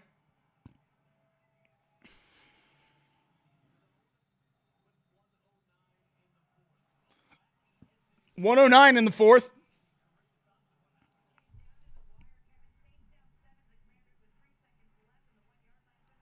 Saints scored a touchdown with 3 seconds left and then go for 2 with no time on the clock to try to win the game. Pass falls incomplete. Commanders hold on to win by 1, 20-19. David Shaw in the chat saying Mahomes' ankle injury banged up again. Certainly not a good sign for the Kansas City Chiefs.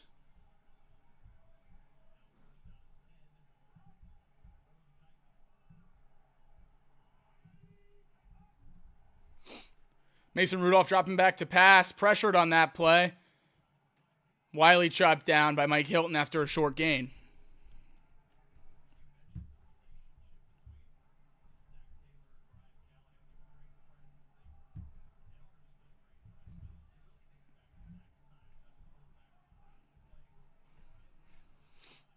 Rudolph throwing again. This one deeper for Ridley. That one's incomplete.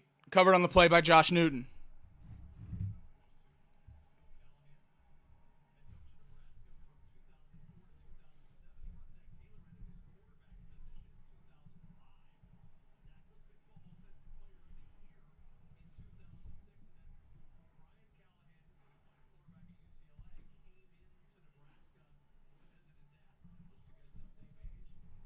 Third and 7 for this Titans offense.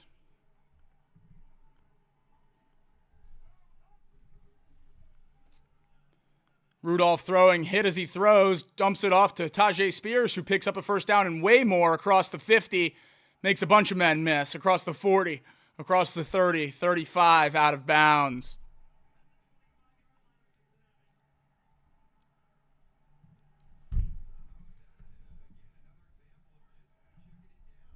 Just a check down, and Tajay Spears does the rest. This Bengals defense cannot tackle, folks.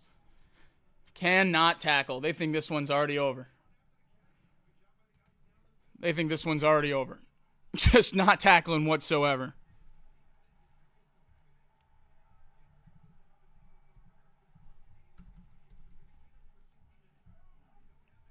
Rudolph throwing again on first down. Checks it down again behind the line of scrimmage. Tajay Spears gets around Jermaine Pratt before he steps out of bounds.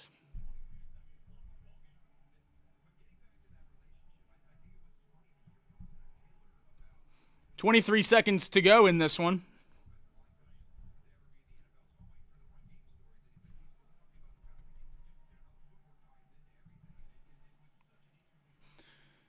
2nd and 3 for this Titans offense with 23 seconds to go in this game.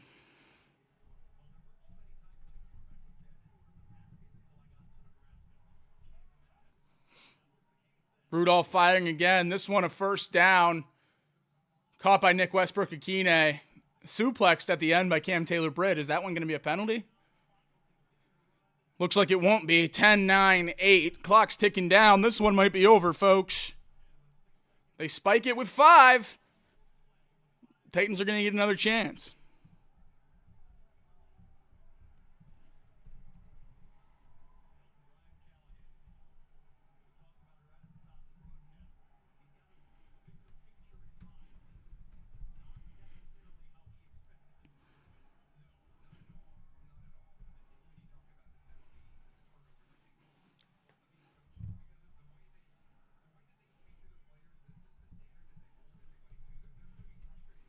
Five seconds to go in this one.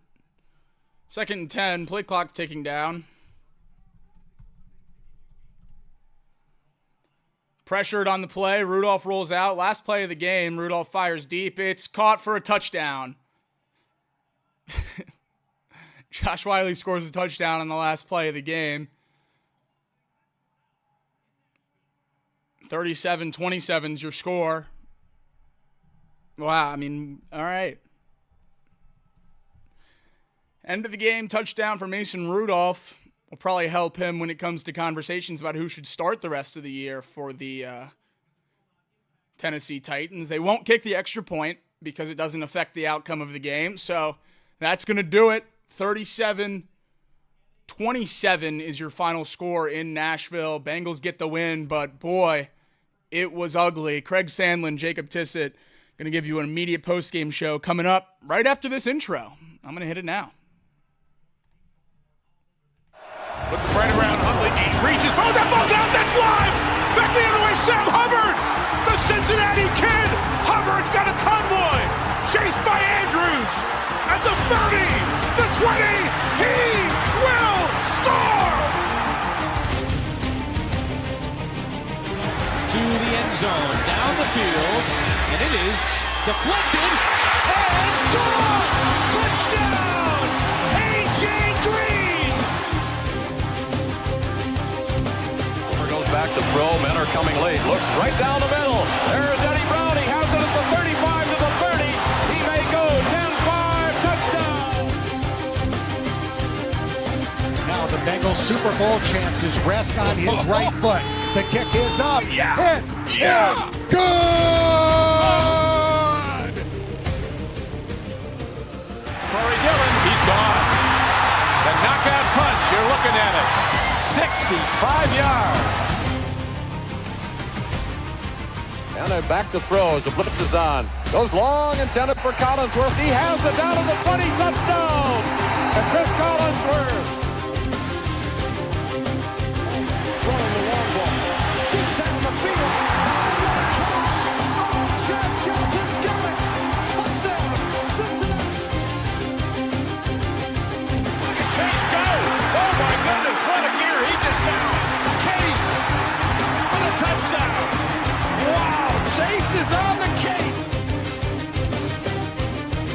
It is no fluke. It is a fact. The Cincinnati Bengals are headed to Super Bowl 56. The play clock at 3. Shotgun snap. Carr throws into traffic. Intercepted. Jermaine Pratt has the football. Yeah. Coffin nails. Bam, bam, bam. How about that? Another classic 2024 Cincinnati Bengals football game this week. 37-27 win over a bottom-of-the-barrel 3-win Tennessee Titans team. And they got a touchdown in right at the end just to make it look even more accurate to how this game was played. Craig joins me as always to recap what honestly might be one of the worst football games of all time, at least if you look at it statistically. First game since at least 2000 with 200 yards and penalties and over 10 turnovers. Just unbelievable to see that kind of sloppy football played by both sides.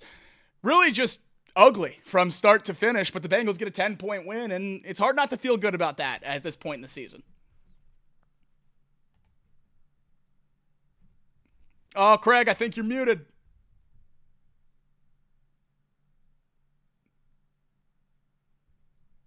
I am indeed. There you go. Am I Week back 15. now? We're There all we right. go. Pro move. Oh, hideous ball game, Jacob. Obviously, you mentioned it. 26 penalties, 223 yards on those penalties, 10 turnovers, 6 of which by the Titans. From the very beginning, it was an ugly football game. Joe Burrow on his first pass with a pass that I still don't understand what was happening there. Not pretty there, and it just went downhill from there. You did exactly what you needed to do against Will Levis. You got him uncomfortable. You got him turning the ball over, and he kind of imploded like you thought he might. But to give up 27 points to this Tennessee Titans team that averages 17.5 on the year, to have a situation like you had today where you turn them over 6 times and they still find a way to score 27 because you turn it back over to them 4 times. Not pretty, and definitely one of Joe's uglier games on the year. For sure. I know it's been littered with really, really good games, so not hard to have one of your worst games of the year, but he ends at 26 of 37 for 271 yards, the 3 touchdowns, but then the 2 interceptions and the fumble loss. So, look, you go on the road in the NFL, you pick up a win. Like you said, hard to be too upset about it, but, I mean, for a team who's trying to claw their way into the playoffs, it's really hard to watch today's game and think that they have a chance at making any sort of noise in the playoffs, even if they do find a way to get their butt in there. Oh, absolutely. Yeah, no, zero added encouragement, I should say. After this win, you didn't exactly learn anything new. You learned they still can't tackle, and at least they were able to seize the opportunities given to them by the Titans quarterbacks. Obviously, Will Levis kind of does this against most people, and then Mason Rudolph isn't going to burn the world down when he's thrown in there at quarterback. But we've seen this Bengals defense time and time again allow bad quarterbacks to beat them, and when Will Levis gave them opportunities to take the ball back, get the ball back in Joe Burrow's hands, they seized it, and they even made some plays on their own. So I do give some kudos to the Bengals defense, though it wasn't all around absolutely garbage game, exactly what we've continued to expect. But if they're going to allow 27 points to the Titans, how do you win that game? You win that game by forcing some turnovers as well. So they did what they had to do to give the offense a chance when the offense hit a wall there kind of in the middle of the game, but it worked out, and that's really what it comes down to. The Bengals won an ugly football game, which honestly is most of their wins this year. This Bengals team hasn't really won pretty, except for one exception against the Raiders. It hasn't really been pretty at all this year, 37-27, and I think there were a lot of clenched butt cheeks throughout most of the day here on Sunday with this one, even though we had a big lead most of the game. The other wins on the year, 21-14 over the Browns, 17-7 over the Giants, there just hasn't been a lot of relaxation watching the Bengals this year. It's been a lot of nerve-wracking wins and heartbreaking losses, and if you have to pick out of those two, you obviously take the win, and that keeps us alive, and that's such a big thing as we go in the rest of the season. Look, we all know it's a long shot. But it's nice to have a chance. It's nice to have a number next to your name when you open up New York Times playoff predictor, and if it's a single-digit number, so be it, but that's better than 0, and that's where we're at, and you have to win the bad football games. But I think the ultimate question after watching a game like that, and I see a lot of the sentiment in the chat, is we have to make changes, we have to change the coaching staff.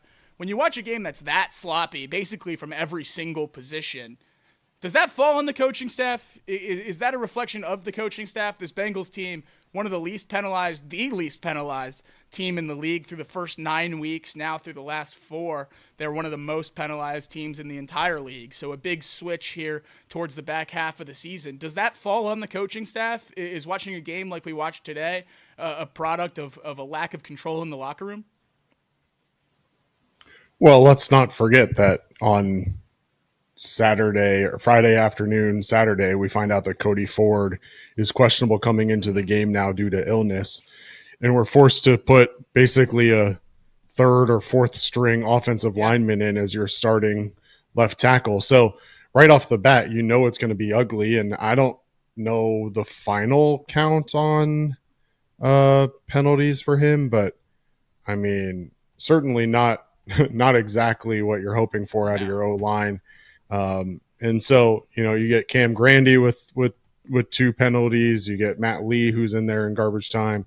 I don't know how much of that necessarily falls on the coaching staff. I mean, you're trying to force your way in to being comfortable in a game early on. I think some of the holding penalties or the defensive pass interference penalties early on were being called pretty tight both ways. So there's a lot that kind of goes into all of this. I don't know that I necessarily put much, if any, of the blame on coaching on this one in particular. Like, coaching doesn't make Cody Ford healthy today. Right. And Absolutely. so, I mean, I don't know if that necessarily needs to fall on the coaching staff. I do think Devin Cochran, after starting off slow, being very apparent that he was out there on that first Bengals drive, really kind of meshed into the game pretty well as it went on. He was more or less unseen for the bulk of that game, which is a big thing when you have a practice squad tackle in the game. But the culprits that are usually the culprits were, right out there in the center for everyone to see. The guards, just as bad as they've been all year. Cordell Volson, Alex Kappa. I saw people in the chat during this game, and you touched on it there with Cody Ford's late illness designation, which had him out for this game against Tennessee. People asking, how do we not have anyone better than these guards? It was, well, the guy that is better than these guards, at least supposedly, he was put in for Volson earlier this year, was forced to play tackle because Orlando Brown got hurt. And then he got hurt, so we have to get a guy off the practice squad to play tackle, so the guy that got benched at guard is automatically back in the game. It's not a pretty situation. Really, any team, when you get this deep into O-line depth, is going to be struggling. And when the Bengals starters are already as bad as they are, the depth can't be great. And I think that really came out today. And that's why Burrow, though, yet again, somehow avoids sacks, still running for his life most of the day today. Just a really tough game to watch. The Tennessee defense only gets one sack, but hit him so many more times than that, and really able to just make him get off platform and run like he's had to do most of the last couple games. And I really don't know what else there is to ask for him. I know obviously you want him to protect the ball more today, but we're talking about opening the show saying he had one of the worst games of his season, and he absolutely did. There's no way around that. But it's 271 yards, 3 touchdowns, and obviously you want the 2 picks to go away, but that's a game, statistically, that most quarterbacks would kill for. 271 and 3 touchdowns. I know those 3 touchdowns came really early in the game, and it tailed off at the end, but if that's the low level for Joe Burrow, you should still be able to win a lot of games with that level of play. So he just continues to show that the region in which he's going to play in this season is, as long as he can do that for the rest of his career, it's going to give the Bengals the opportunity to win a lot. Yeah, like you mentioned, I mean, Cochran ultimately the 4th or 5th string offensive tackle, depending on how you look at it, and kind of has to come in. But when you've got Joe Burrow on your team and some of the evasive moves that he was able to make throughout this game and show that what we've talked about time and time again on this show, that he is probably the best mobile passer in the NFL, not necessarily the best mobile quarterback, not necessarily the best passer, but certainly seems to be the best mobile passer when he's on the move. Yeah. I mean, you almost feel more confident when he's scrambling than you do when he's sitting in the pocket. And when he's sitting in the pocket, sometimes I'm just wondering how long before it collapses on him. And then when he escapes it, I'm like, all right, well, somebody's going to get open down the field and he's going to find a way to make a completion here out of, defying all odds. And, certainly made some ill-advised passes today. The first interception we already mentioned, that deep ball where he tried to get it to Jamar in the end zone was poorly thrown, to say the least. But it still a Joe game. And the other piece of it is that the Bengals were able to adjust their attack there and give the ball a little bit more on the ground to Chase Brown. He picks up 25 carries on the day, only goes for 97 yards, but does score the touchdown on the ground in addition to his touchdown through the air. And it just, it was an interesting game, and I'm sure Zach Taylor and Dan Pitcher were trying to adjust as it went based on the outcomes and the number of turnovers that they were getting from the Tennessee offense and how quickly they were getting back on the field. But then, only for things like the fumble at the goal line to really kind of turn things around. And it just, it was an entire game of hilarity and I don't know, it just shows that this team probably isn't ready for a playoff run. But when you have Joe Burrow, it's really frustrating because he feels like he should be in the playoffs every single year. And if he's Right. in the playoffs, it feels like he's going to be good enough to make a run.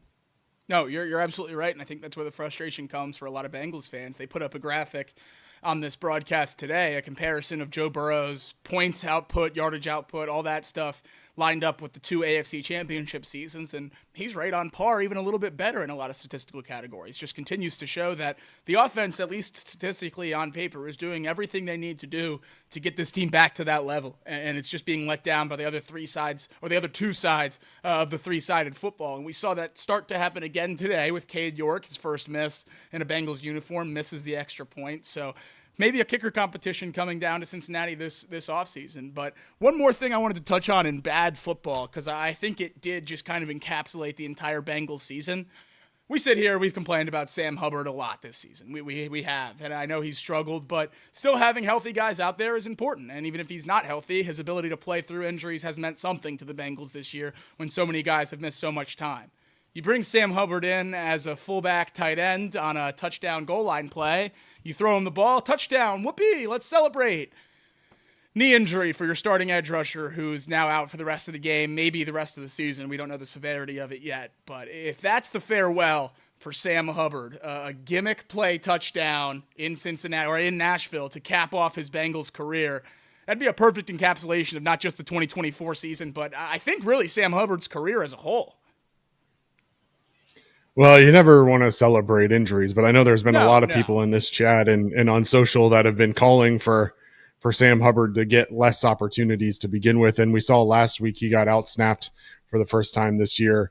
Look, I feel bad for Sam Hubbard. He's been battling that hamstring injury all year. How he's avoided the injury report is still beyond me. I don't understand that piece, but they called it a right knee injury from what I saw. Mm-hmm. So I don't know if that's necessarily still the hamstring or if something else got aggravated there. He didn't seem injured right away, so I don't know if something happened later on in the celebration. The injury happened on the touchdown catch, so nothing pre-existing, at least is interesting. The story they're sticking with.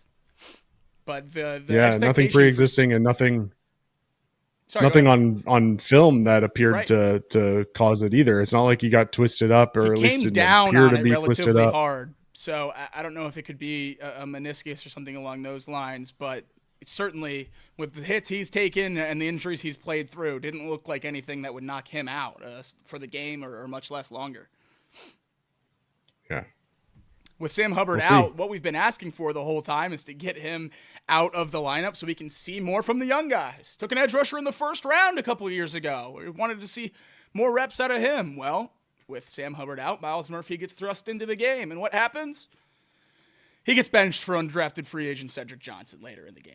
It's just ridiculous that this guy has still been unable to progress really at all in his time in Cincinnati. He gets more opportunities this year than he has in the past, and he's not seizing them. He's been worse and worse statistically than he was last year. Last year, at least in the minimal sample size, you were able to hold on to some pass rush win rate stats, some more, stats like that where you can say, well, maybe there's some growth in there somewhere where you can hold on to Myles Murphy. I think he could be a big part of this team in the future. This year, with no steps forward and basically some steps back, I don't know how you can rely on him moving forward on this team with edge rusher already as a major need. You can't count on him being a reliable piece. I don't know what you do with him either. Only 1 tackle, 0 quarterback hits, obviously 0 sacks. Credited with 3 hurries on the day, but he was nowhere to be found. You didn't hear his name called at all. You didn't hear anything coming from the announcers about him being anyone near him. Kelsey Conway tweeted out, I guess I didn't realize this. He's got only 1 QB hit on the entire year. And that is not good enough for a first-round draft pick by far. Right. And I realize that the Bengals haven't given him a ton of opportunities, but I mean, today was not great, and he continues to not give them a whole lot out of the pass rush. And in a game like today, where you knew the Titans were going to have to throw the ball because of the way the game was going, for him not to be able to get going and get any sort of pressure on the quarterback is not good enough.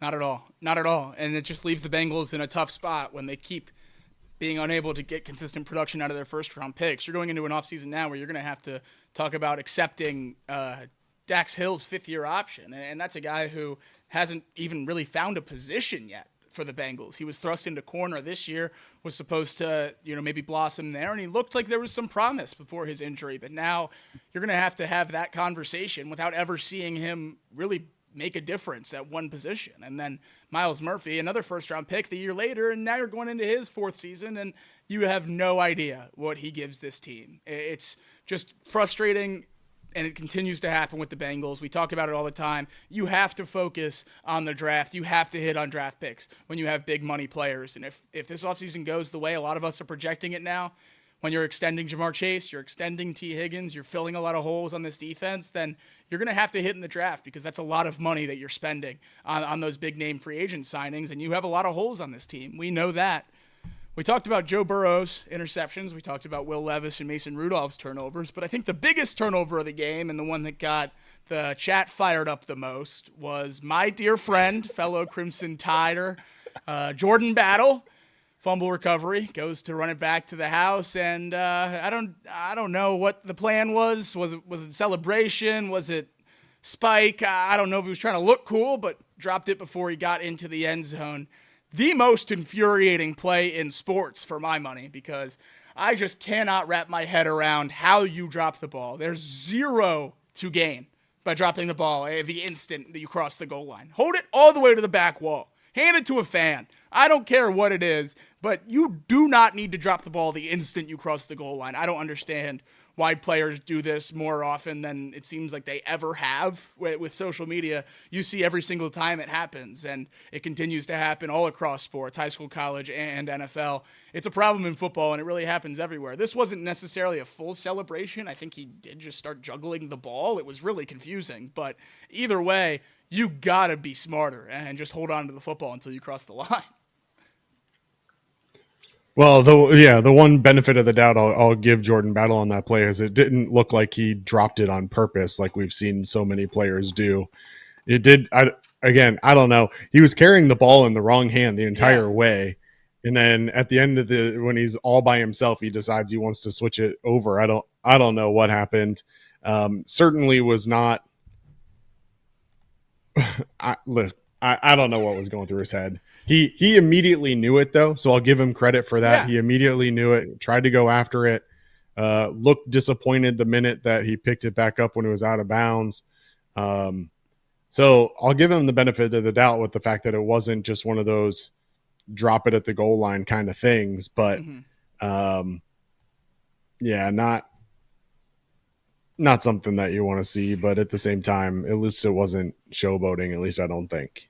Yeah, no, it certainly didn't seem like it, and Battle has certainly not been flawless. He's a young player playing in a secondary with a team with no pass rush, but he's been a bright spot on this team since he's been thrust into a bigger role, certainly better than the Von Bell-Geno Stone safety duo. So frustrating play to see from a young player who hopefully was starting to come into his own a little bit. Hopefully it won't knock him off the track too much. Clear your head, get back in there. He'll be all right. It's a young player. Things happen. People in the chat were saying cut him, and I was like, that's crazy. And that's crazy. Speaking of Geno Stone, Jacob, your boy, now that the Bengals had a 2% chance at the playoffs, he's climbing. He's climbing. Did he outdo last But week? let's also be on. Let's be honest with the interception he had last week was a tip drill that fell right into his hands. Yeah. The one this week, I think he made a decent move. Like don't get me wrong, he was able to cut off the ball, but like a terrible throw from Will Levis. No, but absolutely. Yeah, Geno Stone, your boy, climbing. Look at that. We'll take it. He's going to do just enough in this last 6 weeks of the season that we're not going to be able to cut him, and that's going to be fun. That's going to be fun to watch him walk out next year in stripes. Our friend over at Gridiron Grading dropping some statistics on the timeline from today's game. Two interesting ones that I did just want to touch on here. Myles Murphy, though he didn't have any QB pressures or sacks, he did lead the Bengals in pass rush win rate. He had the highest pass rush win rate on the Bengals based off PFF's early charting. Only played 30 snaps, like you said, but with Sam Hubbard out now for at least, you'd have to think next week, hopefully more for Myles Murphy. Maybe if he can get into a zone and get into a rhythm, he can become more the player that we thought he was going to be. That's wishful thinking at this point, but with a 5% playoff chance and a bunch of young guys who haven't shown you much, I think all Bengals fans have is wishful thinking. So I guess we do still have some statistics we can hold on to for Myles Murphy. And for another young player on the Bengals that has struggled at points this year, rookie tackle Amarius Mims had the best start of his NFL career. First start of his career with 0 pressures allowed. That's a really, really good game for a rookie tackle who he's been good this season, but has struggled against some of the league's best in terms of allowing pressures. Still has been good in the sack front, but today against a lackluster edge rush pair in Tennessee, he was able to hold his own, and no one that rushed on Mims really got close to Joe Burrow. So good signs there for 2 young players, I guess, on the Bengals team as we move forward.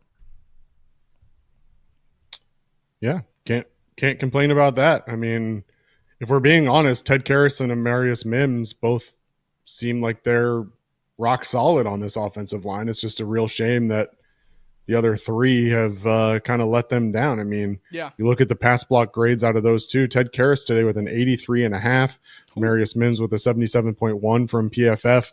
The problem is that Alex Kappa got a 2.6 on the pass block today. A 2.6. I don't know if you saw it or not. He was at 0.0 at halftime, Jacob. 0.0. That's impressive. That's like when I put in a 10-leg parlay and go 0 for 10, and I was like, I want credit because this is just as hard as hitting them all. That might be just as hard as pulling out like a 90-plus PFF grade. 0.0 at halftime? Yeah. A 2 after the game? 0.0 at halftime. Tavondre Sweat and Jeffrey Simmons were dominating Alex Kappa all game long. There was one tweet that sent out. I saw a video of Jeffrey Simmons on the Chase Brown touchdown, I think it was, where Jeffrey Simmons basically ended up at the line of scrimmage, but he was double teamed on that play by Ted Karras and by Cordell Volson. So, Volson probably benefited from Ted Karras being there. But outside of that, it felt like every single play, Joe Burrow was having to scramble away from Jeffrey Simmons, and Alex Kappa certainly was not earning his paycheck today. And we continue to say it, but I mean, the realistic fact is that Alex Kappa cannot be on this team next year, or certainly can't be your starting right guard, because he has been atrocious all year long. This isn't anything new. I mean, his best games obviously were against trash teams, but he had games against Tennessee now 2.6, Philadelphia 9.6 PFF pass grade, Pittsburgh 24.2. I mean, the list goes on and on and on. Just overall not a good performance from Alex Kappa this year. And, the veteran guard from Humboldt State might be nearing the end of his career. I think you might be right. He did some good things for Cincinnati in his time here, but age seems to have finally caught up to him. The last big thing I want to touch on here before we get into the defense and then the poor tackling and kind of what solutions we can make on that side, something that I've kind of been waiting for all year finally happened as the clock was ticking down in that game. We got a public Joe Burrow blow-up at Zach Taylor, yelling at Taylor on the sideline. I'm no professional, but I did my best to try to read some lips, and it certainly seems like, F that, we suck today, that was embarrassing, were the words coming out of Joe Burrow's mouth or something along those lines. And people on Twitter seem to have the same sentiment. Could this possibly be a start of a sort of fracture between Zach Taylor and the leaders of this Bengals locker room? Because for this entirety of this season, I have said that the only thing that can get Zach Taylor out of here this season is a potential calling for it by Joe Burrow or the leaders of this football team. And this is the first kind of public blow-up. And maybe these lackluster wins, these poor performances, maybe Zach Taylor's saying we got to celebrate wins and giving out 7 game balls a week and all that stuff. Maybe that's starting to get to some of these guys that are a little bit more competitive. These games aren't pretty. And we go out afterwards and Zach Taylor acts like we're still in the playoff hunt. I think that could still start beginning to some of these guys that are really big competitors, and it's starting to eat away at them how this season's gone. Well, we know that Joe Burrow is one of the biggest competitors Absolutely. in the NFL. I don't think there's any question about that. And he wants to win just as much as anybody. And I think, it's one thing to be happy with a win, but it's another thing to be happy with how you win, right? And so the question becomes, okay, well, what did Zach Taylor say as that team was coming off the field after that Chase Brown touchdown there? What was going on in that moment? The other piece of this is that Joe is as hard on himself as anybody else, right? Yeah. So, like, yeah, this game was embarrassing to him because he had 3 turnovers. So, of course, he's going to be upset with it. He's going to hold himself to the highest level of accountability, just like you want your players to. And we've been calling for Joe Burrow all season long to be a more vocal leader. I have no problem with whatever that conversation was. I agree with you that, at least from what I could tell, was some choice words that was embarrassing, stuff like that. So certainly understand how that can be frustrating if Zach Taylor's trying to be positive here in the midst of a 16-point lead, when in reality it was a terrible, terrible game. But I don't have any problem with them having that kind of discourse on the field or in the locker room or anywhere else. I have no problem with it. So, yeah. That's what you want out of your quarterback. You want him to step up and lead, and that's what he's done over the last few days. Last few weeks is exactly what we've asked. Talking about roster moves in which he wants, talking about the future of the team in the way he wants, now pushing back on his coach when things aren't going the way he wants. That's what we're asking for. We're asking for a quarterback to take control here, to take some onus in what's going on in this building, and Joe Burrow he's stepping up as leader of this team, and I think we're going to see that more and more as this offseason progresses, him really trying to take the reins of this organization and guide them in the direction that he thinks is best to get himself to the mountaintop, because the only thing I think Joe Burrow cares about is winning a Super Bowl, reaching the top of this league, and I think he's going to do everything he can, or at least push the front office to do everything he can to give himself the best chance to do that. The theme of this game, no different than the last few games. This defense still stinks.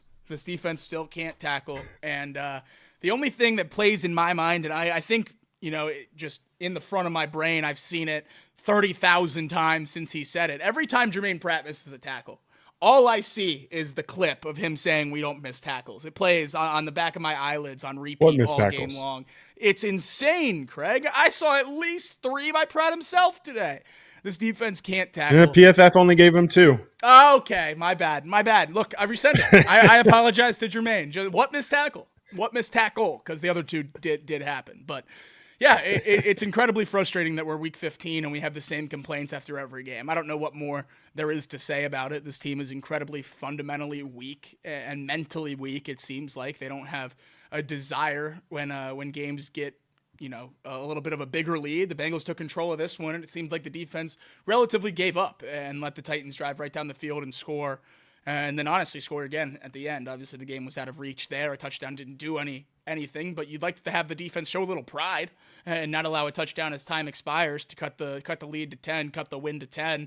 They don't seem to have that. I noticed a play during the game. It was the one where Tajay Spears reversed field and got the big chunk on the check down late in the game. Mike Hilton fell to a knee while being blocked, which happens, football, physical game, but we are playing a game, and Tajay Spears is in bounds. I would appreciate if you got up and tried to make a play. Mike Hilton just sat on the knee and watched Tajay run down, let the other guys take care of it. So that was basically all I needed to see for how this defense is handling this year. I think they hear the noise.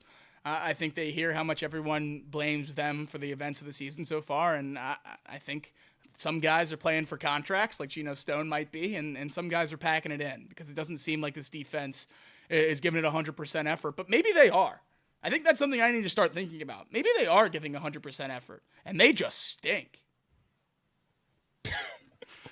I don't know. I'm not going to pile on Mike Hilton on a day like today. I felt like Mike Hilton played really well. He had a good game. That was just the one play that stuck out in my mind. I think it's a problem for a lot of the defensive guys. He had the pick and the unblocked chop down in the backfield. He had a really good game. Yeah. Mike Hilton is one that I'm never going to accuse of not finishing plays or not playing hard. I think he's one of those guys that has time and time again shown that he's willing to play hard. I agree with you that like the tackling is an issue. PFF ultimately gives them, as of right now, at least before the initial or after the initial review, put it at 10 missed tackles for the game, 2 of which would Jermaine Pratt, like you had mentioned. I don't know. Look, I think it's probably really hard in a game like that where the momentum just never really gets going for either team to really kind of get into a groove. And I think we hear about it a lot from athletes about how they need to kind of get in a groove and get things going. And And that's why, play calling matters so much. Yeah. And so many different things matter.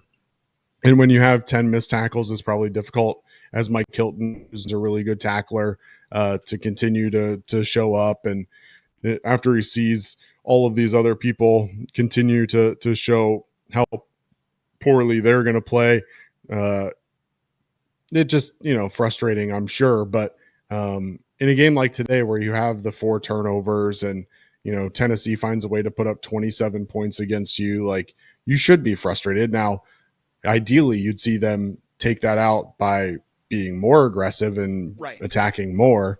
But, I also look at play calling, and, we've talked about this so many times, Jacob. I don't know how many times we have to talk about it, but third and 9 early in the game, and what is Lou dial up? And all out pressure yet again, leaves everybody one-on-one for a big gain, and yet again just puts this defense in a bad position. I know that they had the success last week and had the one play that stopped Dallas on 3rd and long, or 4th and long maybe, where they went all out blitz on 4th and long. But how many times this year have we seen 3rd and long, 4th and long, and Lou dials up an all out blitz and just absolutely leaves the back end completely wide open? Because the secondary is not good enough to be left one-on-one, unfortunately. And Lou makes the decision to do it time and time again. And so as a defender, probably puts you in a tough position to continue to remain motivated when you're seeing, okay, well, I'm doing my job, but we can't get home on the rush. They brought like 7 or 8 guys on that play early on in the game, and none of them got home. The frustration is going to pile up on this team. You see it in Joe Burrow. You see it in some of the players throughout the game. Nobody can blame them. The season didn't go the way it wanted to go, but the play calling isn't always putting them in the best position, and certainly some of their teammates are letting them down time and time again. Absolutely. And as we continue to talk about Jermaine Pratt not being able to make plays, we know Logan Wilson's out for the year. That linebacker room scraping the bottom of the barrel. I mean, you got Akeem Davis-Gaith out there playing more snaps than he's really ever played in his Bengals career. Mama Jong Meadows out there a lot. And that's the guy that I really want to highlight, because I know this last game against the Cowboys 2 weeks ago, maybe it wasn't the prettiest. He missed the block that allowed the punt block that he inevitably would recover. So he was in the right spot at the right time to recover the ball there. And then this week, recovers the fumble that Will Levis was originally ruled down on, returns it for a touchdown, but since Will Levis was ruled down, they return the ball to that spot. Jung Meta just finds ways to be in the mix. It seems to be a consistent theme for him. The 2 times that he's on the field, notably in his NFL career so far in the regular season, he's making turnover-worthy plays, or at least recovering the ball. And then in the preseason, we saw that he was a tackles monster. So with the struggles of Jermaine Pratt, already the loss of Logan Wilson, you're kind of chalking that position up to a loss anyway on a weekly basis. I would like to see a lot more of Jong Meta because of what he's been able to do in those, opportune situations, seemingly making plays. And that's what I'm looking for on defense. I don't care if the guy runs a little bit slower than average 40. I don't care if he's a little shorter and a couple pounds lighter than you'd want your average linebacker to be. But he seems to make plays, and that's what he did at Wisconsin. And hopefully that's what he can do more of in Cincinnati. I think he's a guy that we should be seeing more of on defense. And we've seen it already with a lot of the other positions, whether it's injuries that forced them to or benchings for the older guys. We've seen an infusion of youth a little bit on defense, and it hasn't helped a ton, but at least we're starting to learn a little bit about what we have in those guys. I think we got to go a little bit further down the line and keep getting some of those further down the bench guys more and more reps. I mean, if Jermaine Pratt's going to continue to put up a 26.9 PFF grade, I mean, what good is it? Yeah. Jong Meta played 5 snaps today, Jacob. Right. 5. Shaka Hayward was in there for 4 snaps. I don't get it. I don't know. I don't necessarily understand the rotation still. I'm still trying to figure that piece out for sure. But what I do know is that Jermaine Pratt being on the field for every single offensive play of the Tennessee Titans today, all 70 of them, and racking up PFF grades of 36.1 against the run, 41.3 tackle, 49.9 on the pass rush, coverage grade of 28.7. Like, he hasn't been good in just about any facet of the game this year. No, not at all. And it's not like outside of maybe the Kansas City game where he showed a little bit of flash, I think he graded last week pretty well against Dallas, but like he's been average at best most weeks. And for a team who has a ton of holes, you have to figure out at some point what you have. Yeah. And right now, the biggest frustration that I have with Zach Taylor and this coaching staff is that they're not really taking the time to figure out what they have on this team and what really is a need and what maybe they can go into 2025 with some of their young talent in, right? We know that positions like safety are going to be a need at some level, but can Jordan Battle be an answer at any level in that backfield versus a guy like Von Bell who signed a 1-year contract and we know isn't going to be around next year, right? So I'll say this. I mean, Von Bell only played 14 snaps today, so maybe they're moving more in that direction with Jordan Battle, who played 63 of them. Geno Stone played 60 snaps at free safety, kind of joked about him kind of making a comeback now that the season's over. But DJ Ivey only got in there for 5 snaps today. And a PI. So, yeah, I don't know. Colin Will makes a great point in the chat. Why would the coaches look to play young talent right now? They're not incentivized to do so because they're coaching for their jobs.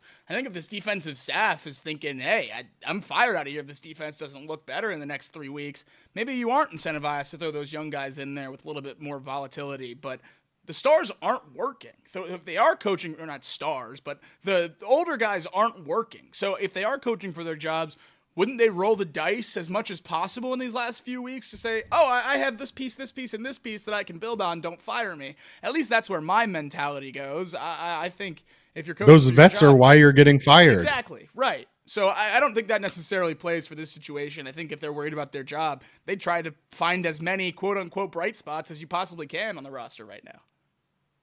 Yeah, I think that's ultimately the right answer. And I respect Colin for the question, but yeah. I think if we're being honest, if you continue to roll out the veterans who have continued to show you that they aren't good enough to run this defense, all you're doing is solidifying your job being on the line. And like Jacob is saying, maybe Jung Meta comes out and shows that he has a little bit of spark and gives this defense something. Maybe Cedric Johnson can get a little bit more pressure on the quarterback that we weren't getting for most of the game. Maybe obviously we talked about guys like Jordan Battle who comes up with the turnover today. So look, I think Lou Anarumo should be looking at it and saying, oh shoot, my job's on the line. I've had all of these same guys in the lineup all year long. Yeah. Maybe I need to be trying to do something different to try and save my job and show that spark and say, hey, this wasn't a scheme issue. This was a personnel issue. And now we've identified it and we're moving on. But the issue is what took them so long to do it, not the question of should they do it at all. And, Colin's response is that they clearly don't think the young guys are better. Which is an issue with the coaching, and that may or may not be true. I mean, we came out of spring camp or out of camp wondering why Jordan Battle wasn't getting more shot on this team. So right from the get-go, when Jordan Battle showed you so much last year, you're now asking him to come in, and this is what we talked about earlier in the year too, is that Jordan Battle could have potentially carried over momentum into next year. But instead, this year he comes in and he sits on the bench and he's not able to kind of carry any of the momentum in. So, look, I at the end of the day, and I don't know this answer for sure, but it sure feels like Lou and Frank Pollock are going to be the martyrs on this team. They're going to most likely not be back in 2025, and whether or not that's the right answer, who knows? But the truth of the matter is that somebody has to be held accountable on this staff. And it's most likely going to be these two, and then probably more on the defensive side of the ball, if we're being honest. But it for sure is leaning that way. And if Lou wants any shot at keeping his job, he's got to make drastic changes, and he's got to get a spark going over these last 3 weeks. It's been a pretty somber show so far for a win, so we'll move into wins a win, because ultimately that's what it is. Once you get a win, it is a win. And when you're playing the football we're playing right now, you need them to stay alive. And the Bengals pick up the win in Nashville, and they are still alive. There's a lot of games going on the rest of the day that have a lot of implications on percentages and playoff machine and all that stuff, but to win a game where you certainly don't play your best, the offense plays far from perfect, turning the ball over. Defense even turns the ball over once themselves. Usually the Bengals can't overcome giving the other team that many second chances, but today they were able to, and that's a little bit refreshing to see these last 2 weeks. The Bengals win games that they usually don't win, at least the type of game that the 2024 Bengals don't win. Joe Burrow throwing 2 picks, that's a recipe for a certain loss for this team at any point this season. But today, able to overcome it. I know the Titans are terrible, one of the worst teams in the entire league, but I think we have to reset a little bit what we expect us to be. I mean, this defense is horrendous. It's one of the worst, maybe, of all time. 27 points to the Titans, and you win the game by 10. I guess I'll take it. 10-point win. It's hard to be upset about that in the NFL. You cover the spread. You cover the moved spread up to 6 earlier today. So across the board, really, ultimately, you have to be a little bit happy about a win, even though it was about as ugly as it can come. Yeah, I mean, a win's a win, but certainly ugly. And the most important piece of this is that you remain somewhat in the playoff picture. And you mentioned there's more games going on right now that impact that, and I think it's probably worth us ending the show on that conversation, so I won't go into it right now. But when you've got, I think the frustrating part for me and why I'm down on it is that not only was it an ugly win from start to finish, but like even at the end there, and this is the like thing that got me most frustrated, I think, is you're down on like the 1 yard line and you're still getting delay of games late in the game in what should be a very clear run the ball, score the touchdown, get the game over with situation. And Zach Taylor has had this issue all year long with getting the plays in, and Joe Burrow has shown frustration previously with the amount of time that it's taken Zach to make play calls. And it came up yet again, and it just, one of these times that is going to burn this team. Yeah. And, I think, yes, a win is a win, but a 10-point win against the Tennessee Titans in a game where you force 6 interceptions or 6 turnovers is pretty embarrassing. That's a team. That's a game that I feel like most good teams win by 30. Absolutely. And the Bengals found a way to win by 10. They really had every opportunity to win this one by 30 too. I mean, they had every chance to have this game. I mean, a defensive touchdown, you drop the ball at the 1, there's boom, already 44-27. You don't throw one of those interceptions and you score, and there's your blowout that a good team beats this team by. So that goes back to the conversation about just like how far is this Bengals team, and that's why it's kind of frustrating when you play these bad teams, because I talked about it throughout the week. I talked about how you start to buy back in a little bit. Maybe this team isn't part of this bad group, but we got a super chat during the show. Sorry, I forget who it was, or I'd give you credit for it, but they said this team's just the best bad team, and I think that's pretty true. There's a pretty big gap between the Bengals and then the worst teams in the NFL, I think. We've seen that as they've beaten the Giants and the Browns and now the Titans and the Raiders already this year, but there's also a pretty big gap between the Bengals and the playoff teams, as all of their losses have come to the playoff teams, and except for the Patriots at the beginning of the year. And that's what this team is. They're a middle-of-the-pack team who's a lot better than the teams that are terrible and just not good enough to beat any contender. And that's a real shame based off what we've seen the last 3 years. Obviously, last year going over 500 with Jake Browning, you think you shove Joe Burrow in there and it all changes and you're good to go. Playoffs, at least, we're going to be fine. And then obviously not the case there, as this season we're fighting an uphill fight. But as we move on, the biggest game this weekend for the Bengals, obviously getting a win's the most important, but we know we got to do that, so we look around that. The biggest game for the Bengals this weekend, Colts and Broncos. And the real shame is that you can't have them both lose, because that's what would help the Bengals the most. And sure, I'm sure some people in the chat are saying, oh, just tie. Well, that would actually be the worst outcome for the Bengals, because then neither team picks up a loss. So a tie is certainly not an option. We need one team to lose. Craig, I put it in the chat what I want, and I think you agree with me. Maybe we can explain it to the people because there seems to be some confusion. I think it helps the Bengals a lot more if the Broncos win this football game than the Colts. Well, what you have to do is you have to look at the playoff scenarios, right? And you have to understand what it's going to take for the Bengals to get into the playoffs. And what that comes down to is you need three things. The most clear route, I should say, to the Bengals making the playoffs is there are three things that need to happen. You need to have the Miami Dolphins lose 2 of their last 4. They lost today to Tennessee. Yep. So you just lost 1 there. You need, number 2, you need the Colts to lose 2 of their last 4 games. And then you need the Broncos to lose at least 3. So you got Miami losing 1 today already. Right. If we look at their remaining schedule, we need Miami to lose 1 more game, and they have games coming up against the 49ers, the Browns, and the Jets. None of those are really like locked in stone losses, but losing a kind of coin flip game to the Texans is a good start. You now have a coin flip game against the 49ers. The Browns game, you'd think they'd probably win, but then you have a coin flip potentially against the Jets in cold weather in January in Meadowlands.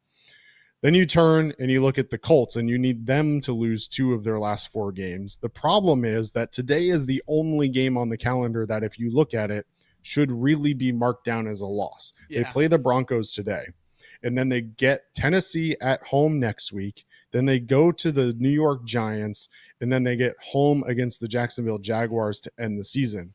So your best bet in that is for the Broncos. Well, let's finish it up with the Broncos. The Broncos need to lose 3 of their last 4. Right. They get the Colts today at home, but then they go to the Chargers, to the Bengals, and then end with the Kansas City Chiefs. All 3 losable And so games. if you're looking for the Broncos to lose 3, the Colts to lose 2, and Miami to lose 2, your most likely scenario, at least as we look at it, is for the Broncos to win today against the Colts, handing the Colts 1 of their 2 losses, but then the Broncos to lose out against the Chargers, the Bengals, and the Chiefs, which, like you said, seems likely. The question becomes whether or not the Chiefs play their starters in week 18, but that's outside of your control.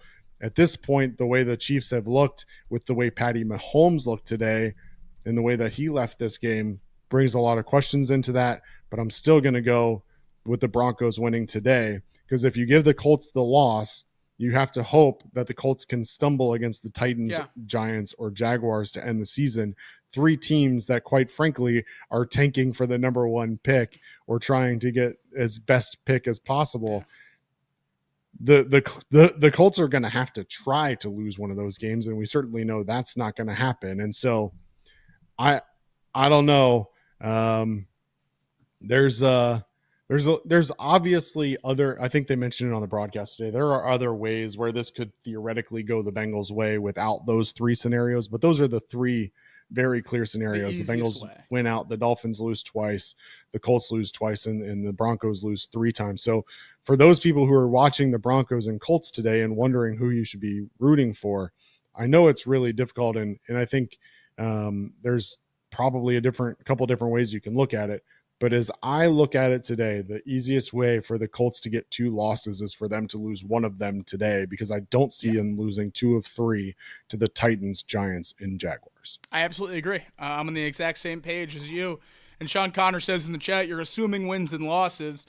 Just cut the games up this week and get closer to the wild card. And I agree with him, because we've already seen a lot of upsets this year. Unless you have a 5% chance to make the playoffs. If your chance is this low, you got to look ahead. You got to see what else you need. We need so many things to happen for the Bengals to sneak in. You got to start looking a little bit bigger picture than just what helps us at the end of the day today. Because obviously if the Broncos win, the Bengals would fall further away from the playoffs today. But in the big picture, I think it gives them an overall better chance. And when you look at the future schedules, it's going to be a struggle for the Colts to lose 2 games, even if they do lose today. So I think you're fighting a real uphill fight if the Broncos can't get business done today. Obviously, there are other paths, but it certainly gets a little bit sticky as you move forward. But Bengals have to just keep taking care of business so we can keep having these conversations. It's a lot of fun to try to find a path, and hopefully we're doing that for a few more weeks. Next week, the Bengals are back on the road or headed home. Bengals are headed home to play the Browns. Originally, the Thursday Night Football game, that's right. It was originally Stripe the Jungle. That's why I was forgetting. And now we're striping the jungle at 1 p.m. on a Sunday. Woohoo! That's going to look great. But look, we deserve it. And if Bengals fans think that this season's just a big old prank on them, you're right. Because if you're watching us, we really appreciate it. But that means you're missing the Cardinals game. And Jonah Williams scored a touchdown. So the overall prank on Cincinnati Bengals fans keeps going this year as Jonah Williams scores a touchdown for the Arizona Cardinals. Bengals did get a win today, so we get the final laugh, 37-27, Bengals over the Titans in Nashville. A really sloppy win, but when you only have 5 of them, it's hard not to celebrate. And the Bengals pick it up an inch closer to maybe the playoff picture. That's going to do it for today's postgame show. Craig? Real quick, Jacob. Yeah. I think we skipped over the most important piece of the Bengals playoff picture, and that's them winning out. Oh, right. And I've moved that to the side because we know that has to happen. Which we know has to happen, but let's not forget about the fact that they're playing the Browns, who always play them difficult. Then they get the Broncos, who we just talked about need to lose their last 3 games or 3 of their last 4. And then you get the Steelers, who already beat the Bengals once. Yeah. I know we're spending a lot of time focusing on other teams and talking about scenarios that have to happen on other teams, but we just as hard need to root for the Bengals to win out because Absolutely. I think their path to winning out is actually more difficult than any of the other 3 scenarios happening that have to happen. If you were to tell me that the Broncos had to lose 3, the Colts had to lose 2, the Dolphins had to lose 2, and the Bengals had to win 4, the least likely of that scenario is the Bengals winning 4. You're right. Now they get the win today, but realistically, we still have 3 more weeks of wins that the Bengals have to pick up. But it can be done. And the best part about the Bengals winning 4 in a row is it would actually be 5 in 18. Yeah, no, having the Steelers lock up the division and rest starters is definitely the Bengals' best chance in Week 18. But I keep hearing people say that, oh, we beat the Titans. We just got to rip off 4 in a row. We're in the playoffs. This is a 6-8 team. We're asking them to win 5 games in a row. I mean, that's something. But if anyone's going to believe, you guys know I'm going to believe. And I'm inching. Oh, man, I'm inching back in there. I was literally ask you at the beginning of this game if you were going to allow this 6 turnover performance from this defense to make you believe that we're a good defense again, like you did after the Giants game. I don't know. If you're not a good defense, but you get 6 turnovers a game, maybe you'll outscore a lot of teams. Maybe that's the recipe for success. It would be really hard to lose a game with 6 turnovers. I'll give you that. That's right. This Bengals team would be playoff bound if we played Will Levis every week, but alas, we do not. Next week, we play a guy who's probably going to be in the Christmas spirit as well, handing out some presents to the defense. At least he normally does. Jameis Winston and the Browns come to town, so maybe the defense can keep the hot hand rolling. You did say that this 3-game stretch was going to be the point where they got me to buy back in and then rip my heart out against Bo Nix. So it's setting up pretty well for you with a big turnover game today. We'll be, I don't want to say less pessimistic on Tuesday because we'll have the film and I imagine that would get worse, but you know me and my film. Yeah, we'll be clear minds and more succinct talking points for sure. That's how that always works. So for today's post-game show, that's going to do it for Craig and I. Thank you to everyone who spent your Sunday with us. We really appreciate it. We'll see you guys Tuesday.